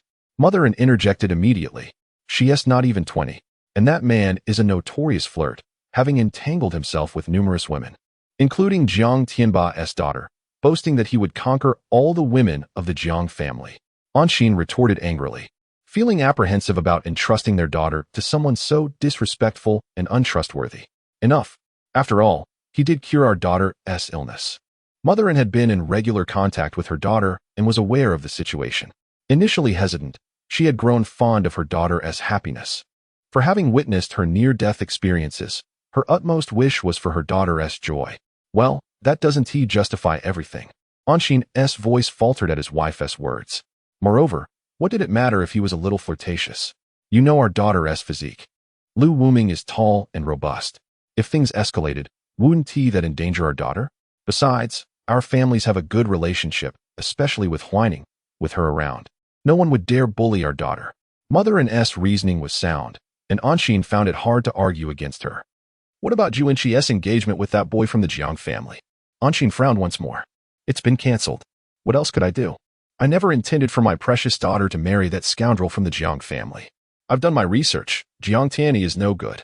Mother's face soured immediately at the mention of Jiang Tianyi.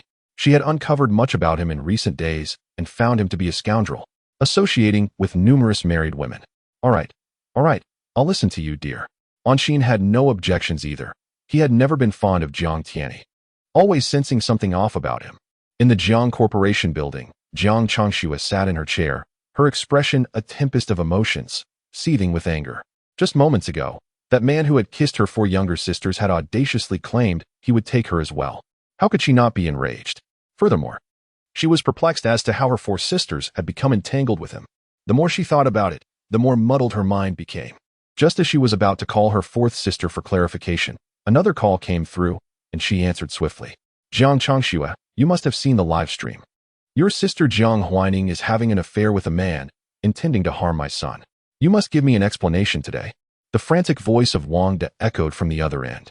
With the truth now revealed, the unclear relationship between Jiang Huining and that man, Lu Wuming, only confirmed her son's claims. This pair of illicit lovers had turned her son into a shell of himself, pushing Wang De to the brink of tolerance, prompting him to demand an explanation from Jiang Changxue. "Get lost, fool. The Wang family should prepare for bankruptcy." Jiang Changxue hung up the phone abruptly. How dare a mere son-in-law of the Yi family question her, aggravating her already foul mood. She quickly arranged for a strike against Wang De's family. While she could not touch the Yu family, dealing with the Wang family would be a piece of cake. Typically, Jiang Changxue prioritized profit and held little regard for such matters. But today, with the chaos surrounding Lu Wuming and her sisters, compounded by Wang De's insolence, her fury reached its peak. After taking these actions and blocking Wang De's number, Jiang Changshue's face darkened further. Meanwhile, Lu Wuming was enjoying a film with everyone, wearing 3D glasses. He had Jiang Jiayan on his left and Jiang Huining on his right, both nestled against him, enveloping him in warmth. Jiang Anyuo, equally affectionate, embraced her younger sisters, Jiang Engshu on her left and Juanxi on her right, ensuring no one felt left out. "Here, sisters, eat." Jiang Anyuo offered popcorn to her younger sister, Jiang Engshu, who merely rolled her eyes at her sister's childishness before accepting a piece. Seeing her sister munch happily, Jiang Anyuo beamed and turned to feed Juanxi. "Thank you, Anyuo sister," Jiang Juanxi replied with a sweet smile. "Not at all. You're simply adorable, Juanxi." Jiang Anyuo couldn't resist planting a kiss on Jiang Juanxi, then turned to give Jiang Engshu a peck as well. "Oh dear, my silly sister, how naive you are. No wonder Lu Wuming has captivated you." Jiang Engshu shook her head, exasperated. As the movie concluded, Jiang Huining's phone rang, startling her so much that she jumped from Lu Wuming's embrace. The screen displayed an incoming call from her eldest sister, Jiang Changxue. Chapter 40.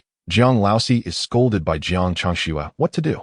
Jiang Huaining was consumed by anxiety, fully aware that her elder sister had come to confront her, especially after the livestream incident that Jiang Changxue had undoubtedly witnessed. Although Jiang Huaining had boasted while intoxicated, claiming she could overpower her sister, it was merely bravado.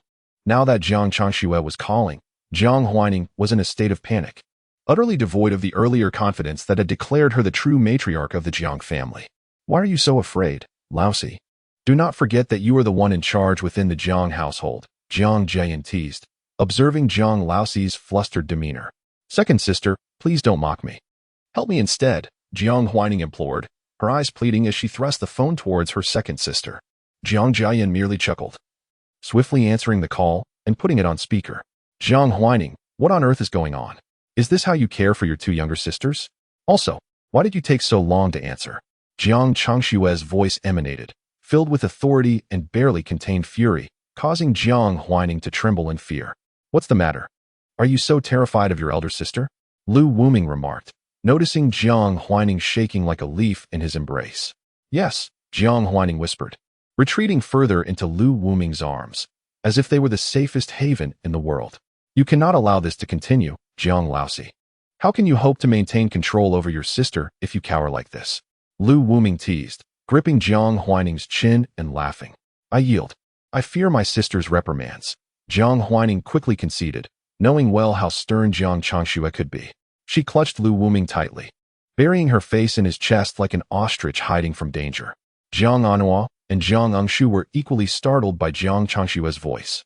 The former's smile faded instantly, while the latter looked on with malicious glee at Lu Wuming. Little Seven seems rather unruly, Lu Wuming mused, already devising a plan to tame this disobedient little wildcat. Jiang Huaining, speak. Jiang Changxue commanded, her tone more forceful, causing Jiang Huaining to shiver anew. It's me, big sister, Jiang Jian interjected calmly, taking over the conversation. The two sisters, close in age, had once shared responsibilities, one managing the household while the other engaged with the outside world, propping up the precarious Jiang family. Jian? Jiang Changxue paused upon recognizing her voice. It is I, big sister. Long time no see. Jiang Jian replied with ease, unlike Jiang Laoxi, who was trembling with trepidation. Has your face healed? Jiang Changxue inquired after taking a deep breath. Yes, my man has taken care of it. As she mentioned her face, Jiang Jian took Lu Wuming's hand and placed it on her cheek, nuzzling against it gently. That Lu Wuming? What on earth is happening? Why are Laoxi, Xiao Lu, and Xiao Qi associating with him? Jiang Changxue and Apos' voice brimmed with suppressed anger at the mention of Lu Wuming. It cannot be helped. As for the second sister, it is understandable since he healed her face. But what about the other three sisters? It has only been half a month since I last visited home, and it seems the household has been completely overrun. Jiang Changshue's frustration mounted, especially since this man dared to covet her attention. Hearing Jiang Changshue's wrathful words, Jiang Laoxi buried herself deeper into Lu Wuming's embrace, too frightened to lift her head. Lu Wuming found her reaction amusing and was intrigued by Jiang Changshue's formidable presence. Was this the power of bloodline? Jiang Anhua, too, was startled by their elder sister's tone, quickly retreating into her younger sister's embrace, while Anjuanshi sat munching on snacks, enjoying the unfolding drama. You should ask your mother's cherished son about his mischief, stirring trouble everywhere, seducing women, and undermining others' businesses with the Jiang name. Shouldn't he expect retaliation? Jiang Jian's words were aimed at seizing the initiative, subtly directing Jiang Changshue's ire towards Jiang Tianyi, knowing full well that her elder sister had a softer spot for her younger sisters. Upon hearing Jiang Jian's remarks, Jiang Changxue grasped the situation. Realizing Jiang Tianyi was the instigator, her anger flaring further. However, she could not hold her sisters accountable for his misdeeds. Those who betray their wives and daughters will themselves be betrayed. Whose fault is it if you cannot manage that beast, Jiang Tianyi? Thankfully, my Wuming is very fond of the sisters, and they adore him in return, a mutual affection indeed, Jiang Jian remarked nonchalantly, beckoning Jiang Anhua closer. If you do not believe me, listen to their voices, Jiang Jian said, wrapping her arms around Jiang Anhua and questioning her. Anhua, do you like your brother Lu? Yes, Jiang Anhua replied bashfully, lowering her head, as if fearing her elder sister and Apos' wrath for her fondness for Lu Wuming. She added hesitantly, big sister, Brother Lu treats me very well, and Anua likes him.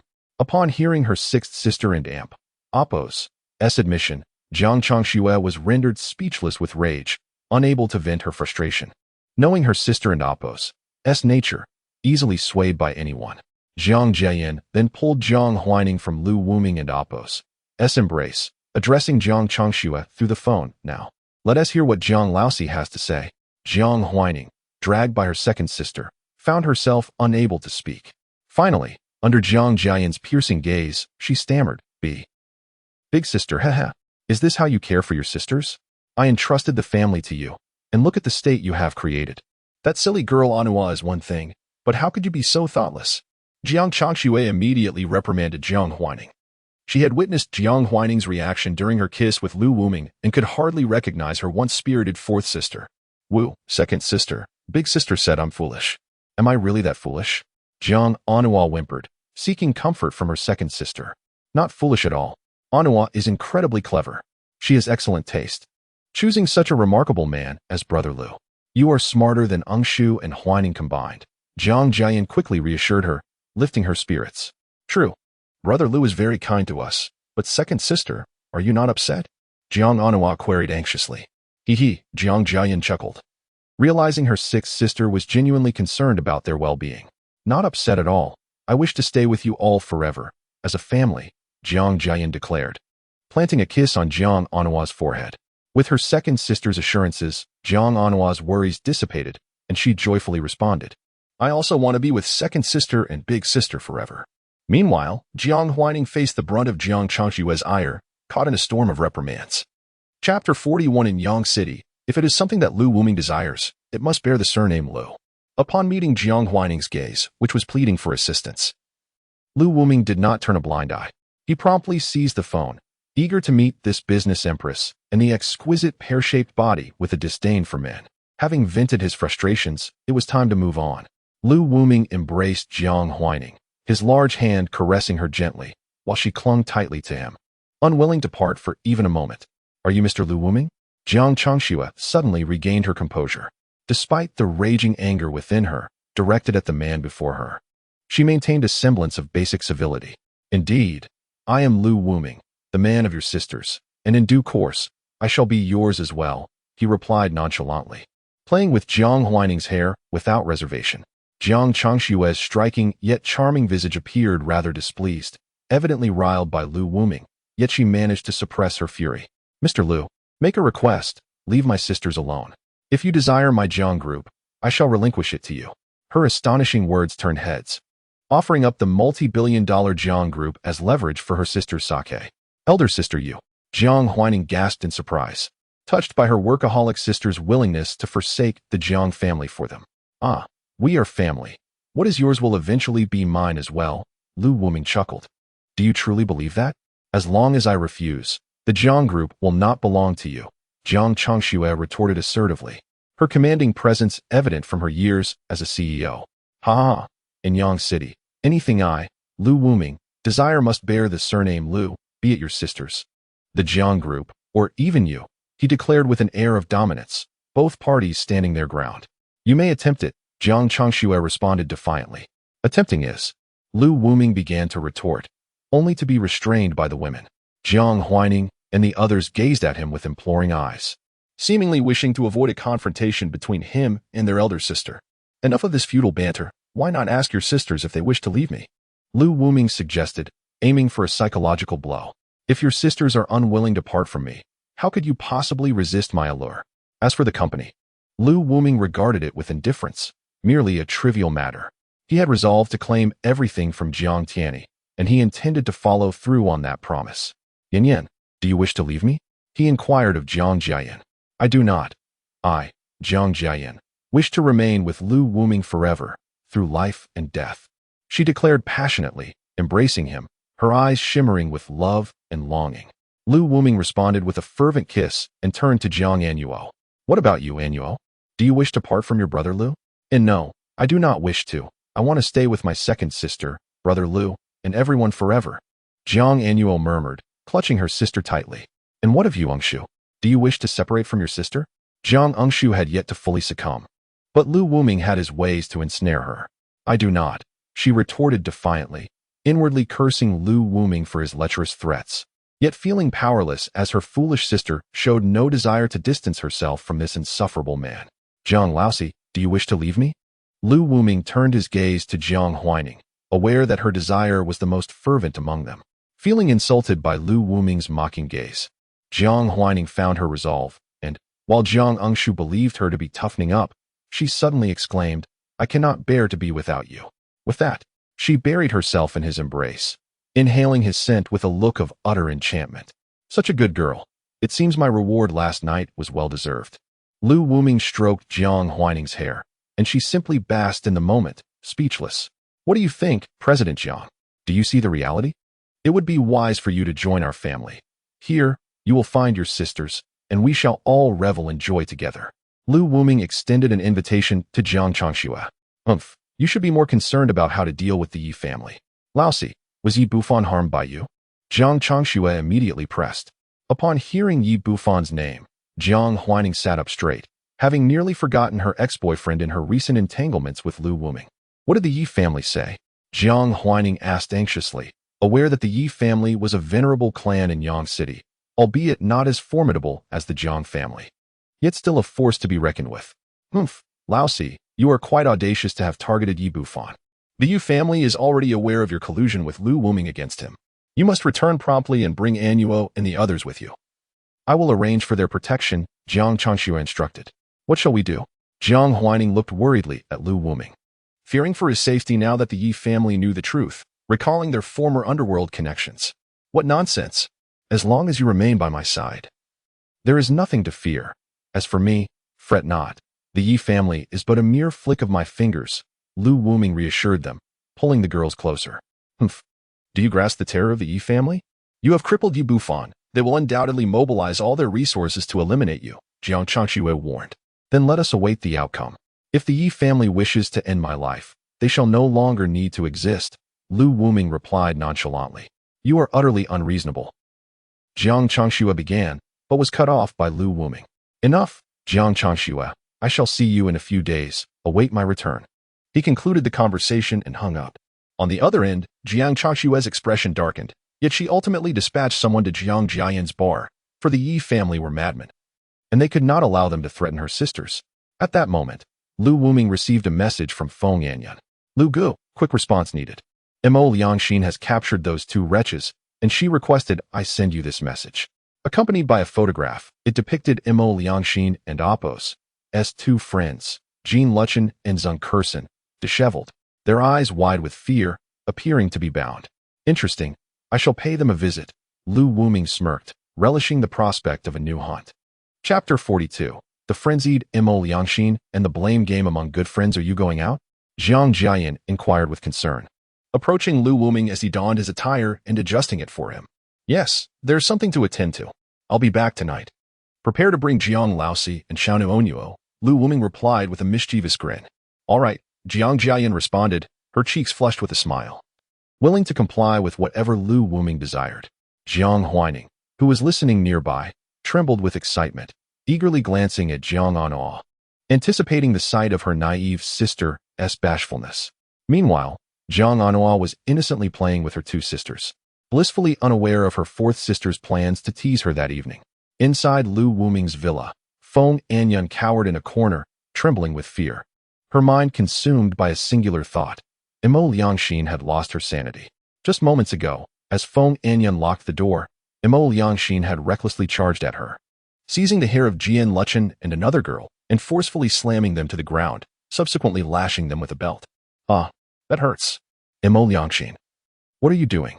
Jian Luchen exclaimed, instinctively shielding her face in pain. Stop it, Mo Liangxin. You must stop. Zheng Kersen cried out, trying to rise. But Mo Liangxin continued to strike with the belt, inflicting more pain. Without uttering a word, Mo Liangxin wore a fierce expression, gripping the belt tightly and swinging it relentlessly. Filled with hatred for the two women before her, she wished her strikes could land faster. If not for Feng Anyan's suggestion that offering these two to her husband might earn her forgiveness and bring him joy, Mo Liangxin would have already ended them. However, she felt compelled to inflict torment. Without teaching these two a severe lesson, Emo Liangxin would not find peace. Had it not been for their instigation, she might not have erred and lost the man who loved her. Tears welled up in Emo Liangxin's eyes as she thought of Lu Wuming, causing her strikes to become even harsher. You vile creatures. You sow discord between my husband and me.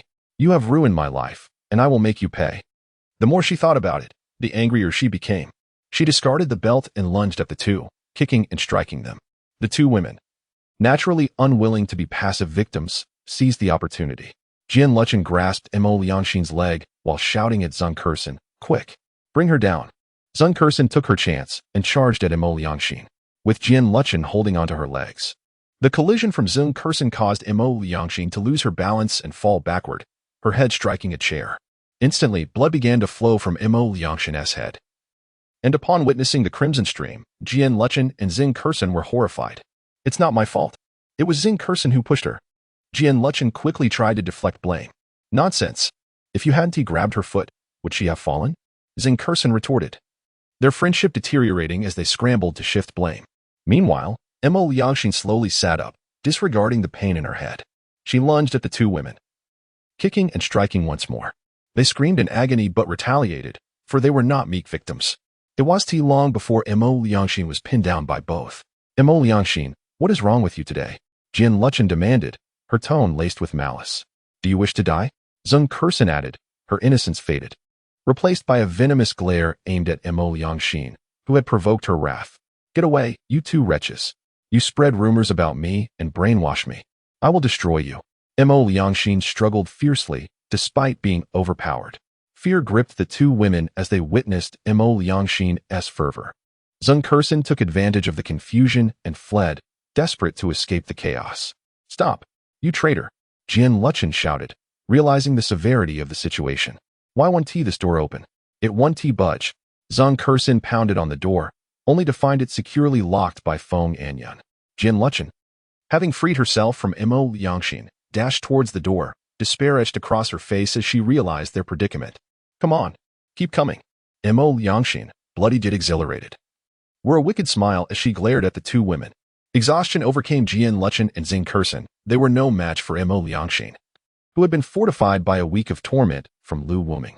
In her current state of madness, Emo Liangxin rained down blows upon the two, who lay on the ground, begging for mercy. "Sister Liangxin, I was wrong. It was Liangxin who spread those rumors. I had nothing to do with it." Zheng Kershen, dazed and confused, betrayed her friend. "How dare you? It was your idea. Liangxin, I was misguided by this wretch. I regret it." Liangxin quickly followed suit, throwing her friend under the bus as well. "Liangxin, you were envious of Sister Liangxin's life and coveted her man. Sister Liangxin, I must inform you that Liangxin once attempted to seduce my husband." Zheng Kershen sought to deflect the ire of Emo Liangxin onto Liangxin. Emo Liangxin's gaze sharpened upon Liangxin, her murderous intent unmistakable. "Curse you, wretched woman. You shall not escape unscathed." Liangxin felt a chill run down her spine as she glared at Zheng Kershen, harboring resentment for her betrayal. Zheng Kershen was not innocent either. She had once flirted with Lu Wuming and was the first to contact Jiang Tianyi. Liangxin, quick-witted, decided to retaliate. Half-truths mingling with accusations against Zheng Kershen for her past flirtations with Lu Wuming. "You lie. You're fabricating stories." Zheng Kershen began, but her words were abruptly cut off by the terror induced by Emo Liangxin's piercing gaze. Upon hearing Jiang Tianyi's name, Emo Liangxin's anger boiled over, and she unleashed her fury upon both women, rendering them utterly helpless. After the lesson was imparted, Emo Liangxin turned to Feng Anyan. Her bloodied visage twisted into a deranged grin. "Feng Anyan, quickly send a message to my husband. I have a present for him."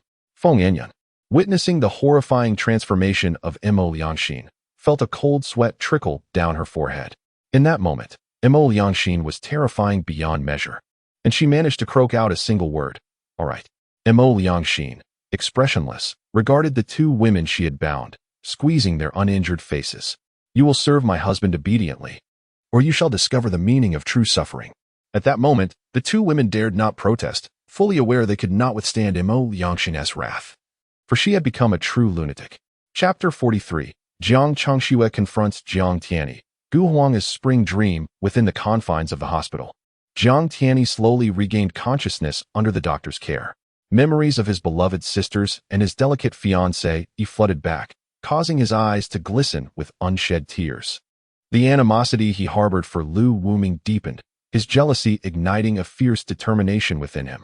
The sight of his cherished fourth sister and two obedient younger sisters, alongside his stunning second sister and adorable fiancée, being brazenly kissed by Lu Wuming was unbearable.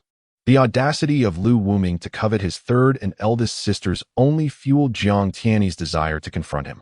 This time, he vowed not to allow Lu Wuming to succeed.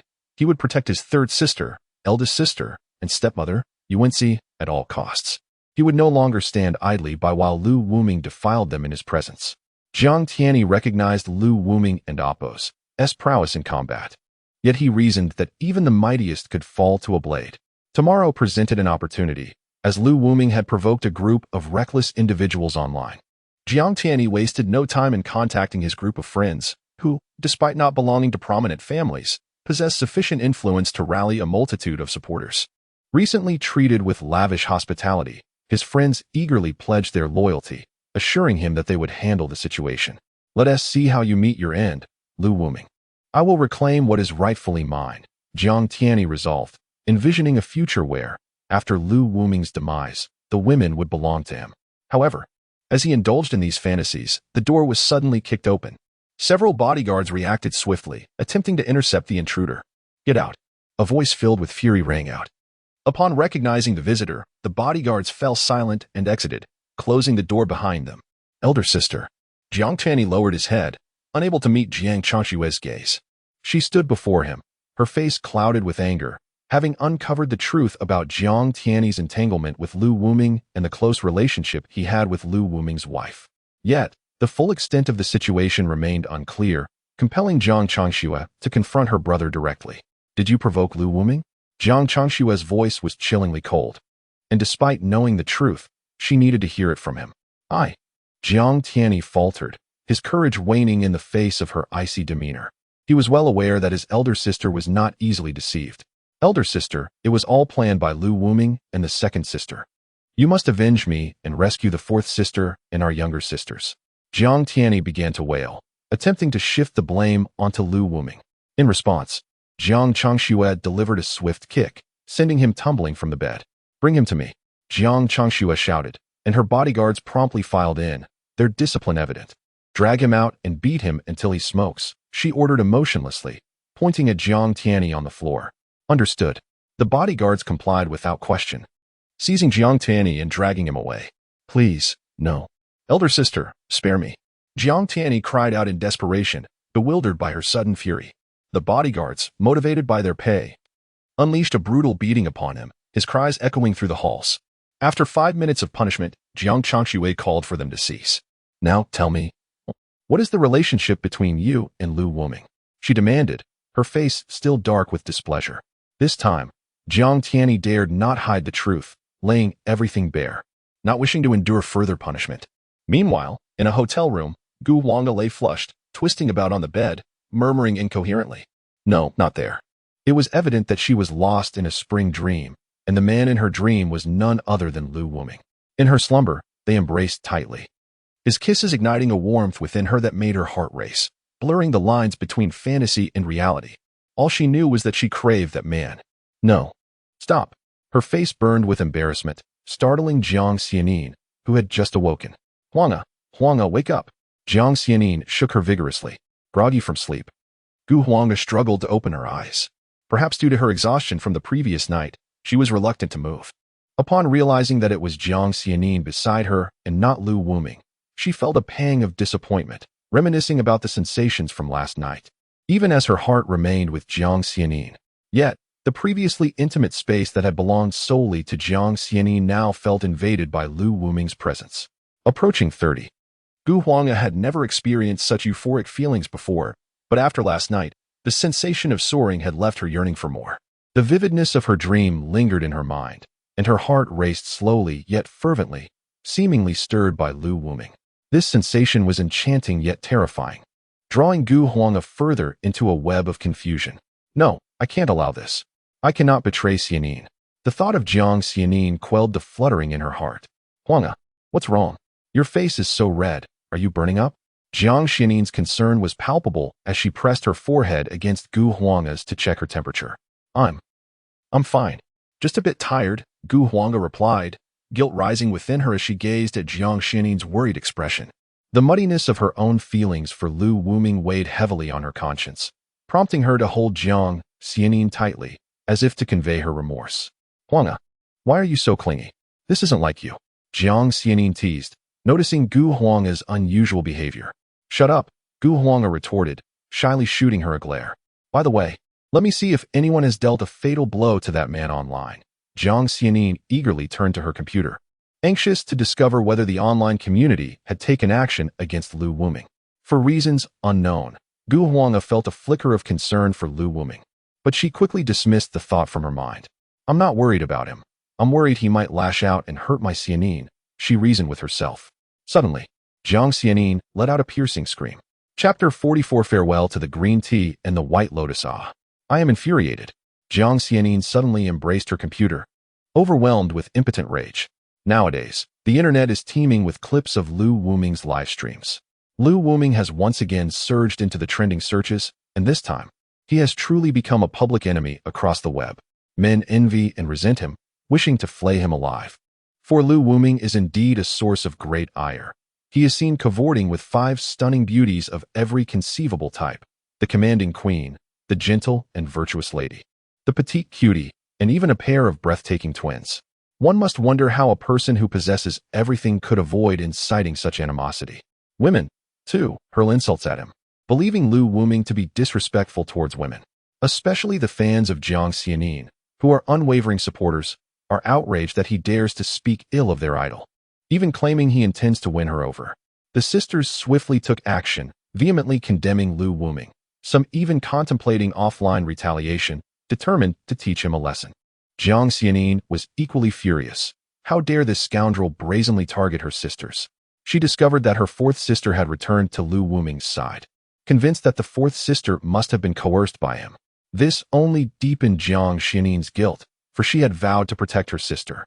Yet she had allowed Lu Wuming to intimidate her. Watching her 4th sister endure the revulsion of kissing Lu Wuming to shield the other 2, feigning enjoyment, further intensified Jiang Xianin's hatred for him. She also noticed the fear in her 6th sister and the unwillingness of her 7th sister. Lu Wuming was truly despicable.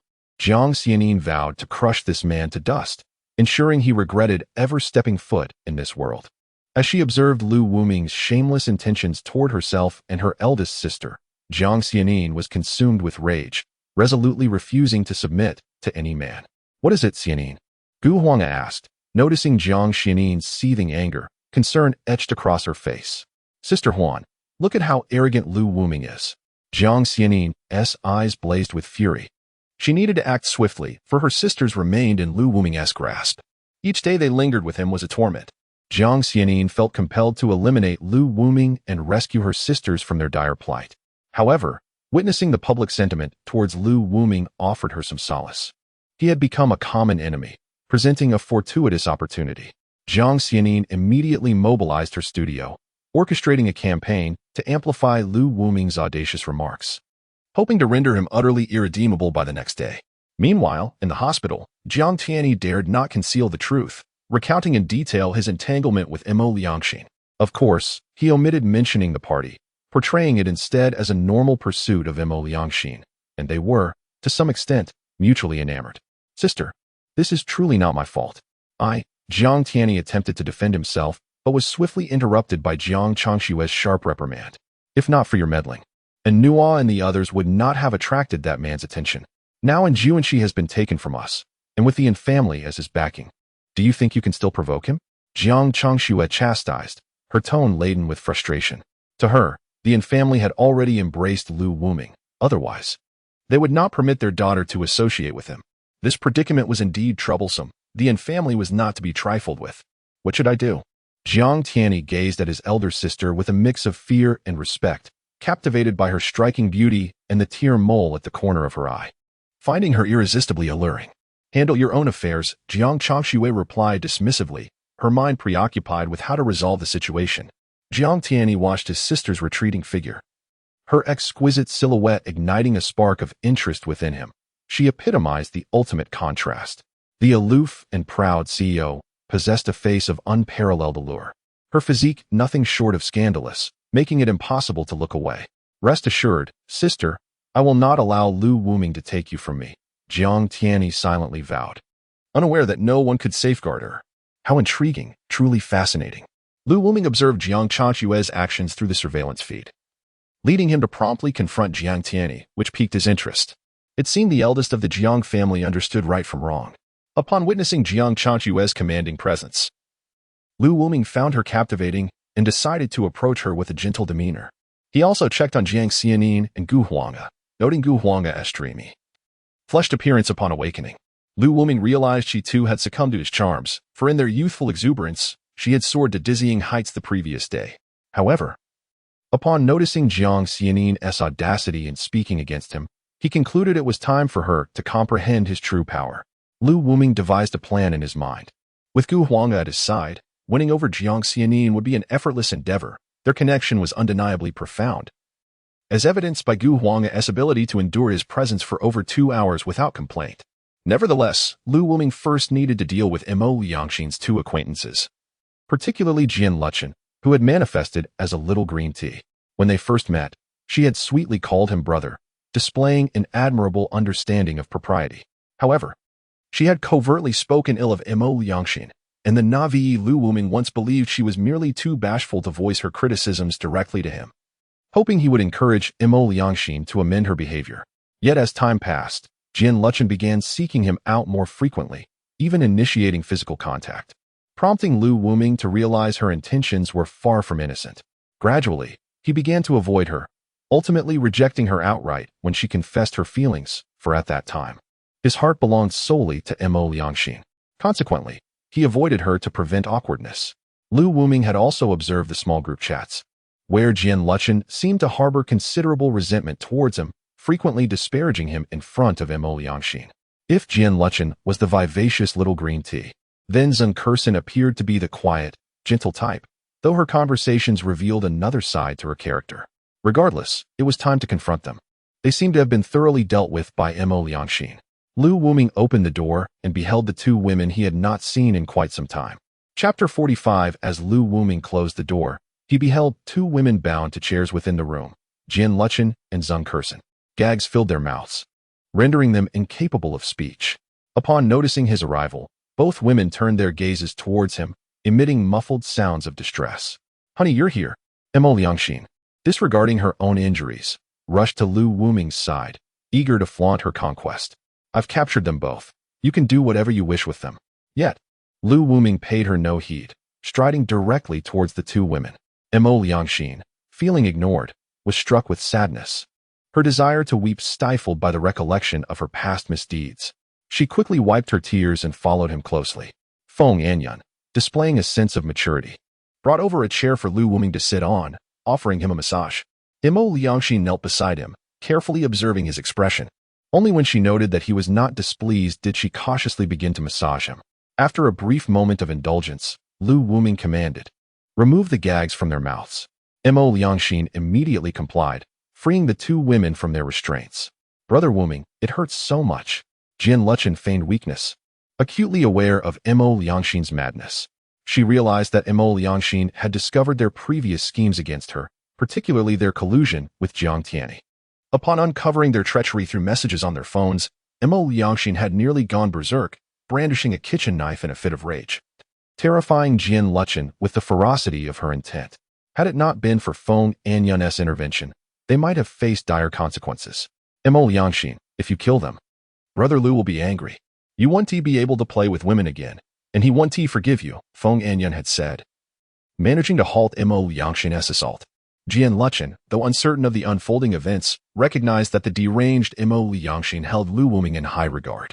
Fearful of Mo Liangxin, she instinctively sought to align herself with Lu Wuming, aware of the peril she faced. Lu Wuming rose, his hand gently caressing Liangxin's exquisitely made-up face. She, in turn, leaned into him, her eyes brimming with allure. Satisfied with Lu Wuming, she understood that Mo Liangxin was wholly obedient to him. Should she resist, the prospect of Mo Liangxin unleashing her wrath upon her was daunting. Lu Wuming, you must release me at once. Do you know who my fiancé is? He is the heir to the Dali Group, soon to be listed. Zheng Kursen exclaimed, her voice laced with defiance. She regarded Mo Liangxin as a madwoman, believing that Lu Wuming would be swayed by her status. Lu Wuming's actions paused, while Jian Luchen cast an incredulous look at Zheng Kursen, perceiving her as foolish for overestimating her position. Your tone is quite displeasing, Lu Wuming began, but was abruptly interrupted by Zheng Kursen, who seemed intent on venting her frustrations on him. Are you seeking death? Do you know what your wife is doing? Do you believe I want to have my fiancé deal with you?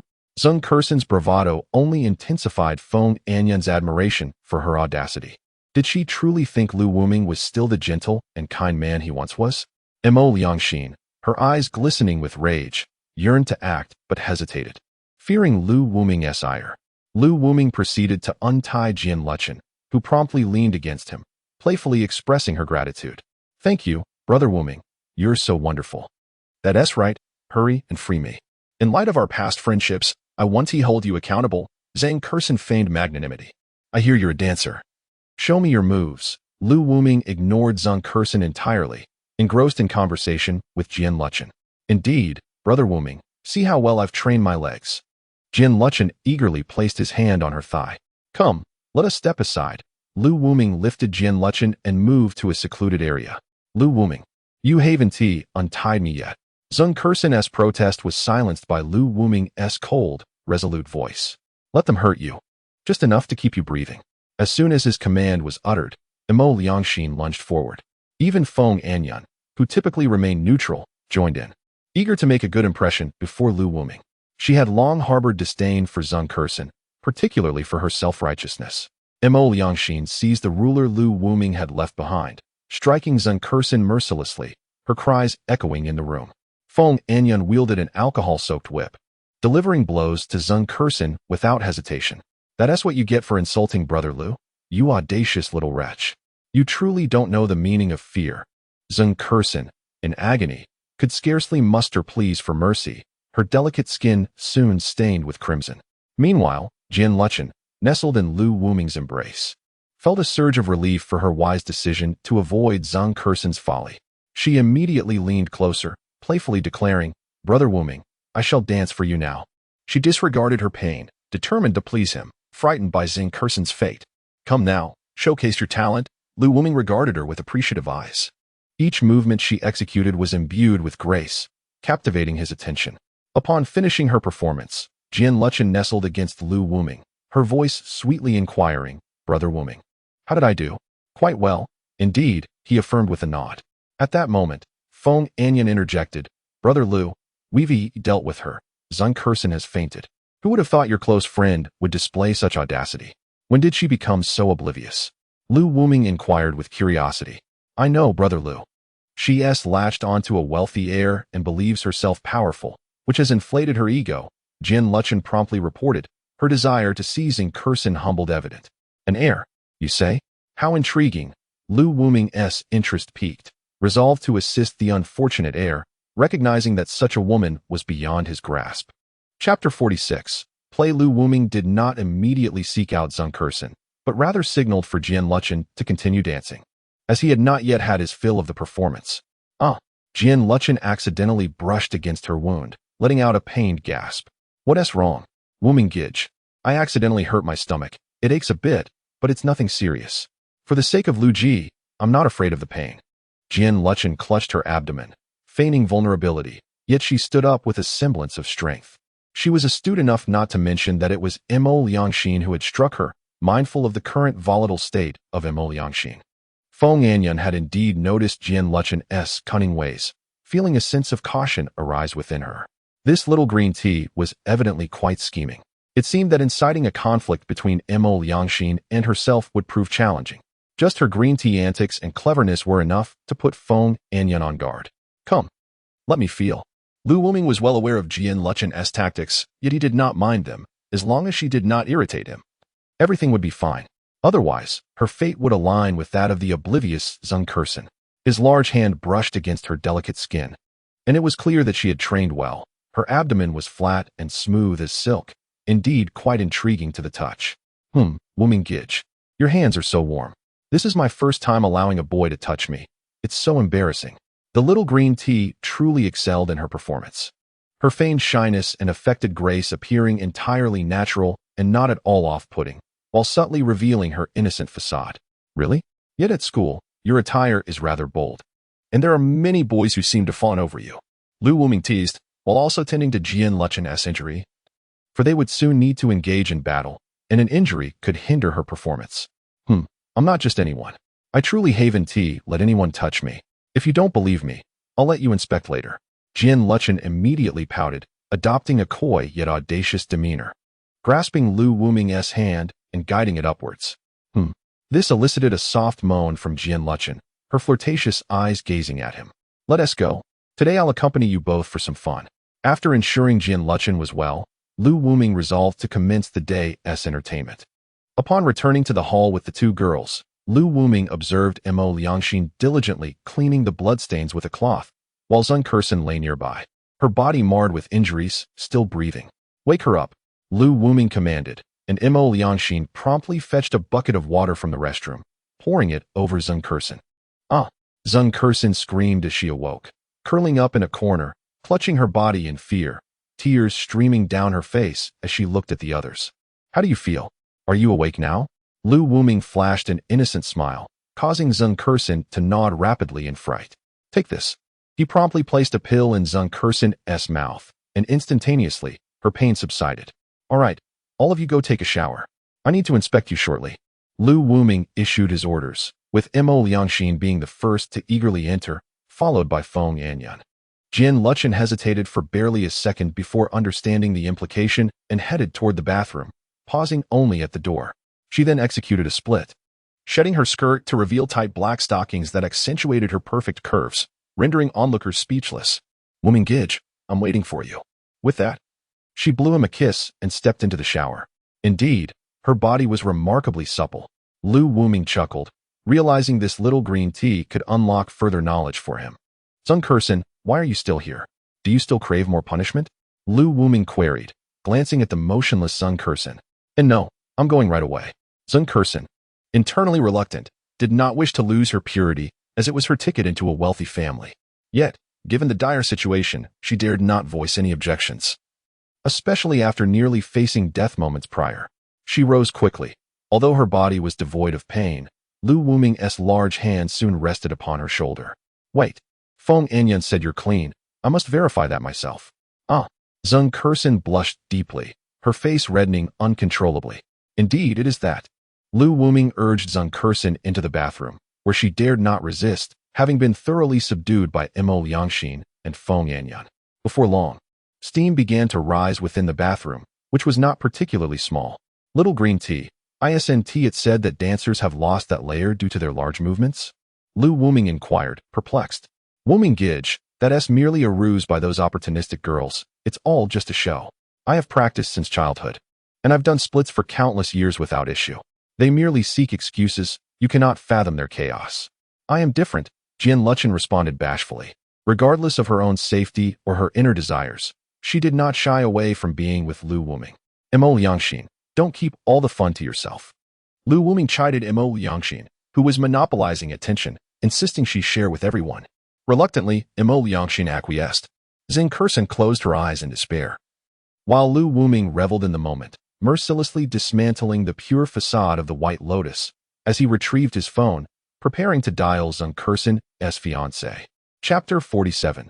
The Ruthless Zheng Kershen. Lu Wuming's daily act of kindness. Without a doubt, Zheng Kershen was the most successful among this group, having captured the heart of her company's heir by establishing a persona of a pure and innocent white moonlight. Through her relentless efforts, she gained the approval of his family. Everything seemed to be progressing positively. However, Zheng Kershen could not fathom how it had come to this point. Soon enough, the pain overwhelmed her, rendering her incapable of rational thought. Lu Wuming wiped the sweat from his brow, reflecting on how desolate this barren land truly was. Once the agony subsided, Zheng Kershen shed tears of regret, lamenting her decision to return and flaunt her achievements before her close friends. Now, she found herself stripped of her innocence. Her dreams of marrying into a wealthy family shattered. With a heart heavy with sorrow, Zheng Kershen wept, the pain within her body mirroring the turmoil in her soul. She realized that she loved no one but money, the upper echelons of society, and the opulent, hedonistic lifestyle that accompanied them. Lu Gu, once you've finished, will you let me go? Zhang Curson gazed at him with a pitiful expression, unwilling to relinquish her luxurious life without a fight. I promise to be obedient, Lu Gu. Whenever you desire my company, just a call away, and I shall be there. Her pleading eyes sought Lu Wuming's gaze, yet he remained silent, intrigued by her tenacity. If you are still worried, you can take my photo or record a video. I want to resist. Lu Wuming was taken aback by her audacity, realizing she willingly handed him leverage against her, admiring her determination. Yet, he craved to see just how far she would go. Lu Gu, what if I bear your child? My fiancé is the only heir in his family and is not in good health. If I conceive your child, we could secure our future and ensure his family line ends with them. Zhang Curson's innocent facade transformed into one of ruthless ambition, revealing a stark contrast in her character. Ah, you are quite the intriguing woman. Lu Wuming chuckled, impressed by her cunning. Among the 4 women in the dormitory, she stood out as the most ruthless, devising a scheme so audacious. Beneath her exterior of purity, her heart was as dark as they come, exhibiting a level of cruelty that surpassed even Feng Anyan. Not only was she merciless to others, but she was equally harsh on herself. Coming up with such a plan in dire circumstances, Lu Wuming discreetly dialed her fiancé's number, continuing the conversation with Zhang Curson. On the other end, a slender man, filled with joy upon receiving a call from his pure and ambitious fiancée, answered eagerly. Yet, before he could speak, a male voice interrupted. Are you deceiving me? Will you truly be so obedient? Lu Wuming deliberately amplified his voice, intent on shattering Zhang Curson's aspirations. He would not allow her to achieve her desires. It's true. My fiancé is quite ill, and his parents are elderly and doting. If I become pregnant with your child, they would never suspect a thing. As she spoke, her eyes sparkled with ambition and greed. You are correct. But now, what is your role? Lu Wuming pressed. Lu Gu, be gentle. It's my first time. I promise to accompany you slowly from now on. Just a call and I will be there. Are you not afraid your fiancé will find out? He inquired. Not at all. He is rather foolish. I could tell him I'm out for a run. And he would believe me, Zhang Curson replied. Listening to the familiar voice, her unfortunate fiancé let out a pained cry, unable to believe that the pure and lovely girl he adored would betray him. The gentle girl he cherished was plotting against his family, and he felt a profound sense of betrayal. No, this cannot be real. Curson is not like this, he lamented, still in denial. Ah, how fortunate you were to have met me. If it were someone else, your family would be doomed. Let me assist you once more. Lu Wuming shook his head in disbelief at the naivete of this lovesick man. He draped a blanket over Zhang Curson, leaving only her head exposed, and activated the video call mode. Zhang Curson, show me a thumbs up, he instructed. Mistaking this for an opportunity to provide evidence, Zhang Curson complied, as long as her fiancé would not see it. Her fiancé's heart shattered upon witnessing the expression on his once pure fiancé's face. But what transpired next was even more revolting. Is this how you honor your fiancé? Lu Wuming questioned provocatively. Lu Gu, he is nothing but a green-haired fool. I do not care for him. I only love you and wish to bear your child, allowing that green-haired fool to raise our son. Zhang Curson knew what a man wanted to hear and tailored her words to appeal to Lu Wuming. Her fiancé listened in horror as he knelt, tears streaming down his face, consumed by jealousy and the agony of betrayal. His fiancé, he was being taken from him by another man on their first night together, and he realized she had never loved him. The pain was unbearable. Look who it is, Lu Wuming said, turning the camera to reveal her fiancé. Zhang Curson's expression shifted to one of panic as she recognized the man. Bo Xiao? Zhang Curson, why? Why deceive my feelings? If you did not love me, why agree to marry? Bo Xiao gazed at her, anguish evident in his eyes. This is not what it seems. Bo Xiao, please let me explain. But Zhang Curson soon found herself at a loss for words. She could only stare helplessly at the camera, witnessing the fury and resentment in Bo Xiao's eyes. Yearning to explain, but unable to speak. Bo Xiao, please listen to me. Let me explain, she stammered, her voice breaking. Zhang Curson, I despise you, he cried, overwhelmed by emotion. Zhang Curson, desperate to clarify, pleaded, it's not like that. Bo Xiao, please listen to me. Lu Wuming, however, took the opportunity to embrace her, silencing her with a kiss. Zhang Curson lacked the strength to resist, only able to emit muffled sounds. Bo Xiao's heart ached further at the sight. My friend, if you cannot handle this woman, consider this a righteous act that reveals her true nature. Next time, be wiser. Despite the allure, your name suggests you cannot control her. Lu Wuming laughed heartily. Zheng Kershen, I loathe you. I never wish to see you again. Bo Xiao sobbed before disconnecting the call, unwilling to endure further humiliation. He discarded the ring he had purchased for her, deleted all her contact information, and collapsed to the ground, weeping uncontrollably. Please, Bo Xiao.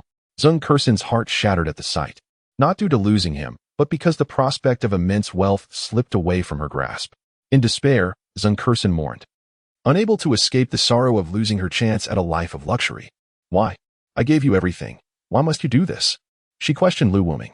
Quite simply, I do not wish for you to find happiness, as witnessing your joy would pain me more than my own misfortune.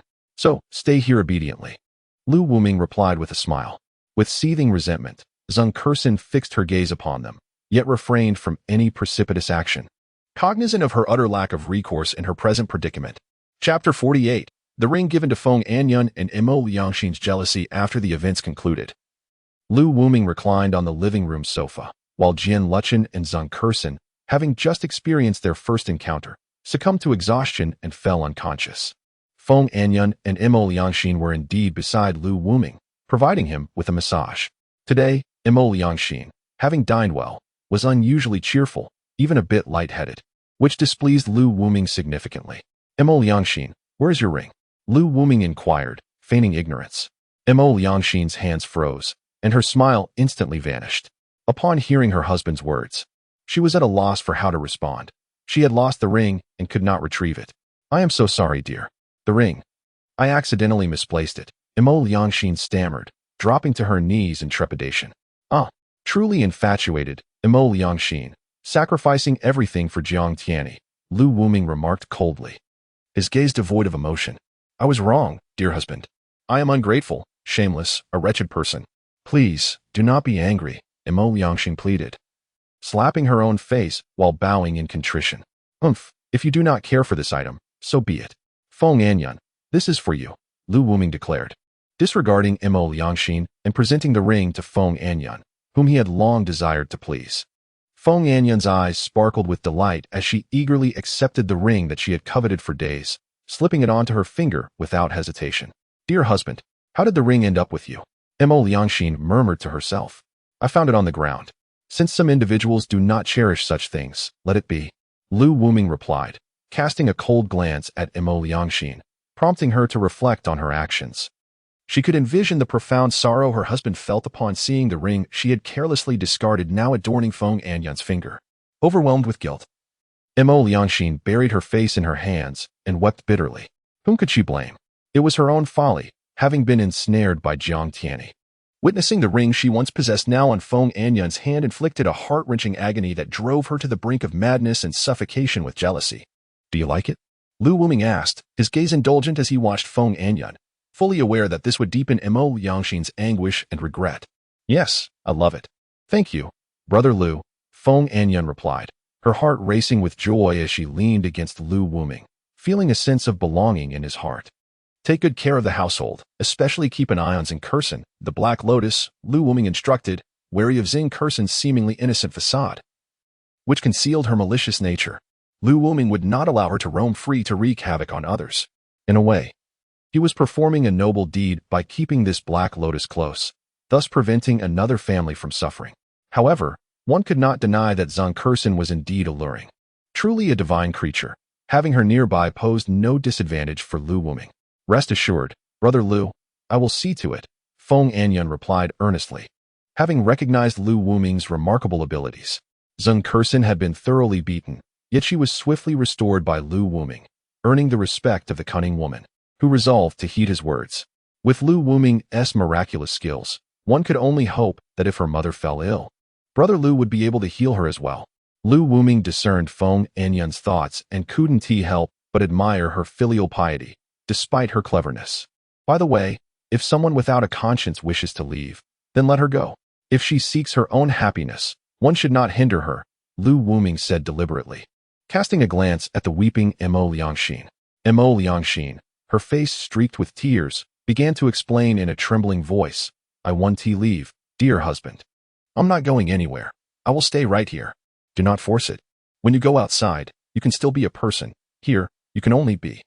Lu Wuming's meaning was unmistakable as he smiled at Imo Liangxin.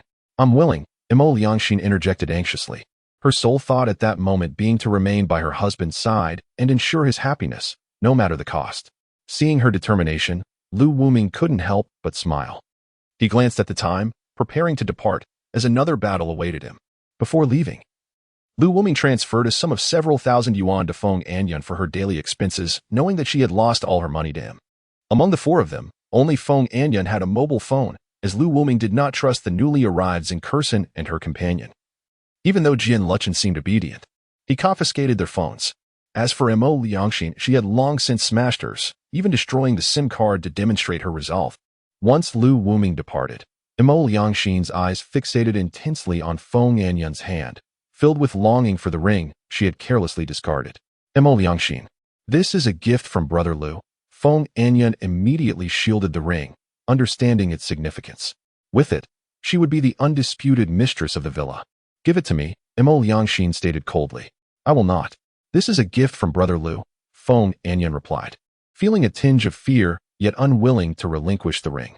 Without hesitation, Imo Liangxin lunged at her, and Feng Anyan stood her ground, leading to a fierce struggle between the two women. Return the ring to me. You lost it. It is none of my concern. I will fight you for it. Inside Jiang Jian's bar, Jiang Huining sat glumly on the sofa. Initially excited about the evening gathering, she now found herself unable to attend due to unforeseen circumstances. Why must this happen now? Jiang Huining complained, having already chosen her attire for the night, hoping to surprise Lu Wuming and playfully prank the oblivious in Nuo. Now, all her plans had come to naught. Jiang Huining slumped on the sofa, her eyes devoid of light. Fourth sister, what's wrong? Are you unhappy? Jiang and Nuo asked innocently upon noticing her sister's distress. It's nothing. I had hoped to sleep with you tonight, but alas, it's not possible now. Jiang Huining lamented, pulling Jiang and Nuo into her embrace and pinching her cheek. Since fourth sister wishes for my company, I shall gladly keep you company. Jiang and Nuo exclaimed joyfully, pleased that her sister desired to share a bed with her. Go away, you silly girl. Jiang Huining's wish for companionship did not entail cuddling with her little sister, but rather, fourth sister, you're so mean, calling me silly. Jiang and Nuo huffed, sticking her tongue out at Jiang Huining before running off. Ah, what a coincidence. Look who I've encountered. Lu Wuming halted his car. Gazing out the window, a tall woman with pink hair strolled alongside a blonde woman, both donning masks and sunglasses, arm in arm as they shopped. Lu Wuming exited the vehicle, a mischievous smile playing on his lips as he approached the two. Chapter 49. Gu Huanga's worries and Jiang Xinin's dangerous situation. Sister Huan, look. This dress is truly beautiful, Jiang Xianin exclaimed, tugging at Gu Huanga's sleeve as they admired the exquisite garments together. Despite being a celebrated star, Jiang Xianin had encountered countless outfits, yet every mundane moment became a source of joy when spent with Gu Huanga. Sister Huan, Jiang Xianin observed Gu Huanga lost in thought, perplexed by her unusual demeanor that day. What's wrong? You've been so distracted. Ah, what? Gu Huanga snapped back to reality, forcing a smile. Her mind had drifted back to Lu Wuming, for reasons she could not fathom. The memories from the previous night lingered, igniting a yearning within her for the gentle caress of a man's hand. As she regained her composure, a blush crept onto Gu Huanga's cheeks. Grateful for the mask that concealed her embarrassment from Jiang Xianin. What's the matter? Why are you so preoccupied today? Is there something on your mind? Jiang Xianin looked at her with concern, sensing that Gu Huanga was hiding something. And no, nothing at all, Gu Huanga stammered, avoiding Jiang Xianin's gaze. How could she possibly divulge such matters? Although her intentions were to protect Jiang Xianin, the situation had spiraled beyond her control, and she found herself inexplicably drawn to that sensation. With Jiang Xianin around, she could restrain herself, yet her heart occasionally wandered far away. Don't keep secrets from me. Sister Huan, we are in this together, sharing both glory and misfortune, Jiang Xianin insisted earnestly. Moved by her sincerity, Gu Huanga gazed at Jiang Xianin, her heart swelling with emotion. She opened her mouth several times, hesitating before finally redirecting the conversation back to the public controversy ignited by Jiang Xianin. So, you were worried about this? Jiang Xianin sighed in relief, initially fearing that Gu Huanga might have strayed from their bond. Immediately, she pulled Gu Huanga to a secluded corner. Smiling at her companion's concern, feeling warmth spread through her heart. You're still smiling. Do you realize that if your lies are uncovered, you will face online backlash 100-fold? 1,000-fold worse than what Lu Wuming is experiencing now? Gu Huanga chided, her expression serious. Oh, Sister Huan, what are you afraid of? Just look at Lu Wuming's current predicament. The online community is rife with disdain for him. He has foolishly drawn the ire of the masses and has no chance for redemption, Jiang Xianin scoffed. She could not comprehend Lu Wuming's stupidity. How could he dare confront the online critics and even arrange to meet them in person, risking being overwhelmed by their disdain? However, lies inevitably crumble. And I worry for you. Gu Huanga was acutely aware of the videos Lu Wuming possessed of both her and Jiang Xianin. Although he had given her his word, the power remained in his hands, and if he ever decided to act out of desperation, it could spell trouble. What is there to fear? Even if the netizens discover the truth, as long as I remain a prominent star, my fans will defend me, Jiang Xianin declared confidently. She was a star of both talent and beauty, the sole top influencer in the industry, with countless devoted fans. Her supporters, regardless of gender, would serve as her advocates. She need not face the critics directly, merely observing from her elevated position. Any doubts cast upon her would be addressed by her fans, and with her studio backing her, she could swiftly control the narrative online. It would be wise for you to refrain from engaging in this matter for now. Too much of anything can lead to its opposite. Had I known it would escalate to this extent, I would have never allowed you to become embroiled in this controversy. You should focus solely on your singing. Regardless of the outcome, it will undoubtedly impact your career, Gu Huanga sighed, her expression heavy with concern. The current situation had spiraled beyond their control, and it seemed impossible for anyone to reign in the ensuing chaos. The online criticism of Lu Wuming intensified, while Jiang Xianin received an avalanche of praise. Fans hailed her as a champion for women, an independent and radiant protagonist. Yet, as Gu Huanga, the manager, she sensed an ominous undercurrent. The more the fans exalted Jiang Xianin, the more precarious her situation became. While she might enjoy unprecedented popularity for the time being, Gu Huanga, a professional, recognized that the trajectory was veering dangerously out of control. This could only bring harm, not benefit, to Jiang Xianin's ascendant star path. After all, Jiang Xianin was not a mere product of trends. She was a true star with talent and accomplishments. However, following this incident, Jiang Xianin's follower count skyrocketed. Leaving Gu Huanga troubled, Jiang Xianin had become a figure of adoration. Gu Huanga understood the fickle nature of public opinion. Society loves to elevate a figure only to relish in their downfall. She was determined to shield Jiang Xianin from this, as it contradicted the plans she had meticulously crafted for her. All right, Sister Huan, stop worrying unnecessarily. I know you mean well, but we are on the path to success. I believe nothing can bring us down. We shall conquer the world, Jiang Xianin proclaimed, her confidence reflecting not only her own abilities, but also her faith in Gu Huanga's expertise. You, my dear girl. Observing Jiang Xianin's unwavering confidence, Gu Huanga gradually relaxed. Sister Huan, allow me to fetch you some milk tea. Jiang Xianin, feeling parched after their lengthy shopping excursion, spotted a tea shop nearby and dashed over. I should go. It would be troublesome if you were recognized. Gu Huanga began to rise, but Jiang Xianin pressed her down. There's no need. I'm wearing a mask and sunglasses, and I've even changed my hair color. No one will recognize me, Jiang Xianin chuckled playfully. As Jiang Xianin moved away, Gu Huanga's tension returned. Suddenly, a large hand rested on her shoulder, and just as she prepared to react angrily, a familiar voice interrupted her. Little pink hair, don't be alarmed. Have you forgotten me after just a day apart? A man wrapped his arms around Gu Huanga, pulling her close and removing her bothersome mask before planting a kiss on her crimson lips. Gu Huanga struggled momentarily but soon succumbed to the moment. Glancing over at Jiang Xianin, who was waiting in line, her heart heavy with guilt and anxiety. Little did Jiang Xianin know, her beloved sister Huan was being openly accosted by a man not far away. Chapter 50. A wall apart. Wait. Lu Wuming, don't be here. Gu Huanga quickly turned her head away, pushing Lu Wuming repeatedly. She was perplexed as to why Lu Wuming appeared in this place, and her confusion deepened when he unexpectedly kissed her. What's wrong, little pink-haired one? Lu Wuming caressed Gu Huanga's long pink hair and planted a fervent kiss on her slender neck. The intoxicating scent of his body mingled with that of her shower gel, invigorating him. No, don't do this.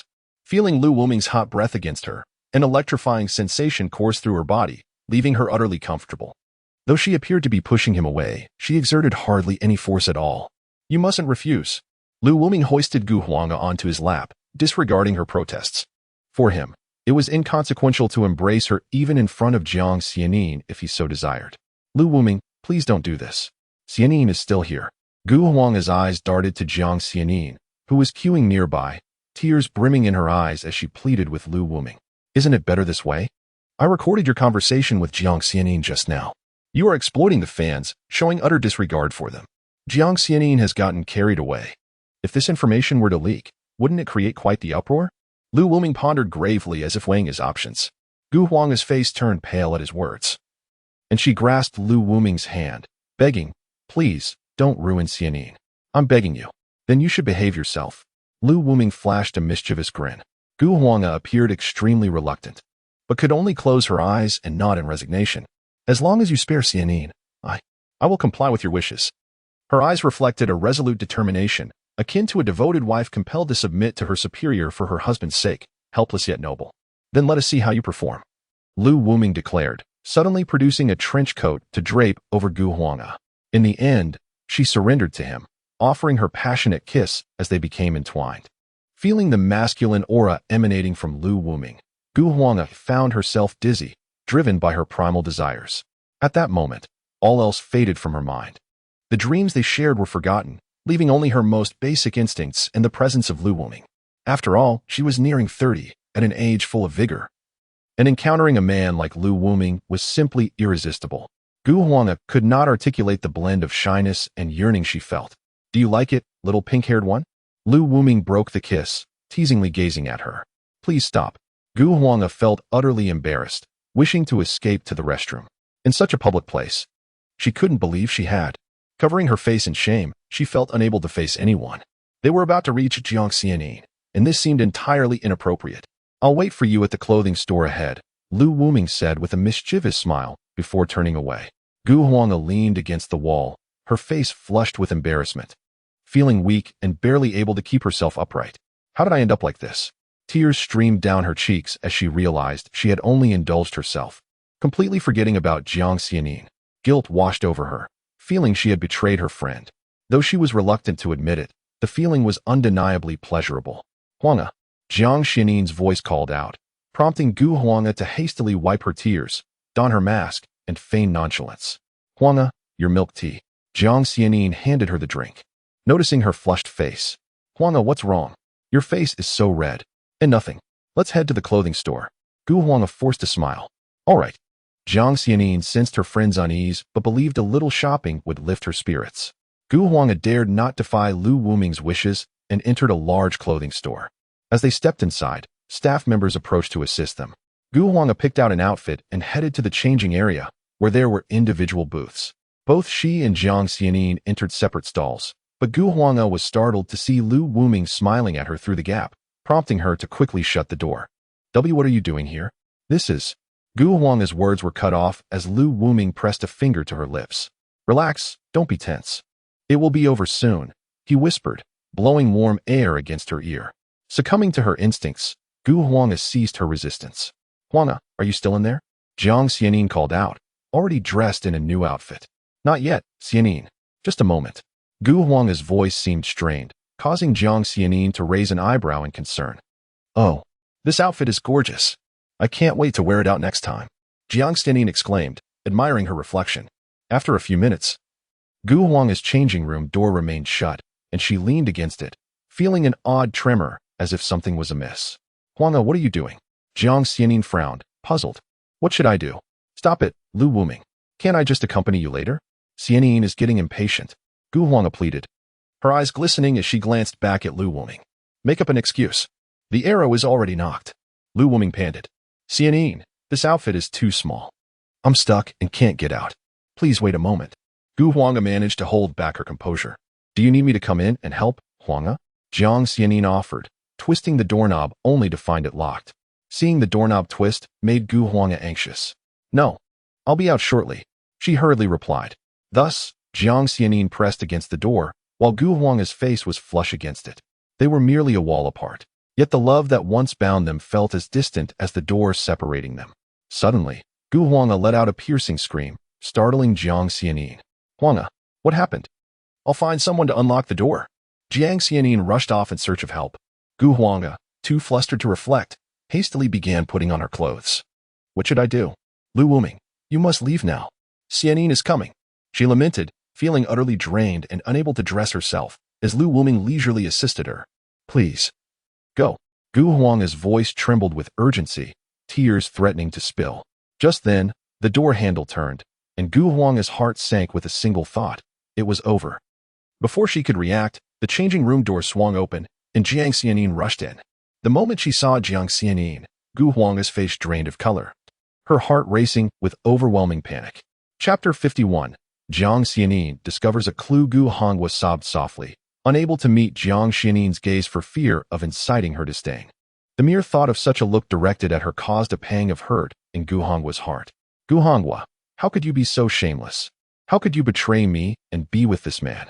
It was as if she could hear Jiang Xianin's accusations, which made her tears flow more freely.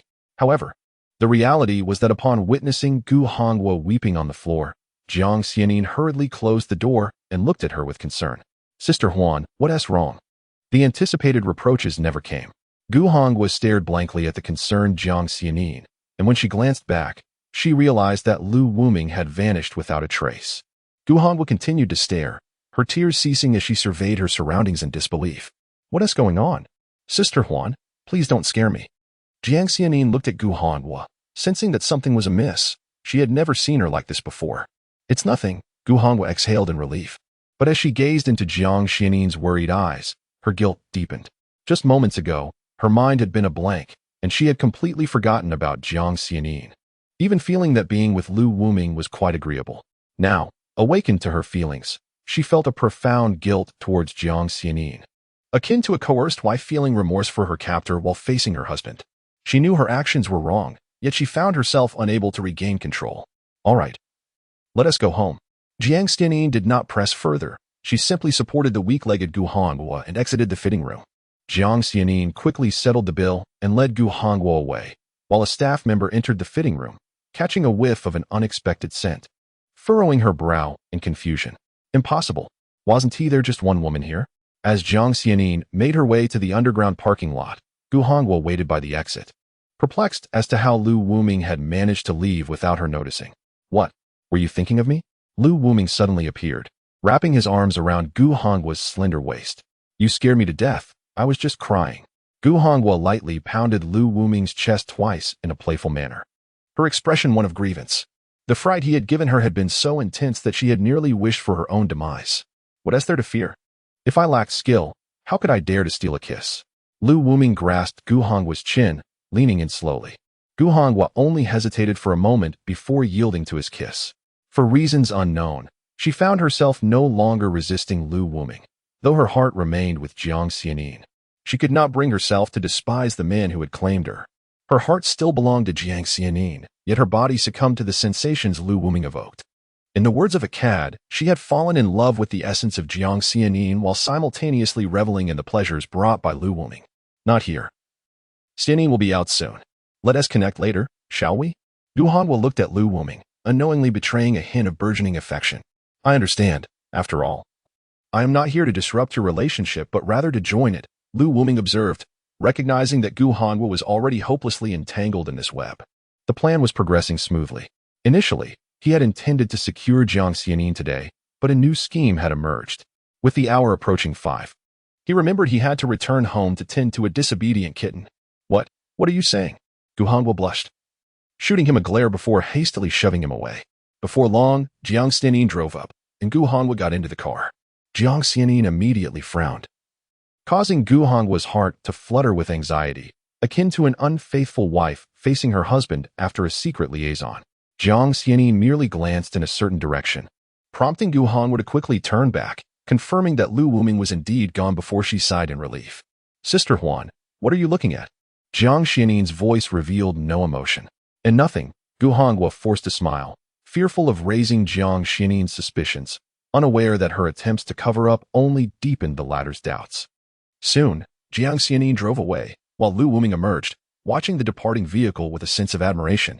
Truly a testament to love, much more alert than that clumsy fool Yibu Fan. But this was precisely what made it interesting. Lu Wuming realized that Jiang Xianin must have sensed something. Yet he was unperturbed. This only added layers to the intrigue. What sacrifices would two lovers make for one another? How would Jiang Xianin feel upon discovering the immense sacrifices Gu Hongwa had made for her? And how might Jiang Xianin act to rescue Gu Hongwa, who had fallen so deeply into this entanglement for her sake? It was truly tantalizing. Lu Wuming licked his lips, eager to witness the experience of Jiang Xianin. The celestial voice of a superstar. Hee, you wicked host are becoming increasingly mischievous. The system transformed into a little sprite, joining Lu Wuming in a conspiratorial laugh. Dog system, when will you take human form? I could use a female sidekick beside me. Make sure you resemble Xiao Juanxi when you do.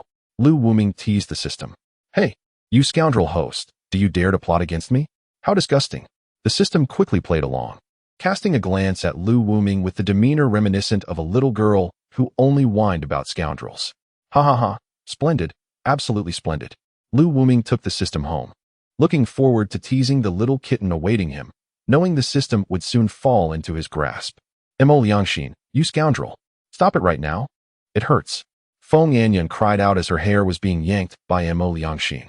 Give me the ring. Mo Liangxin was possessed, consumed by her desire to reclaim what was rightfully hers. Impossible. This was given to me by Brother Lu. Feng Yanyan held Mo Liangxin down, her hair firmly grasped. Though Mo Liangxin, despite being physically drained, clung stubbornly to Feng Yanyan's hair. Do you wish for Brother Lu's forgiveness? If you don't release me, I'll call for help immediately. Feng Yanyan threatened sternly. Hearing Feng Yanyan's words, Mo Liangxin hesitated, her grip loosening just enough for Feng Yanyan to break free. Seeing Mo Liangxin in a daze, Feng Yanyan initially wanted to scold her but thought better of it, remembering the two little sword fighters still in the room. An idea struck her. Mo Liangxin, do you want the ring? If you do, I can lend it to you. Feng Yanyan's voice dripped with temptation. Chapter 52. The boldness of tipsy Jiang whining in the bath. Lu Wuming returned to his long-lost home and noticed that the bar had significantly fewer patrons, with only 5 or 6 tables occupied. However, the quality was commendable, featuring a variety of charming ladies. You're back. Jiang Jian immediately approached him, acting like a devoted wife as she helped him remove his coat. Why are there so few people today? Lu Wuming inquired, puzzled. There used to be at least a dozen tables occupied. Well, I opened a new bar next door, Jiang Jian quickly explained. It turned out that she had established a small bar nearby, considering that she and Lu Wuming would be spending time here and desired a quieter environment. Although the previous ambience was already tranquil, Jiang Jian felt it was still insufficient. Thus, she constructed a second-floor bar with a better view and a more serene atmosphere.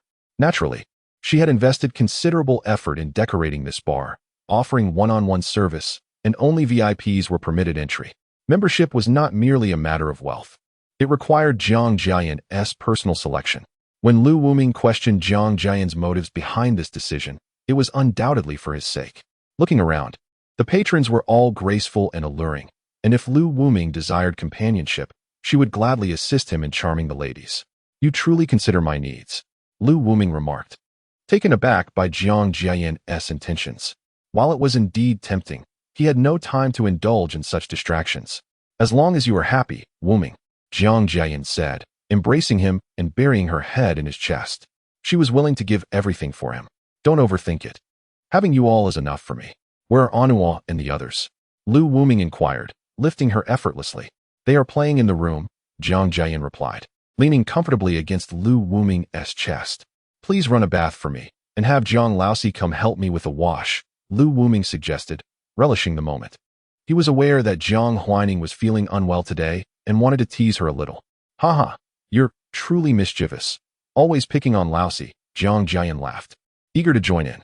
Upon entering the room, Jiang Jian headed to the bathroom to prepare the bath, while Lu Wuming approached the sulking Jiang Huining, who was seated on the sofa.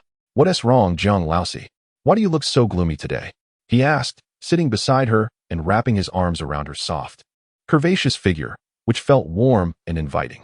Woo-woo, Jiang Huining whimpered, leaning against Lu Wuming and crying. She had been excited to attend the evening's activities, but was now disheartened by an unfortunate turn of events. Seeing Jiang Huining in such a vulnerable state made Lu Wuming reluctant to tease her. All right, you want to have to leave tonight. You can just watch, he said, finding her demeanor somewhat endearing. Jiang Huining softly responded, nestling into Lu Wuming's embrace, appearing delicate and utterly lovable. She took Lu Wuming's hand and placed it against her cheek, relishing the warmth of his palm. Jiang Huaining felt an overwhelming sense of security and even playfully stuck out her tongue. Lu Wuming, amused, initially intended to withdraw his hand, but Jiang Huaining stubbornly held on. Given her numerous MVP scores in their past encounters, he decided to let it slide. However, her boldness escalated as she employed all her charms, igniting a fire within Lu Wuming. Under normal circumstances, he would have flipped her over, but tonight he had no intention of engaging in a fierce battle. "All right, you little minx, even in this state, you are still greedy," Lu Wuming exclaimed, exasperated. He squeezed her voluptuous figure, hoping to bring her back to her senses. "Humph, it's all your fault. You turned me into this," Jiang Huaining pouted, playfully pinching his other hand as she adjusted her grip, now using her thigh to hold him. "You're quite the bold one, aren't you? You weren't like this before." Lu Wuming chuckled at Jiang Huaining's transformation. "Who told you to be so irresistible?" "I think I've completely fallen for you," Jiang Huaining boldly confessed, her previous shyness replaced by audacity. "I." Lu Wuming began to respond, only to be silenced by Jiang Huaining's lips. Her agile tongue entered his mouth, surprising him momentarily, but he quickly deduced the cause. Jiang Huaining had indulged in some drinks, leaving her in a tipsy state. "You naughty rascal. You bullied me and deceived me. I was so worried about that little fool on awe, only to be played like a fool myself. Do I not care about my dignity?" Jiang Huaining's cheeks flushed crimson, her gaze dreamy and alluring. As memories of the past surfaced, she felt a wave of embarrassment, realizing that she had sacrificed for her friends, only to be outsmarted. Jiang Anhua, that little fool, had never been bullied and continuously praised Lu Wuming as a great person. This realization brought a mix of comfort and embarrassment to Jiang Huaining. Reflecting on her past behavior made her cringe, yet her gaze towards Lu Wuming was filled with profound affection. "Naughty boy, I know that Tianyi, that scoundrel, wronged you, shattering everything for you. Both my sister and I can sense that your heart now bears an impenetrable defense," Jiang Huaining said, her expression dimming with sadness as she gently caressed Lu Wuming's resolute yet free-spirited face, filled with tenderness and longing. "I will spend my life warming your hardened heart. You need not love me, just know that I love you," Jiang Huaining declared, her eyes glistening with emotion as she spoke her heart under the influence of the alcohol. "I'm uncertain whether my heart is hard or not, but in other places." Lu Wuming playfully nibbled on Jiang Huaining's ear, causing her to shiver. "Humph, you unromantic rogue. I cannot give you anything now," Jiang Huaining retorted, shooting him a teasing glance as she unknowingly began to slide down. "Don't rush. I need to take a shower." "Go find your sister in the bathroom," Lu Wuming said, preventing her from proceeding further, giving her a playful pat on her rear to send her towards the bathroom. "You want to bully both of us, you big bad wolf." Jiang Huaining shot him a playful glare as she swayed her hips into the bathroom. Just as Lu Wuming was about to follow her, Injuanshi emerged. "Lu good." Injuanshi greeted sweetly, settling onto his lap. "Little Juanshi, have you bathed yet?" Lu Wuming suddenly had a mischievous idea, eager to gauge Injuanshi's weight. "Not yet." "Lu Gu," Injuanshi replied, her big round eyes sparkling as she looked up at him. "Then let us wash together. It's perfect." "Lu Gu can help you scrub your back," Lu Wuming suggested, and Injuanshi's face turned beet red, utterly shocked as he gently led her towards the bathroom. As the steam enveloped them, she regained her composure, instantly covering herself in shyness. Chapter 53. Jiang Tianyi's Revenge. Young Master Jiang, we are fully prepared here. Tomorrow, we shall ensure he comes and never returns, Zhou Haitan said with a sycophantic tone. "Excellent. Remember, do not kill him, just break him, and preferably render him incapable of using his third leg." Jiang Tianyi's voice was laced with boundless malice. He wished for Lu Wuming's demise, yet considered death too merciful. He desired Lu Wuming to be crippled, to ensure that he could never again approach his sister, younger siblings, or fiancé, effectively rendering him a eunuch. "Yes, break his legs. That man does not deserve to stand," Zhou Haitan echoed, jealousy evident in his voice. He had seen Lu Wuming's videos, embracing numerous stunning beauties, which made his fists clench with envy, wishing he could take Lu Wuming's place. "Young Master Jiang, after we deal with Lu Wuming, might we have a chance with your sisters?" Fatty Li suddenly entertained thoughts about Jiang Tianyi's sisters. They were simply too enticing, a delightful variety, their allure irresistible. "Indeed, young Master Jiang, they have already been tainted by Lu Wuming. Why not let us have our turn?" Zhou Haitan quickly chimed in, equally coveting those women. The blonde man, Huang Ziqing, looked expectantly at Jiang Tianyi. Get lost, they are mine. Jiang Tianyi roared in anger, vehemently rejecting the idea. Those women belonged to him, and he would never allow others to lay claim to them, immediately chastising the group. All right, I was wrong. Fatty Li and the others did not dare provoke Jiang Tianyi, quickly apologizing to placate him. Rest assured, young master, when we confront Lu Wuming tomorrow, he will kneel and apologize to you. I have summoned 30 skilled fighters, Huang Ziqing promptly stated. Me too. I have called 20. I will personally take the stage tomorrow and make sure Lu Wuming bows down to you in repentance, Zhou Haitan added, flattering Jiang Tianyi. Young master, my skills are lacking, and I do not have enough men, but I haven't bathed in 3 days. Once we capture Lu Wuming, I will make him endure my body odor and ancient filth. Fatty Li confessed bashfully.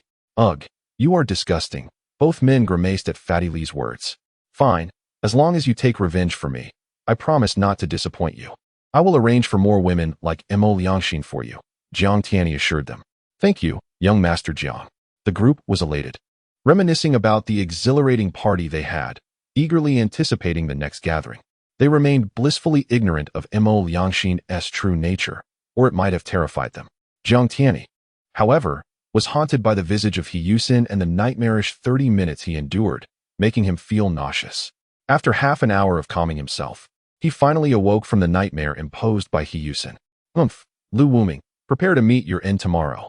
Jiang Tianyi gritted his teeth, determined to cripple Lu Wuming and make him experience the same despair he felt under He Yusin's control. He yearned to capture He Yusin again and subject her to the depths of despair. Woo, Lu Wuming. He Yusin, I shall not spare you. The mere thought of He Yusin made Jiang Tianyi feel ill, and he inadvertently spoke with a quivering voice, feeling the weight of grievances he had never before experienced. At that moment, Jiang Tianyi dared not sleep, having realized that slumber only brought forth dreams of He Yusin, an unbearable torment. Jun Shichia, don't be shy. Let me help you clean up. You and Appos. Quite adorable.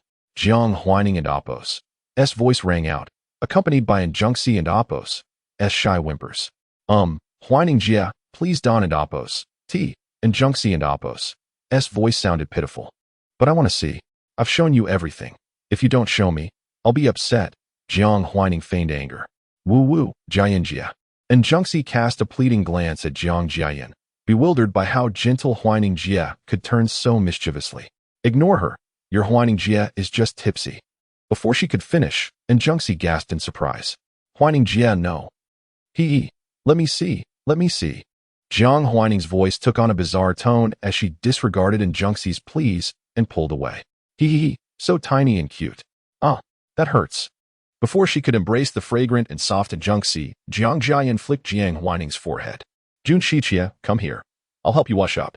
Jiang Jiayan pulled Liangxin over, who sat quietly on a small stool with her legs tightly together, hugging herself. Don't be nervous, Jun Shichia. We will be family from now on, so there's no need to be shy. Jiang Jiayan's gentleness gradually eased Liangxin's embarrassment, leaning against her soft form, finding it exceptionally comfortable. You little girl, so small, how will you bear children in the future? Want me to help you nurse them? After all, I have enough to spare. Jiang Jiayan teased while washing Liangxin's hair. And Liangxin immediately shrank her head, flustered by Jiang Jiayan's playful banter. Mommy said eating well helps you grow. I want to raise my own children, and Liangxin said shyly. All right, you do it yourself, when the time comes. Let your Lu Gu help you massage, and you'll grow quickly, Jiang Jiayan jested. Hearing Jiang Jiayan, Liangxin lowered her head shyly, pondering whether it truly worked, as her mother had told her that children raised by their mothers were the ones closest to them. Meanwhile, Jiang Huaning approached Lu Wuming, who was soaking nearby. To avoid dirtying the floor, she kept her lower half clothed. Bad boy, let me help you scrub your back. Jiang Huaning applied shower gel to herself and began to wash Lu Wuming's back. Soon, the now clean Jiang Jiayan arrived with Liangxin. Outside, the naive Jiang Annuo was searching for her sister, Jun Shichia. Is Jun Shichia bathing? Jiang Annuo leaned closer to the door, listening intently, hearing her two sisters' voices. Well, is it really that impressive? Can it really lift Jun Shichia? Fourth sister's language made Jiang Annuo frown. Fourth sister, don't use such language. I must tell second sister. Jiang Annuo resolved, displeased by fourth sister's words. Little Jun Shichia is too thin. You must eat well in the future, understand? Lu Go. Can you put me down now? And Junxi's voice trembled with shyness. Is Lu Go back? Fourth sister said she has a surprise for me tonight. I wonder what it is. Jiang Anuo grinned foolishly, unaware of the prank Jiang Huining had in store for her. The final outburst was no longer as it had been last month. It was thoroughly exhausted, completely spent.